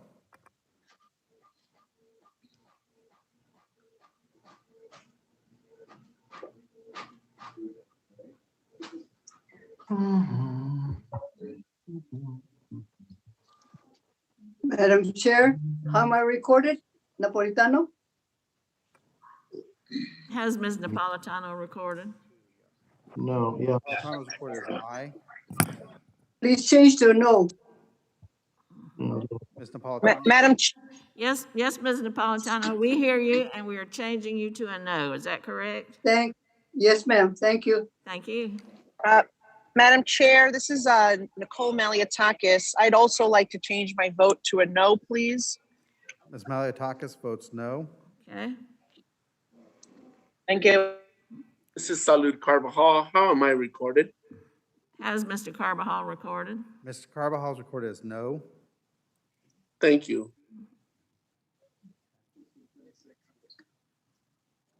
The clerk will report the vote.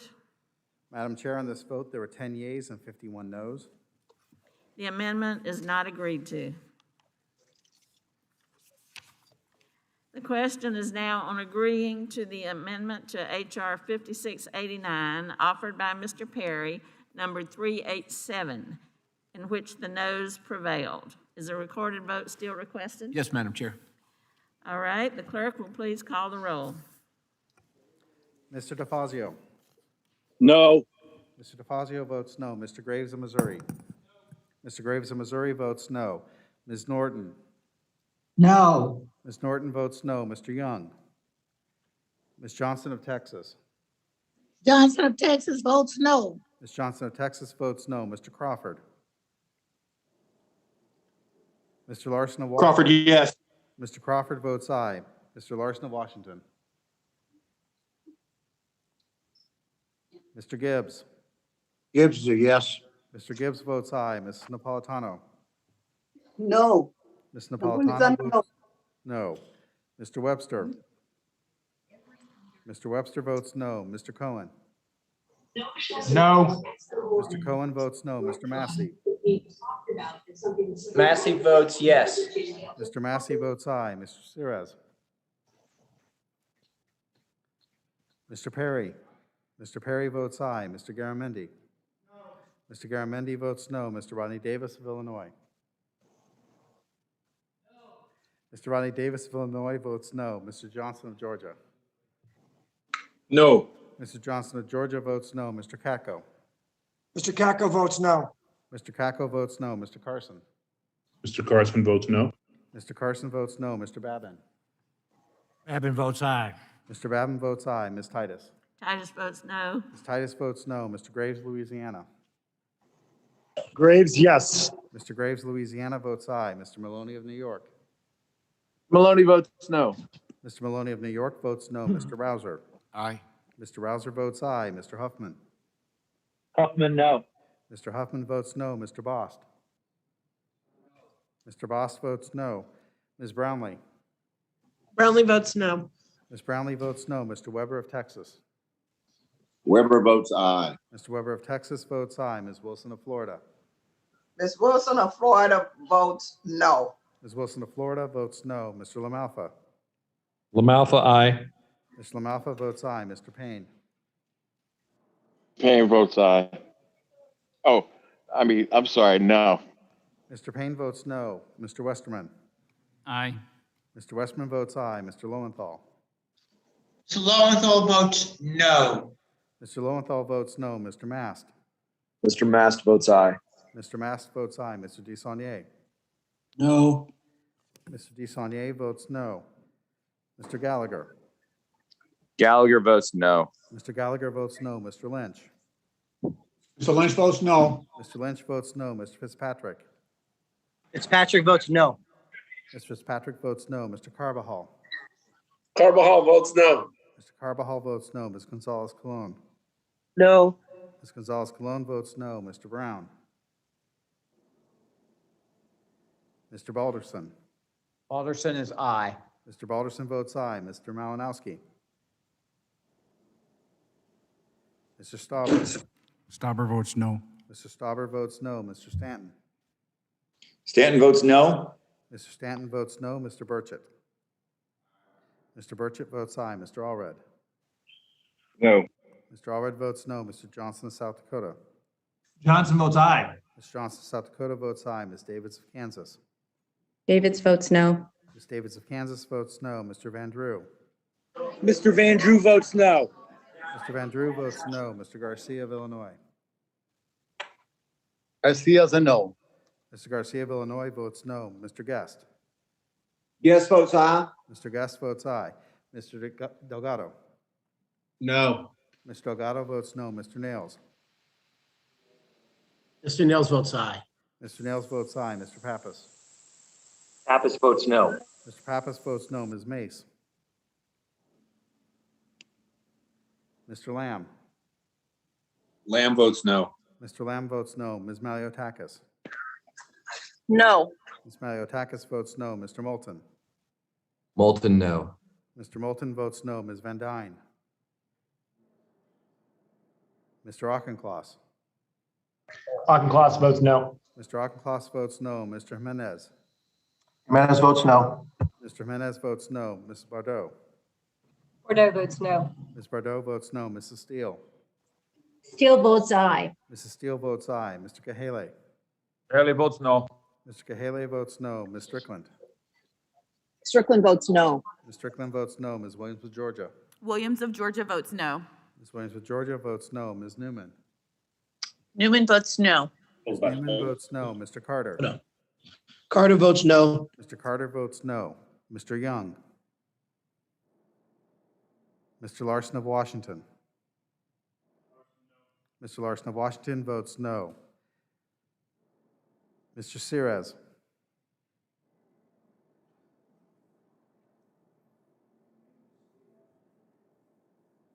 Mr. Brown. Mr. Brown votes no. Mr. Brown votes no. Mr. Malinowski.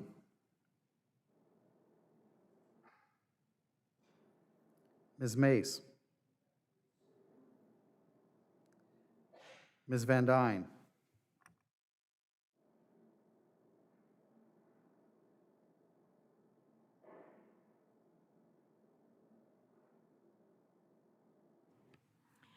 Any other members wish to be recorded or to change their vote?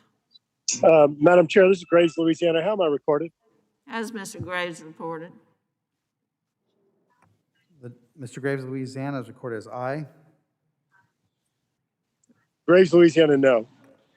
Mr. Graves, Louisiana votes no. Mr. Malinowski votes no.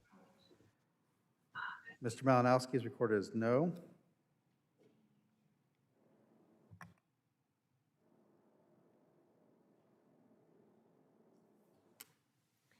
Are there any other members who wish to be recorded or change their vote?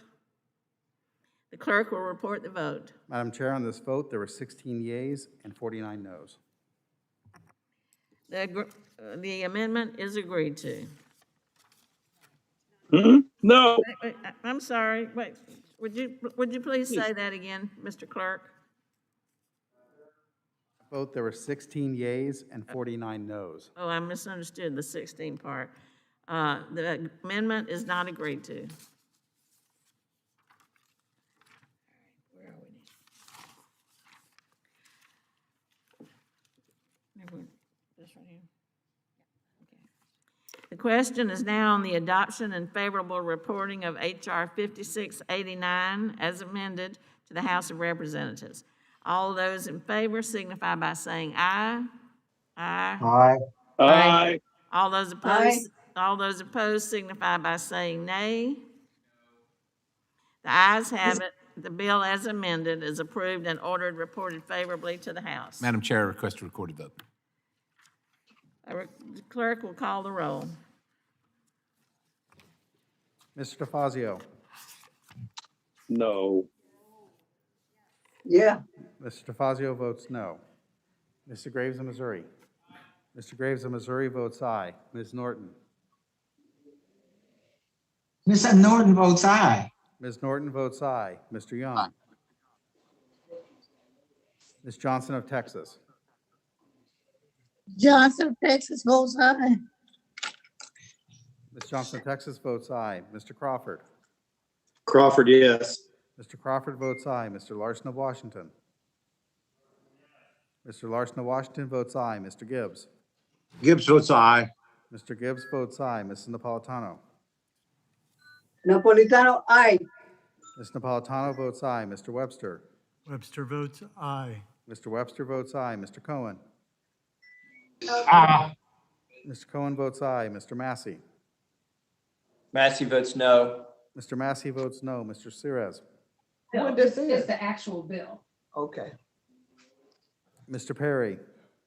Mr. Perry votes no. Mr. Garamendi.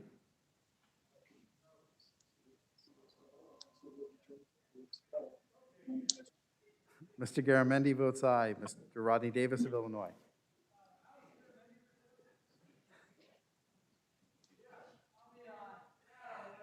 Mr. Rodney Davis of Illinois votes aye. Mr. Johnson of Georgia. No. Mr. Johnson of Georgia votes no. Mr. Kako. Mr. Kako votes aye. Mr. Kako votes aye. Mr. Carson. Mr. Carson votes no. Mr. Carson votes no. Mr. Babin. Babin, aye. Mr. Babin votes aye. Ms. Titus. Titus votes yes. Ms. Titus votes aye. Mr. Graves, Louisiana. Graves, yes. Mr. Graves, Louisiana votes aye. Mr. Maloney of New York. Maloney votes yes. Mr. Maloney of New York votes aye. Mr. Rouser. Aye. Mr. Rouser votes aye. Mr. Huffman. Huffman, yes. Mr. Huffman votes aye. Mr. Bost. Mr. Boss votes aye. Ms. Brownlee? Know where it is either, so. Mr. Weber of Texas? It's all over the map. There's Democrats are voting yes and no. Ms. Wilson of Florida? Ms. Wilson of Florida votes yes. Ms. Wilson of Florida? Weber of Texas votes no. I mean, aye. Mr. Weber of Texas votes aye. Mr. LaMalfa? LaMalfa, aye. Mr. LaMalfa votes aye. Mr. Payne? Mr. Payne votes aye. Mr. Payne votes aye. Mr. Westerman? Aye. Mr. Westerman votes aye. Mr. Lowenthal? Lowenthal votes aye. Lowenthal votes aye. Mr. Mast? Aye. Mr. Mast votes aye. Mr. DeSaulnier? Aye. Mr. DeSaulnier votes aye. Mr. Gallagher? Mr. Lynch? Mr. Lynch votes aye. Mr. Lynch votes aye. Mr. Fitzpatrick? Mr. Carbajal? Fitzpatrick votes aye. Mr. Fitzpatrick votes aye. Mr. Carbajal? Carbajal votes aye. Mr. Carbajal votes aye. Ms. Gonzalez Colon? Aye. Ms. Gonzalez Colon votes aye. Mr. Brown? Mr. Brown votes aye. Mr. Brown votes aye. Mr. Balderson? Alderson votes aye. Mr. Balderson votes aye. Mr. Malinowski? Aye. Mr. Malinowski votes aye. Mr. Stauber? Stauber votes aye. Mr. Stauber votes aye. Mr. Stanton? Stanton votes aye. Mr. Stanton votes aye. Mr. Burchett? Mr. Allred? Aye. Mr. Allred votes aye. Mr. Burchett? Mr. Burchett votes aye. Mr. Johnson of South Dakota? Aye. Mr. Johnson of South Dakota votes aye. Ms. Davids of Kansas? Davids votes aye. Ms. Davids of Kansas votes aye. Mr. Van Drew? Mr. Van Drew votes yes. Mr. Van Drew votes aye. Mr. Garcia of Illinois? Garcia votes aye. Mr. Garcia of Illinois votes aye. Mr. Guest? Guest votes aye. Mr. Guest votes aye. Mr. Delgado? Aye. Mr. Delgado votes aye. Mr. Nails? Nels votes aye. Mr. Nails votes aye. Mr. Pappas? Pappas votes aye. Mr. Pappas votes aye. Ms. Mace? Mr. Lamb?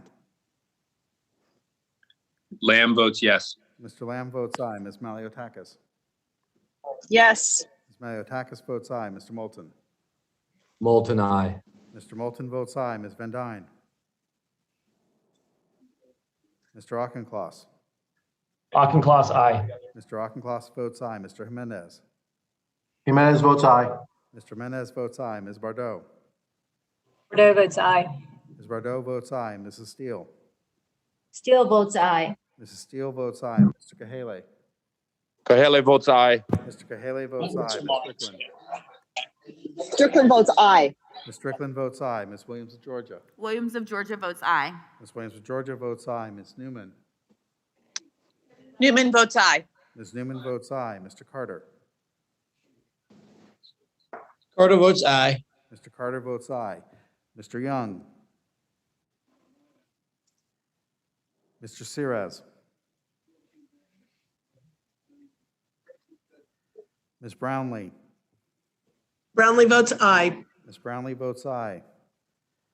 Mr. Gallagher? Madam Chair. Gallagher votes aye. Mr. Gallagher votes aye. Ms. Mace? Ms. Van Dyne?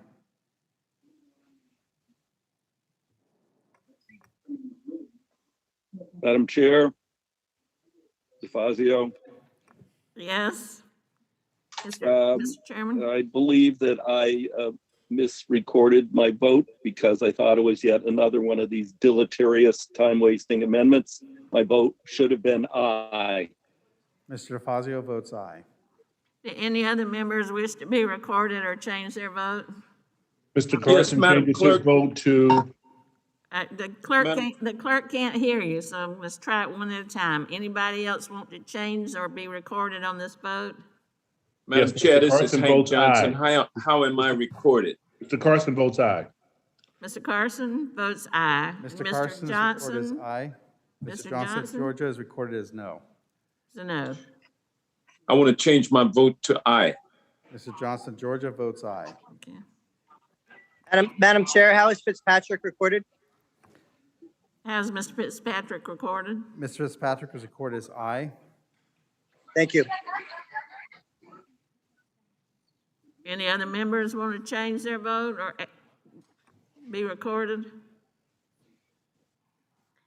The clerk will report the vote. Madam Chair, on that vote, there were 63 yeas and 2 noes. The amendment is agreed to. The ayes have it, and the bill as amended is approved and ordered reported favorably to the House. This is another one.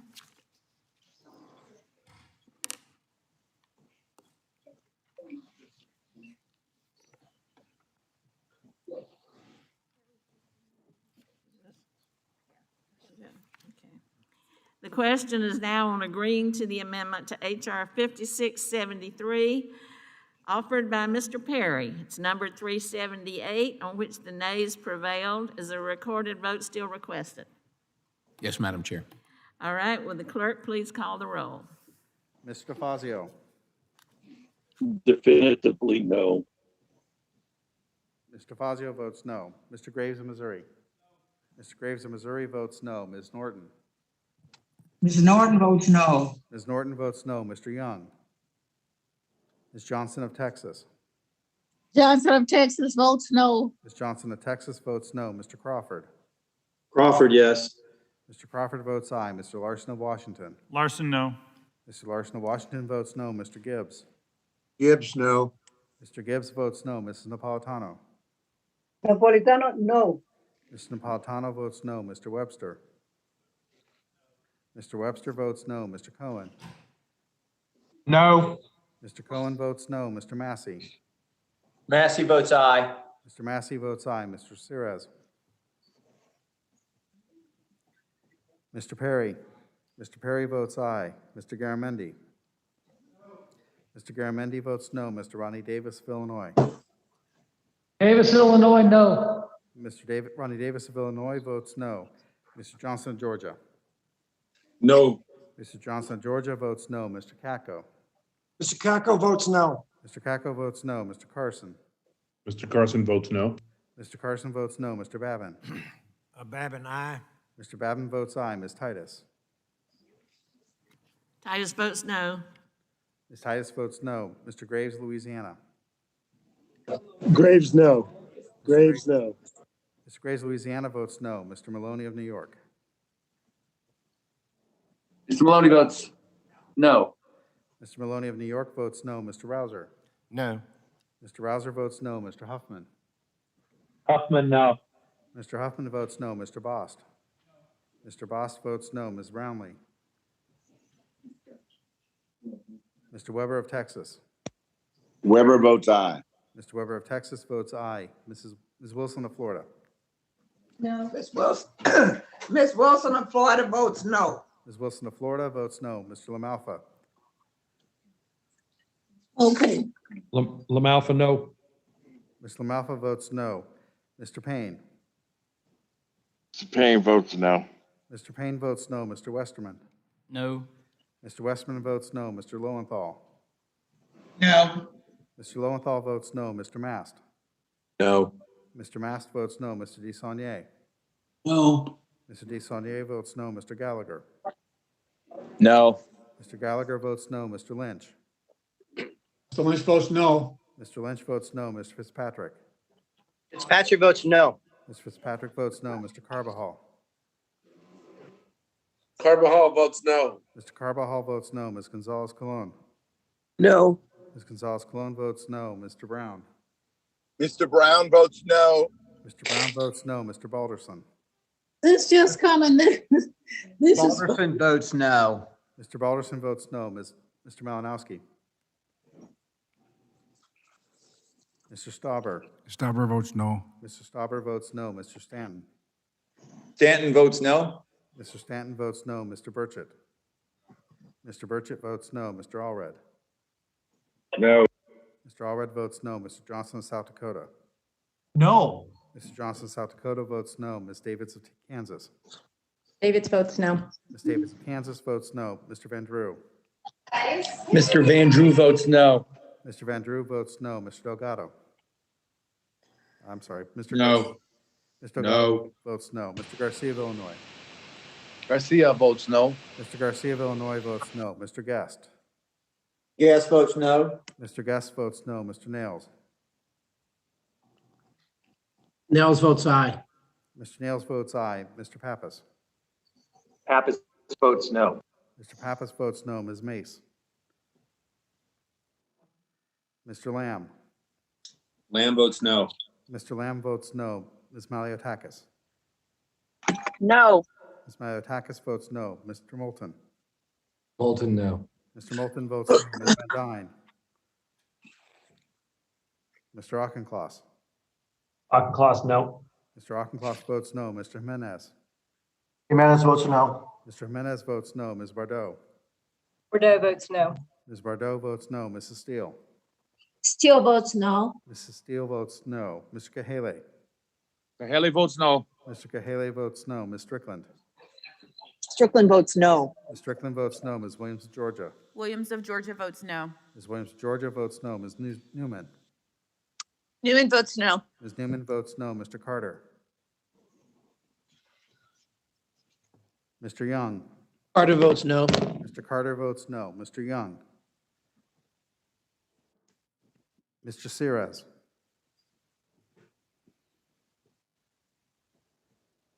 Ms. Brownlee?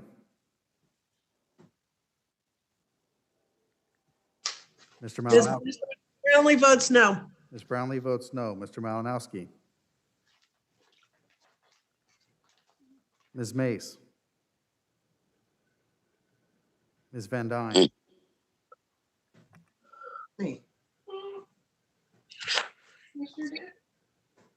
Madam Chair, Crawford, Arkansas.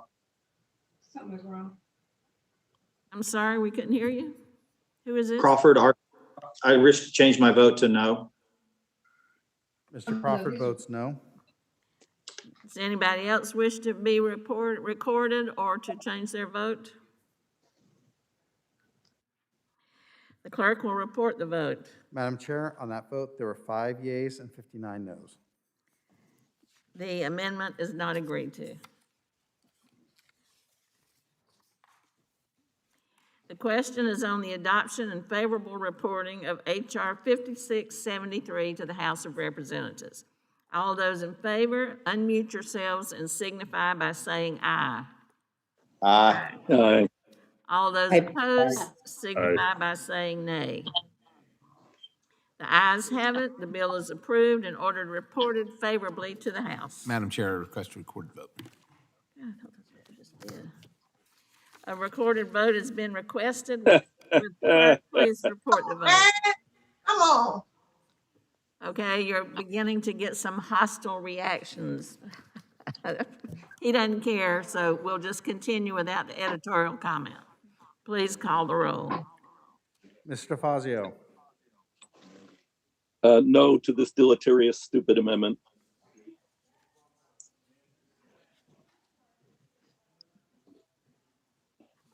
This is not an amendment. We're on final passage of H.R. 5673. Oh, I thought we we're still dealing with Mr. Perry. He called for another vote on something that everybody's for. Yes. Mr. Fazio votes aye. Mr. Graves of Missouri? Mr. Graves of Missouri votes aye. Ms. Norton? Aye. Ms. Norton votes aye. Mr. Young? Ms. Johnson of Texas? Johnson of Texas votes aye. Ms. Johnson of Texas votes aye. Mr. Crawford? Crawford, yes. Mr. Crawford votes aye. Mr. Larson of Washington? Mr. Larson of Washington votes aye. Mr. Gibbs? Aye. Mr. Gibbs votes aye. Mrs. Napolitano? Napolitano, aye. Ms. Napolitano votes aye. Mr. Webster? Webster votes yea. Mr. Webster votes aye. Mr. Cohen? But no. Mr. Cohen votes Just on the bill or the amendment? Check where you are. This is on the bill. It's On the bill, I vote aye. Aye. Mr. Cohen votes aye.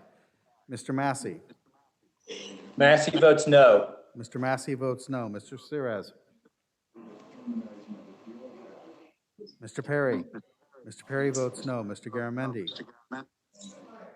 Mr. Garamendi votes aye. Mr. Rodney Davis of Illinois. Davis, Illinois votes aye. Mr. Davis of Illinois votes aye. Mr. Johnson of Georgia. Aye. Mr. Johnson of Georgia votes aye. Mr. Kako. Mr. Kako votes aye. Mr. Kako votes aye. Mr. Carson. Mr. Babin.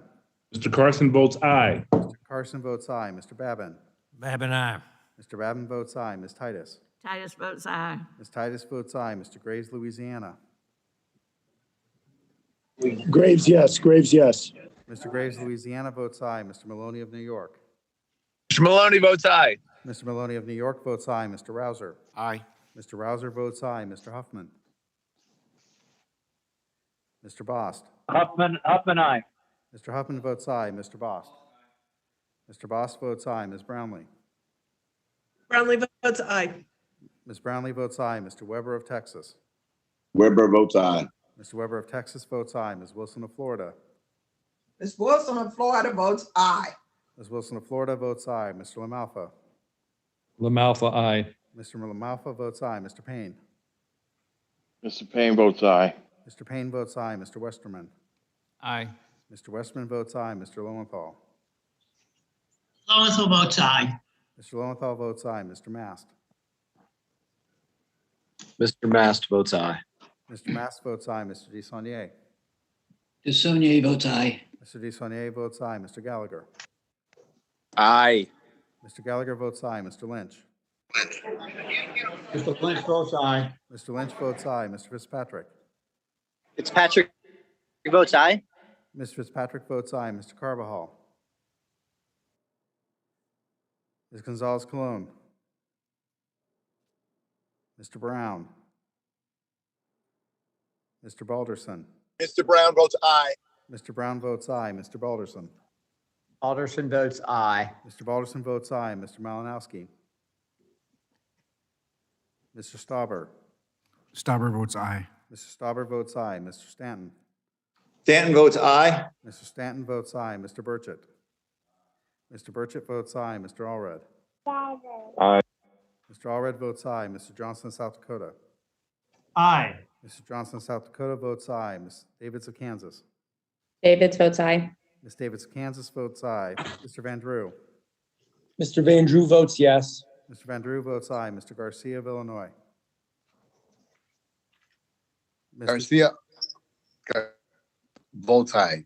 Mr. Garcia of Illinois votes aye. Mr. Guest. Yes votes aye.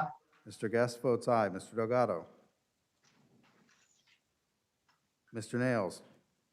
Aye. Delgado votes aye. Mr. Delgado votes aye. Mr. Nails. Nels votes aye. Could the gentleman repeat? Nels votes aye. Mr. Nails votes aye. Mr. Pappas. Pappas votes aye. Mr. Pappas votes aye. Ms. Mace. Mr. Lamb. Lamb votes yes. Mr. Lamb votes aye. Ms. Maliotakis. Yes. Ms. Maliotakis votes aye. Mr. Moulton. Ms. Van Dyne. Mr. Auchincloss. Mr. Jimenez. Jimenez votes aye. Mr. Jimenez votes aye. Ms. Bardot. Bardot votes aye. Ms. Bardot votes aye. Mrs. Steele. Steele votes aye. Mrs. Steele votes aye. Mr. Kahale. Kahale votes aye. Mr. Kahale votes aye. Ms. Strickland. Ms. Williams of Georgia. Williams of Georgia votes aye. Ms. Williams of Georgia votes aye. Ms. Newman. Newman votes aye. Ms. Newman votes aye. Mr. Carter. Carter votes aye. Mr. Carter votes aye. Mr. Young. Mr. Sirez. Mr. Carbajal. Carbajal votes aye. Mr. Carbajal votes aye. Ms. Gonzalez Colon. Mr. Malinowski. Ms. Mace. Mr. Moulton. Moulton, aye. Mr. Moulton votes aye. Ms. Van Dyne. Mr. Auchincloss. Ms. Strickland. Aye. Ms. Strickland votes aye.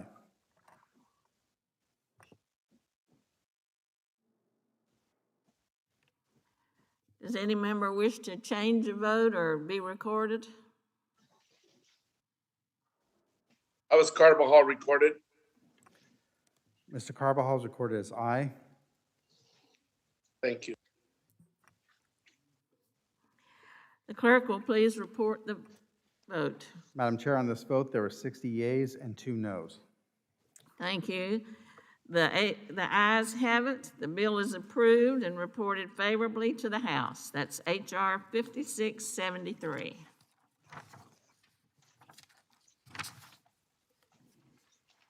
The question is now on agreeing to the amendment to H.R. 5547 offered by Mr. Perry, numbered 373, on which the noes prevailed.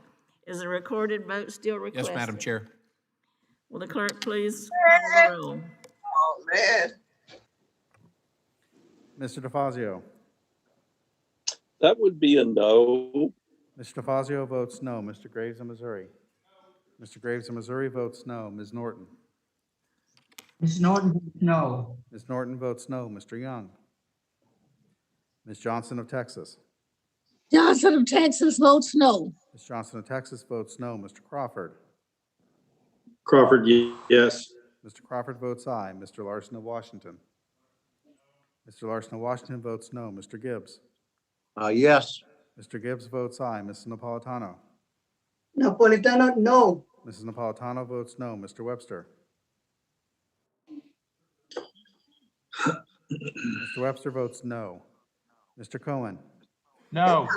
Mr. Cohen votes no. Mr. Massey. Mr. Sires. This is a no. Mr. Perry. Mr. Perry votes aye. Mr. Garamendi. Let me see, Mr. Perry. Mr. Garamendi votes no. Mr. Rodney Davis of Illinois. Davis, Illinois votes no. Mr. Rodney Davis of Illinois votes no. Mr. Johnson of Georgia. No. Mr. Johnson of Georgia votes no. Mr. Katko. Mr. Kako votes no. Mr. Katko votes no. Mr. Carson. Mr. Carson votes no. Mr. Carson votes no. Mr. Babin. Aye. Mr. Babin votes aye. Ms. Titus. Titus votes no. Ms. Titus votes no. Mr. Graves, Louisiana.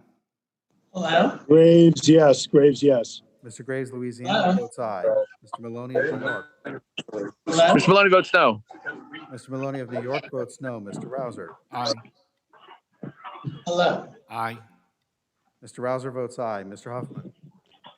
Huffman, no. Mr. Huffman votes no. Mr. Bost. Mr. Bost votes no. Ms. Brownlee. Brownlee votes no. Ms. Brownlee votes no. Mr. Weber of Texas. Weber votes aye. Mr. Weber of Texas votes aye. Ms. Wilson of Florida. Ms. Wilson of Florida votes no. Ms. Wilson of Florida votes no. Mr. LaMalfa. LaMalfa, aye. Mr. LaMalfa votes aye. Mr. Payne. Mr. Westerman. Aye. Mr. Westerman votes aye. Mr. Lowenthal. Lowenthal votes no. Mr. Lowenthal votes no. Mr. Mast. Mr. DeSaulnier. No. Mr. Mass votes aye. Mr. Mast votes aye. Mr. DeSaulnier votes no. Mr. Gallagher. No. Mr. Gallagher votes no. Mr. Lynch. Mr. Lynch votes no. Mr. Lynch votes no. Mr. Fitzpatrick. Fitzpatrick votes no. Mr. Fitzpatrick votes no. Mr. Carbajal. Carbajal votes no. Mr. Carbajal votes no. Ms. Gonzalez Colon. Mr. Brown. Mr. Brown votes no. Mr. Brown votes no. Mr. Balderson. Mr. Malinowski. Mr. Stauber. Stauber votes no. Mr. Stauber votes no. Mr. Stanton. Stanton votes no. Mr. Stanton votes no. Mr. Burchett. Mr. Burchett votes aye. Mr. Allred. No. Mr. Allred votes no. Mr. Johnson, South Dakota. Aye. Mr. Johnson, South Dakota votes aye. Ms. Davis of Kansas. Davis votes no. Ms. Davis of Kansas votes no. Mr. Van Drew. Mr. Van Drew votes no. Mr. Van Drew votes no. Mr. Garcia of Illinois. Mr. Guest. Guest votes aye. Mr. Guest votes aye. Mr. Delgado. No. Mr. Delgado votes no. Mr. Nails. Nels votes aye. Mr. Nails votes aye. Mr. Pappas. Pappas votes no. Mr. Pappas votes no. Ms. Mace. Mr. Lamb. Lamb votes no. Mr. Lamb votes no. Ms. Maliotakis. No. Ms. Maliotakis votes no. Mr. Moulton. Moulton, no. Mr. Moulton votes no. Ms. Van Dyne. Mr. Auchincloss. Mr. Jimenez. Jimenez votes no. Mr. Jimenez votes no. Ms. Bardot. Bordeaux votes no. Ms. Bardot votes no. Mrs. Steele. Mr. Kahale. Still votes aye. Mrs. Steele votes aye. Mr. Kahale. Ms. Strickland. Aye. Ms. Strickland votes aye. Ms. Williams of Georgia. Williams of Georgia votes no. Ms. Williams of Georgia votes no. Ms. Newman. Still rolling. Really? Mr. Carter. Carter's no. Mr. Carter votes no. Mr. Young. Mr. Massey. Massey votes yes. Mr. Massey votes aye. Mr. Sirez.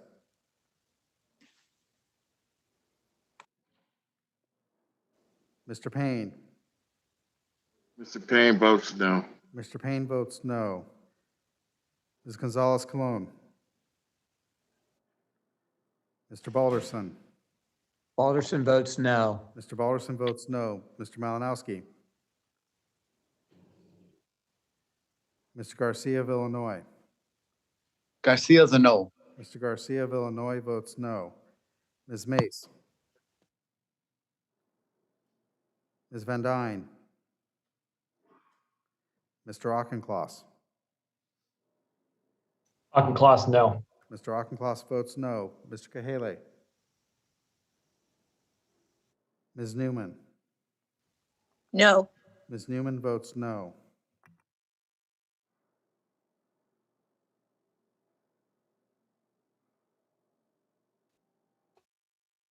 Does any member wish to change a vote or to be recorded? Clerk will report the vote. Oh, I'm sorry, is Ms. Strickland trying to reach us?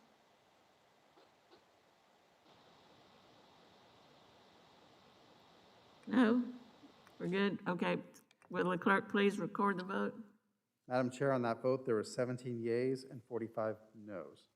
The amendment is not agreed to.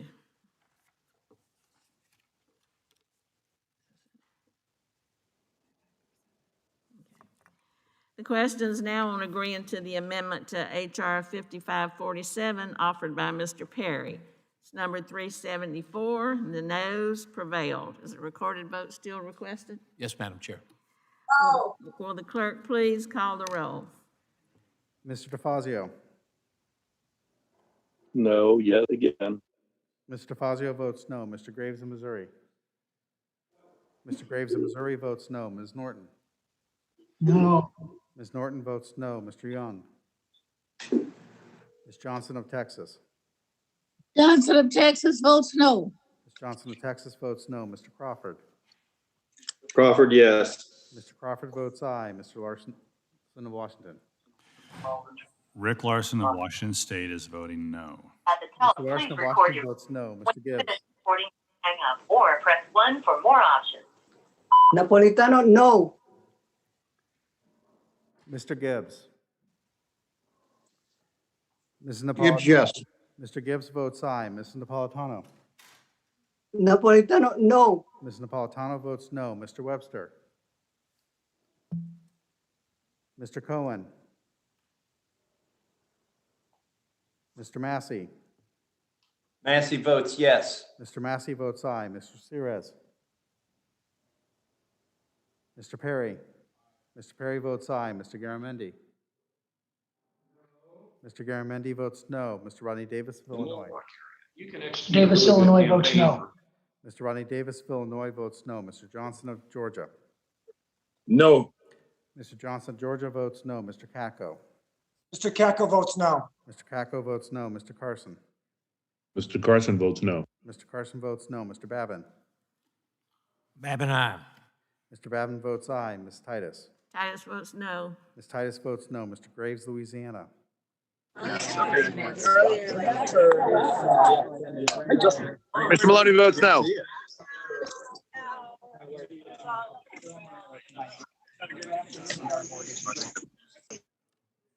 I'm sorry, we can't hear you. Mr. Maloney votes no. Mr. Maloney. Graves is no. Mr. Graves, Louisiana votes no. Mr. Maloney votes no. Mr. Rouser. Aye. Mr. Rouser votes aye. Mr. Huffman. Huffman, no. Mr. Huffman votes no. Mr. Bost. Mr. Bost votes no. Ms. Brownlee. Mr. Weber of Texas. Weber votes aye. Mr. Weber of Texas votes aye. Ms. Wilson of Florida. Ms. Wilson of Florida votes no. Ms. Wilson of Florida votes no. Mr. LaMalfa. LaMalfa, no. Mr. LaMalfa votes no. Mr. Payne. Mr. Payne votes no. Mr. Payne votes no. Mr. Westerman. No. Mr. Westerman votes no. Mr. Lowenthal. Mr. Mast. Mr. Mast votes aye. Mr. Lowenthal votes no. Mr. Lowenthal votes no. Mr. Mast votes aye. Mr. DeSaulnier. No. Mr. DeSaulnier votes no. Mr. Gallagher. Yes. Mr. Gallagher votes aye. Mr. Lynch. Lynch votes no. Mr. Lynch votes no. Mr. Fitzpatrick.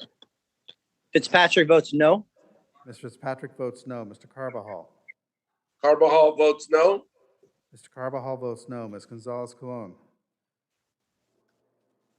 Mr. Brown. Mr. Brown votes no. Mr. Brown votes no. Mr. Balderson. Balderson, aye. Mr. Balderson votes aye. Mr. Malinowski. Did they call in the second round? Mr. Stauber. Stauber, no. Mr. Stauber Aaron? votes no. Mr. Stanton. Stanton votes no. Mr. Stanton votes no. Mr. Burchett. Mr. Burchett votes no. Mr. Allred. No, no. Mr. Allred votes no. Mr. Johnson of South Dakota. No. Mr. Johnson of South Dakota votes no. Ms. Davids of Kansas. Davids votes no. Ms. Davids of Kansas votes no. Mr. Van Drew. Mr. Van Drew votes no.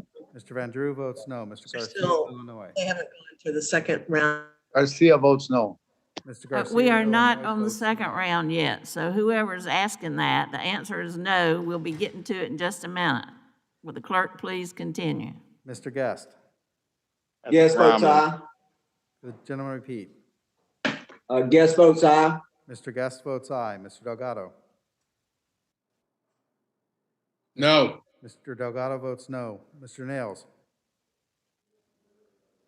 Mr. Pappas. Pappas votes no. Mr. Pappas votes no. Ms. Mace. Mr. Lamb. Lamb votes no. Mr. Lamb votes no. Ms. Maliotakis. No. Ms. Maliotakis votes no. Mr. Moulton. Moulton, no. Mr. Moulton votes no. Ms. Van Dyne. Mr. Auchincloss. Auchincloss, no. Mr. Auchincloss votes no. Mr. Jimenez. Jimenez votes no. Mr. Jimenez votes no. Ms. Bardot. Bordeaux votes no. Ms. Bardot votes no. Mrs. Steele. Mr. Kahale. Still votes aye. Mrs. Steele votes aye. Mr. Kahale. Ms. Strickland. Strickland votes no. Ms. Strickland votes no. Ms. Williams of Georgia. Williams of Georgia votes no. Ms. Williams of Georgia votes no. Ms. Newman. Newman votes no. Ms. Newman votes no. Mr. Carter. Mr. Carter votes no. Mr. Carter votes no. Mr. Young. Mr. Webster. Mr. Webster votes no. Mr. Cohen. No. Mr. Cohen votes no. Mr. Sirez.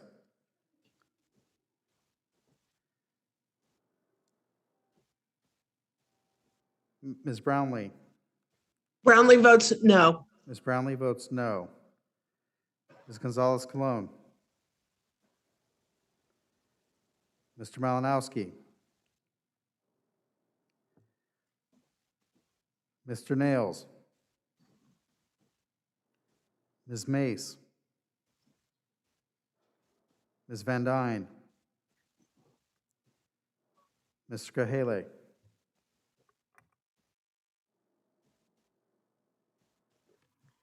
Does any member wish to change a vote or be recorded? Madam Chair, how is Weber recorded?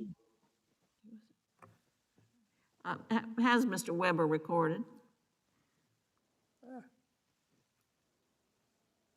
Mr. Weber's recorded as aye. Thank you. Madam Chair, how am I recorded, Graves? Mr. Has Graves, Mr. Graves Louisiana is recorded? recorded as no. Could I please be a yes? Mr. Graves votes aye.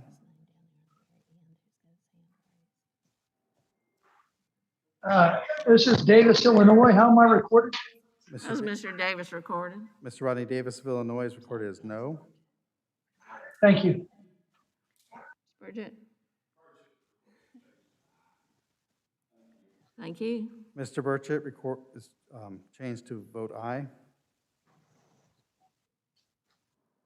Does anybody else wish to change or be recorded? This is Congressman Lowenthal. Which one are we voting on? We're voting on amendment number 374, offered by Mr. Perry to I'm a no. HR 55. Well, let me answer your question, then you can tell us what your vote is. HR 5547. Thank you. I'm a no. Mr. Lowenthal has recorded as no. Oh.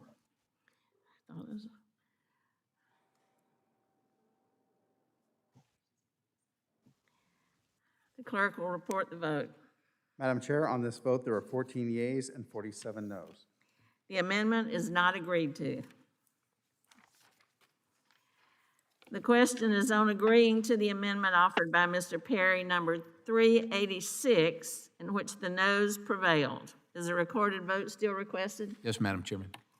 Will the clerk please call the roll? You need to take a break. You okay, clerk? All right, the clerk will call the roll. Mr. DeFazio. No. Mr. DeFazio votes no. Mr. Graves of Missouri. Mr. Graves of Missouri votes aye. Ms. Norton. Norton votes no. Ms. Norton votes no. Mr. Young.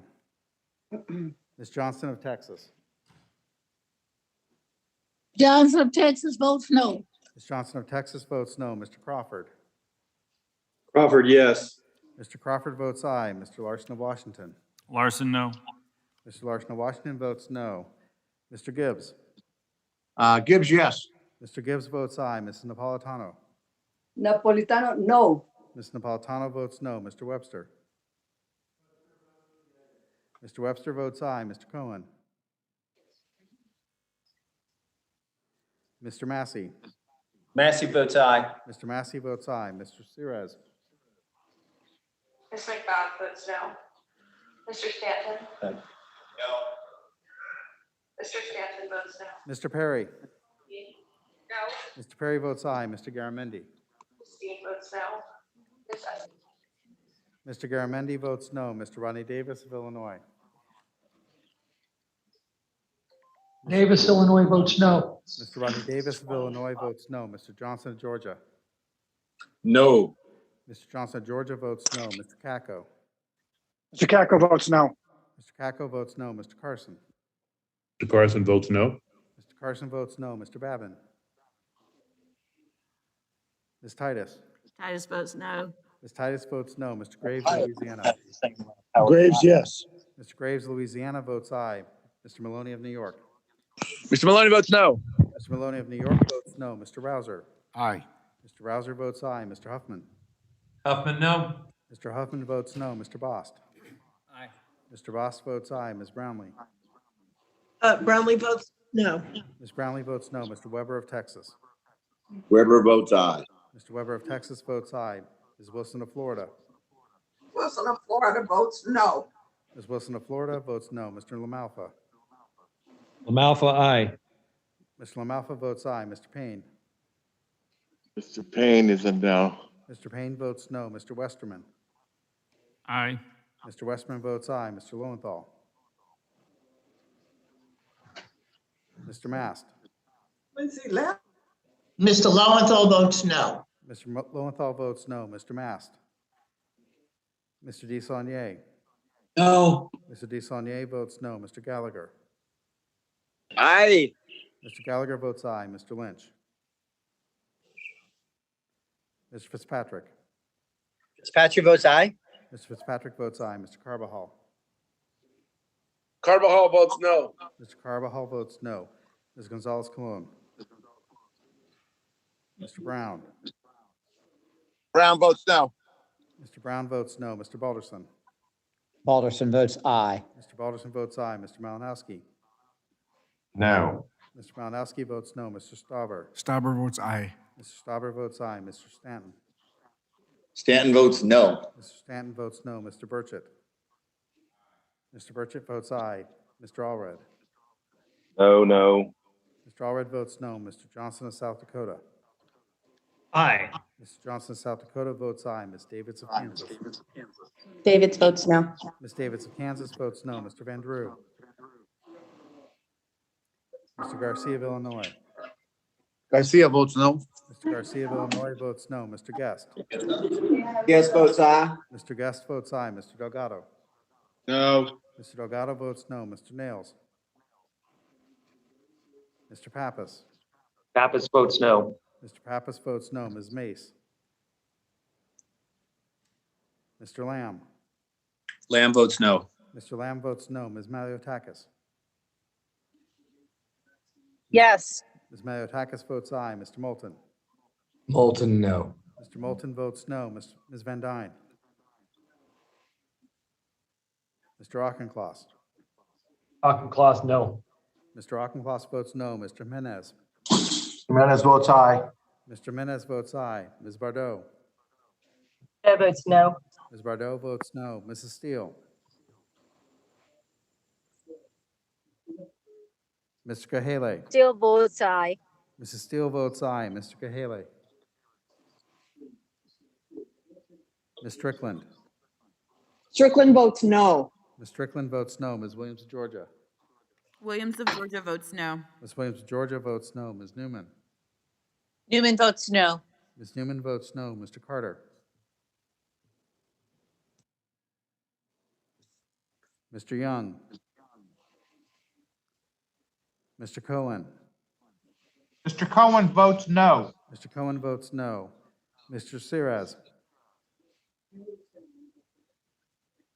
Mr. Babin. Babin votes aye. Mr. Babin votes aye. Mr. Mast.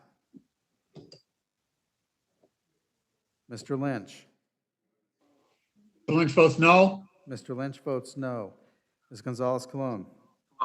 No. Ms. Gonzalez Colon votes no. Mr. Van Drew. Mr. Van Drew votes yes. Mr. Van Drew votes aye. Mr. Nails. Ms. Mace.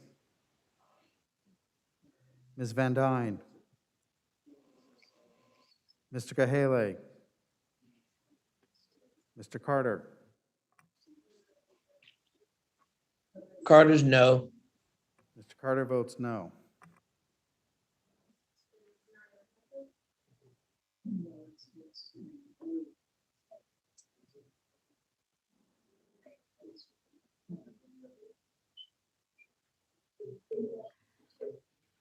Does any member wish to change a vote or be recorded?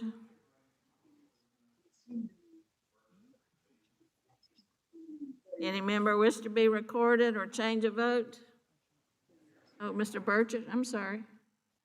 That's all right, ma'am. My melodious voice just doesn't carry as far as it used to. And I would like to be recorded as a yes on that.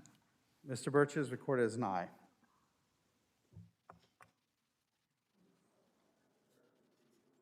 Anybody else?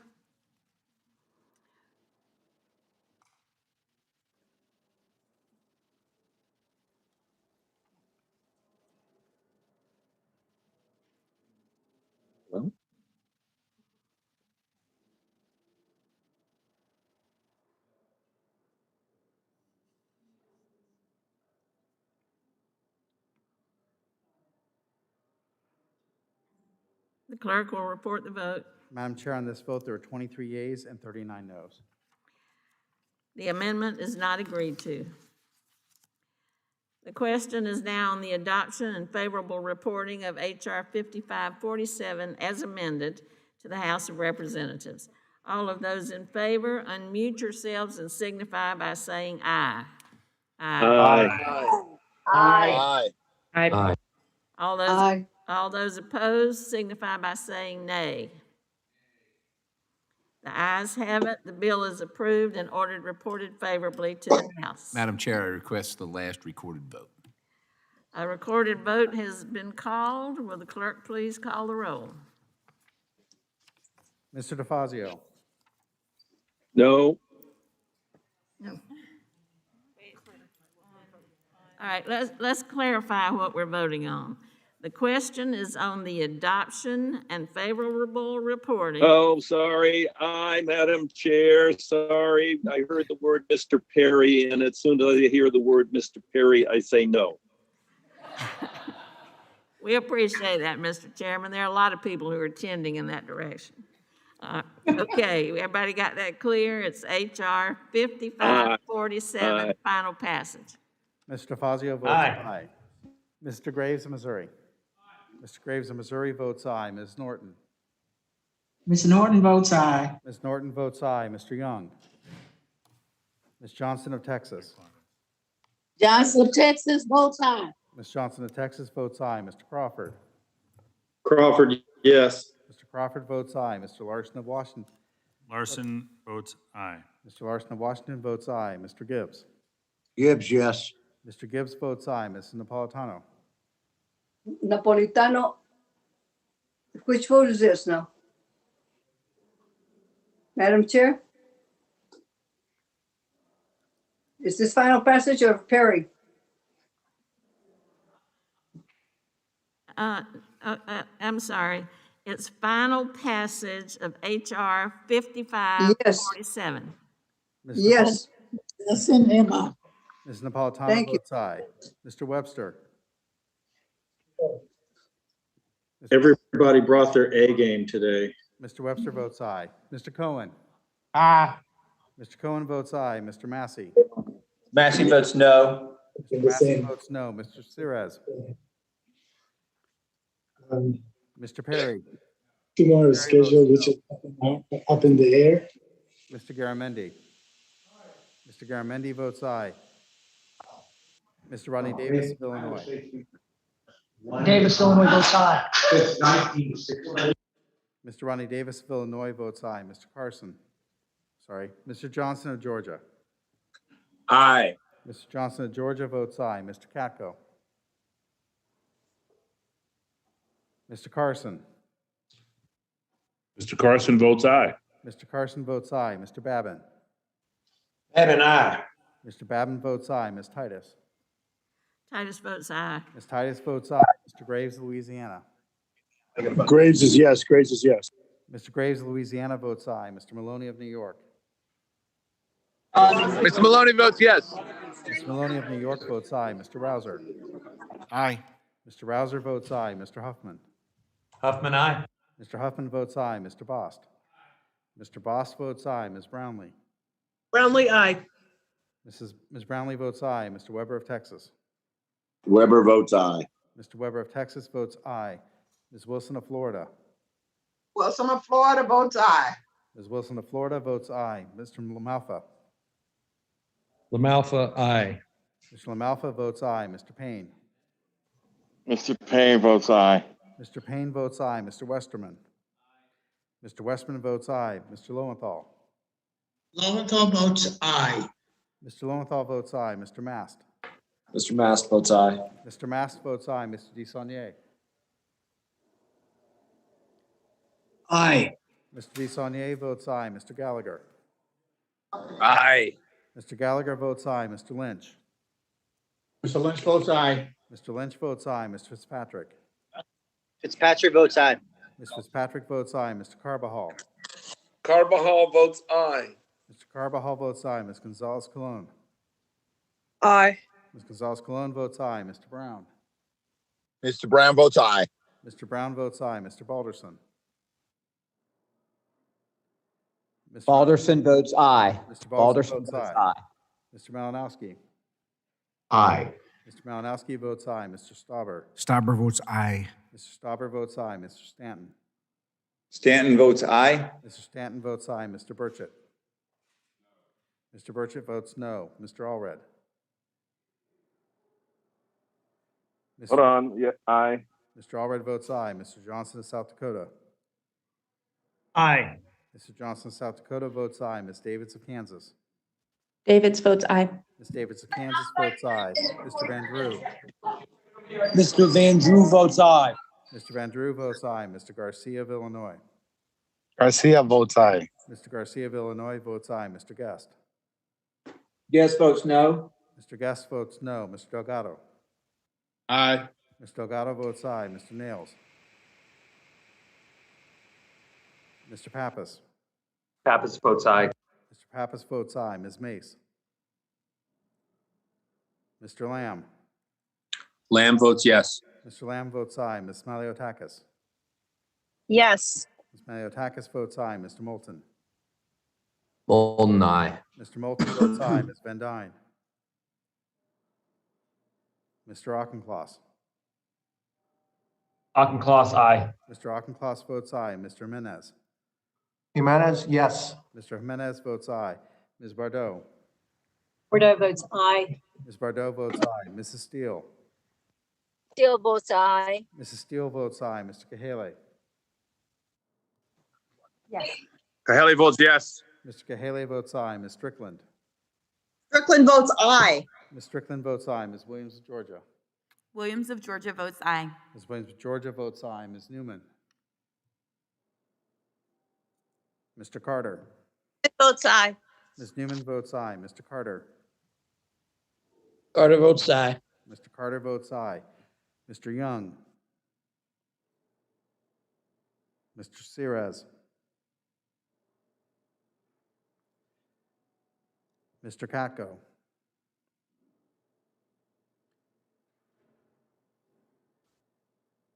Mr. Nails. Ms. Mace. Ms. Van Dyne.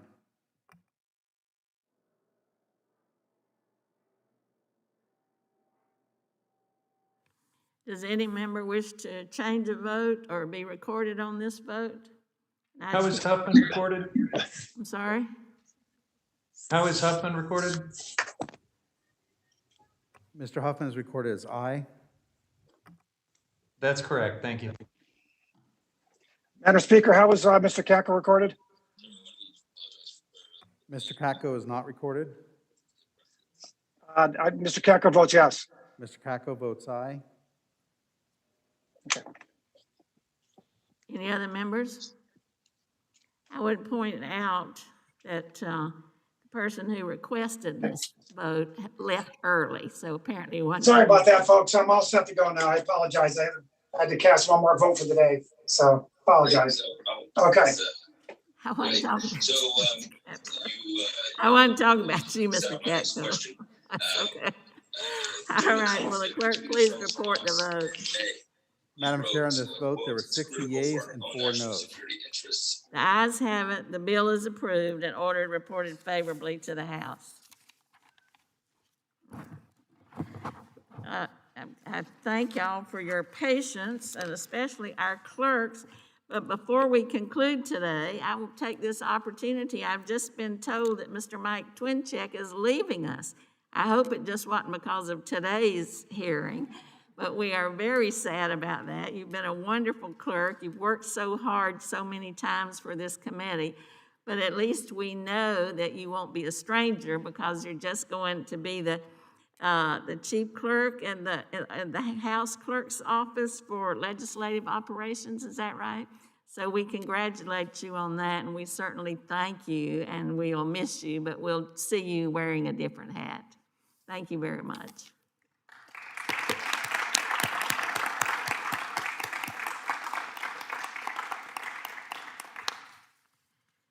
I now ask unanimous consent that each bill ordered reported today will be reported as a single amendment in the nature of a substitute incorporating any amendments adopted. Without objection, so ordered. I ask unanimous consent that the staff be authorized to make all necessary technical, clarifying, and conforming changes to each of the bills ordered reported today to reflect the actions of the committee. Without objection, so ordered. Pursuant to House Rule 22, Clause 1, I ask unanimous consent that the chair or his designee be authorized to offer such motions as may be necessary in the House to go to conference with the Senate on the legislation adopted today or any similar measure, and we hope that they'll bother to take it up. Without objection, so ordered.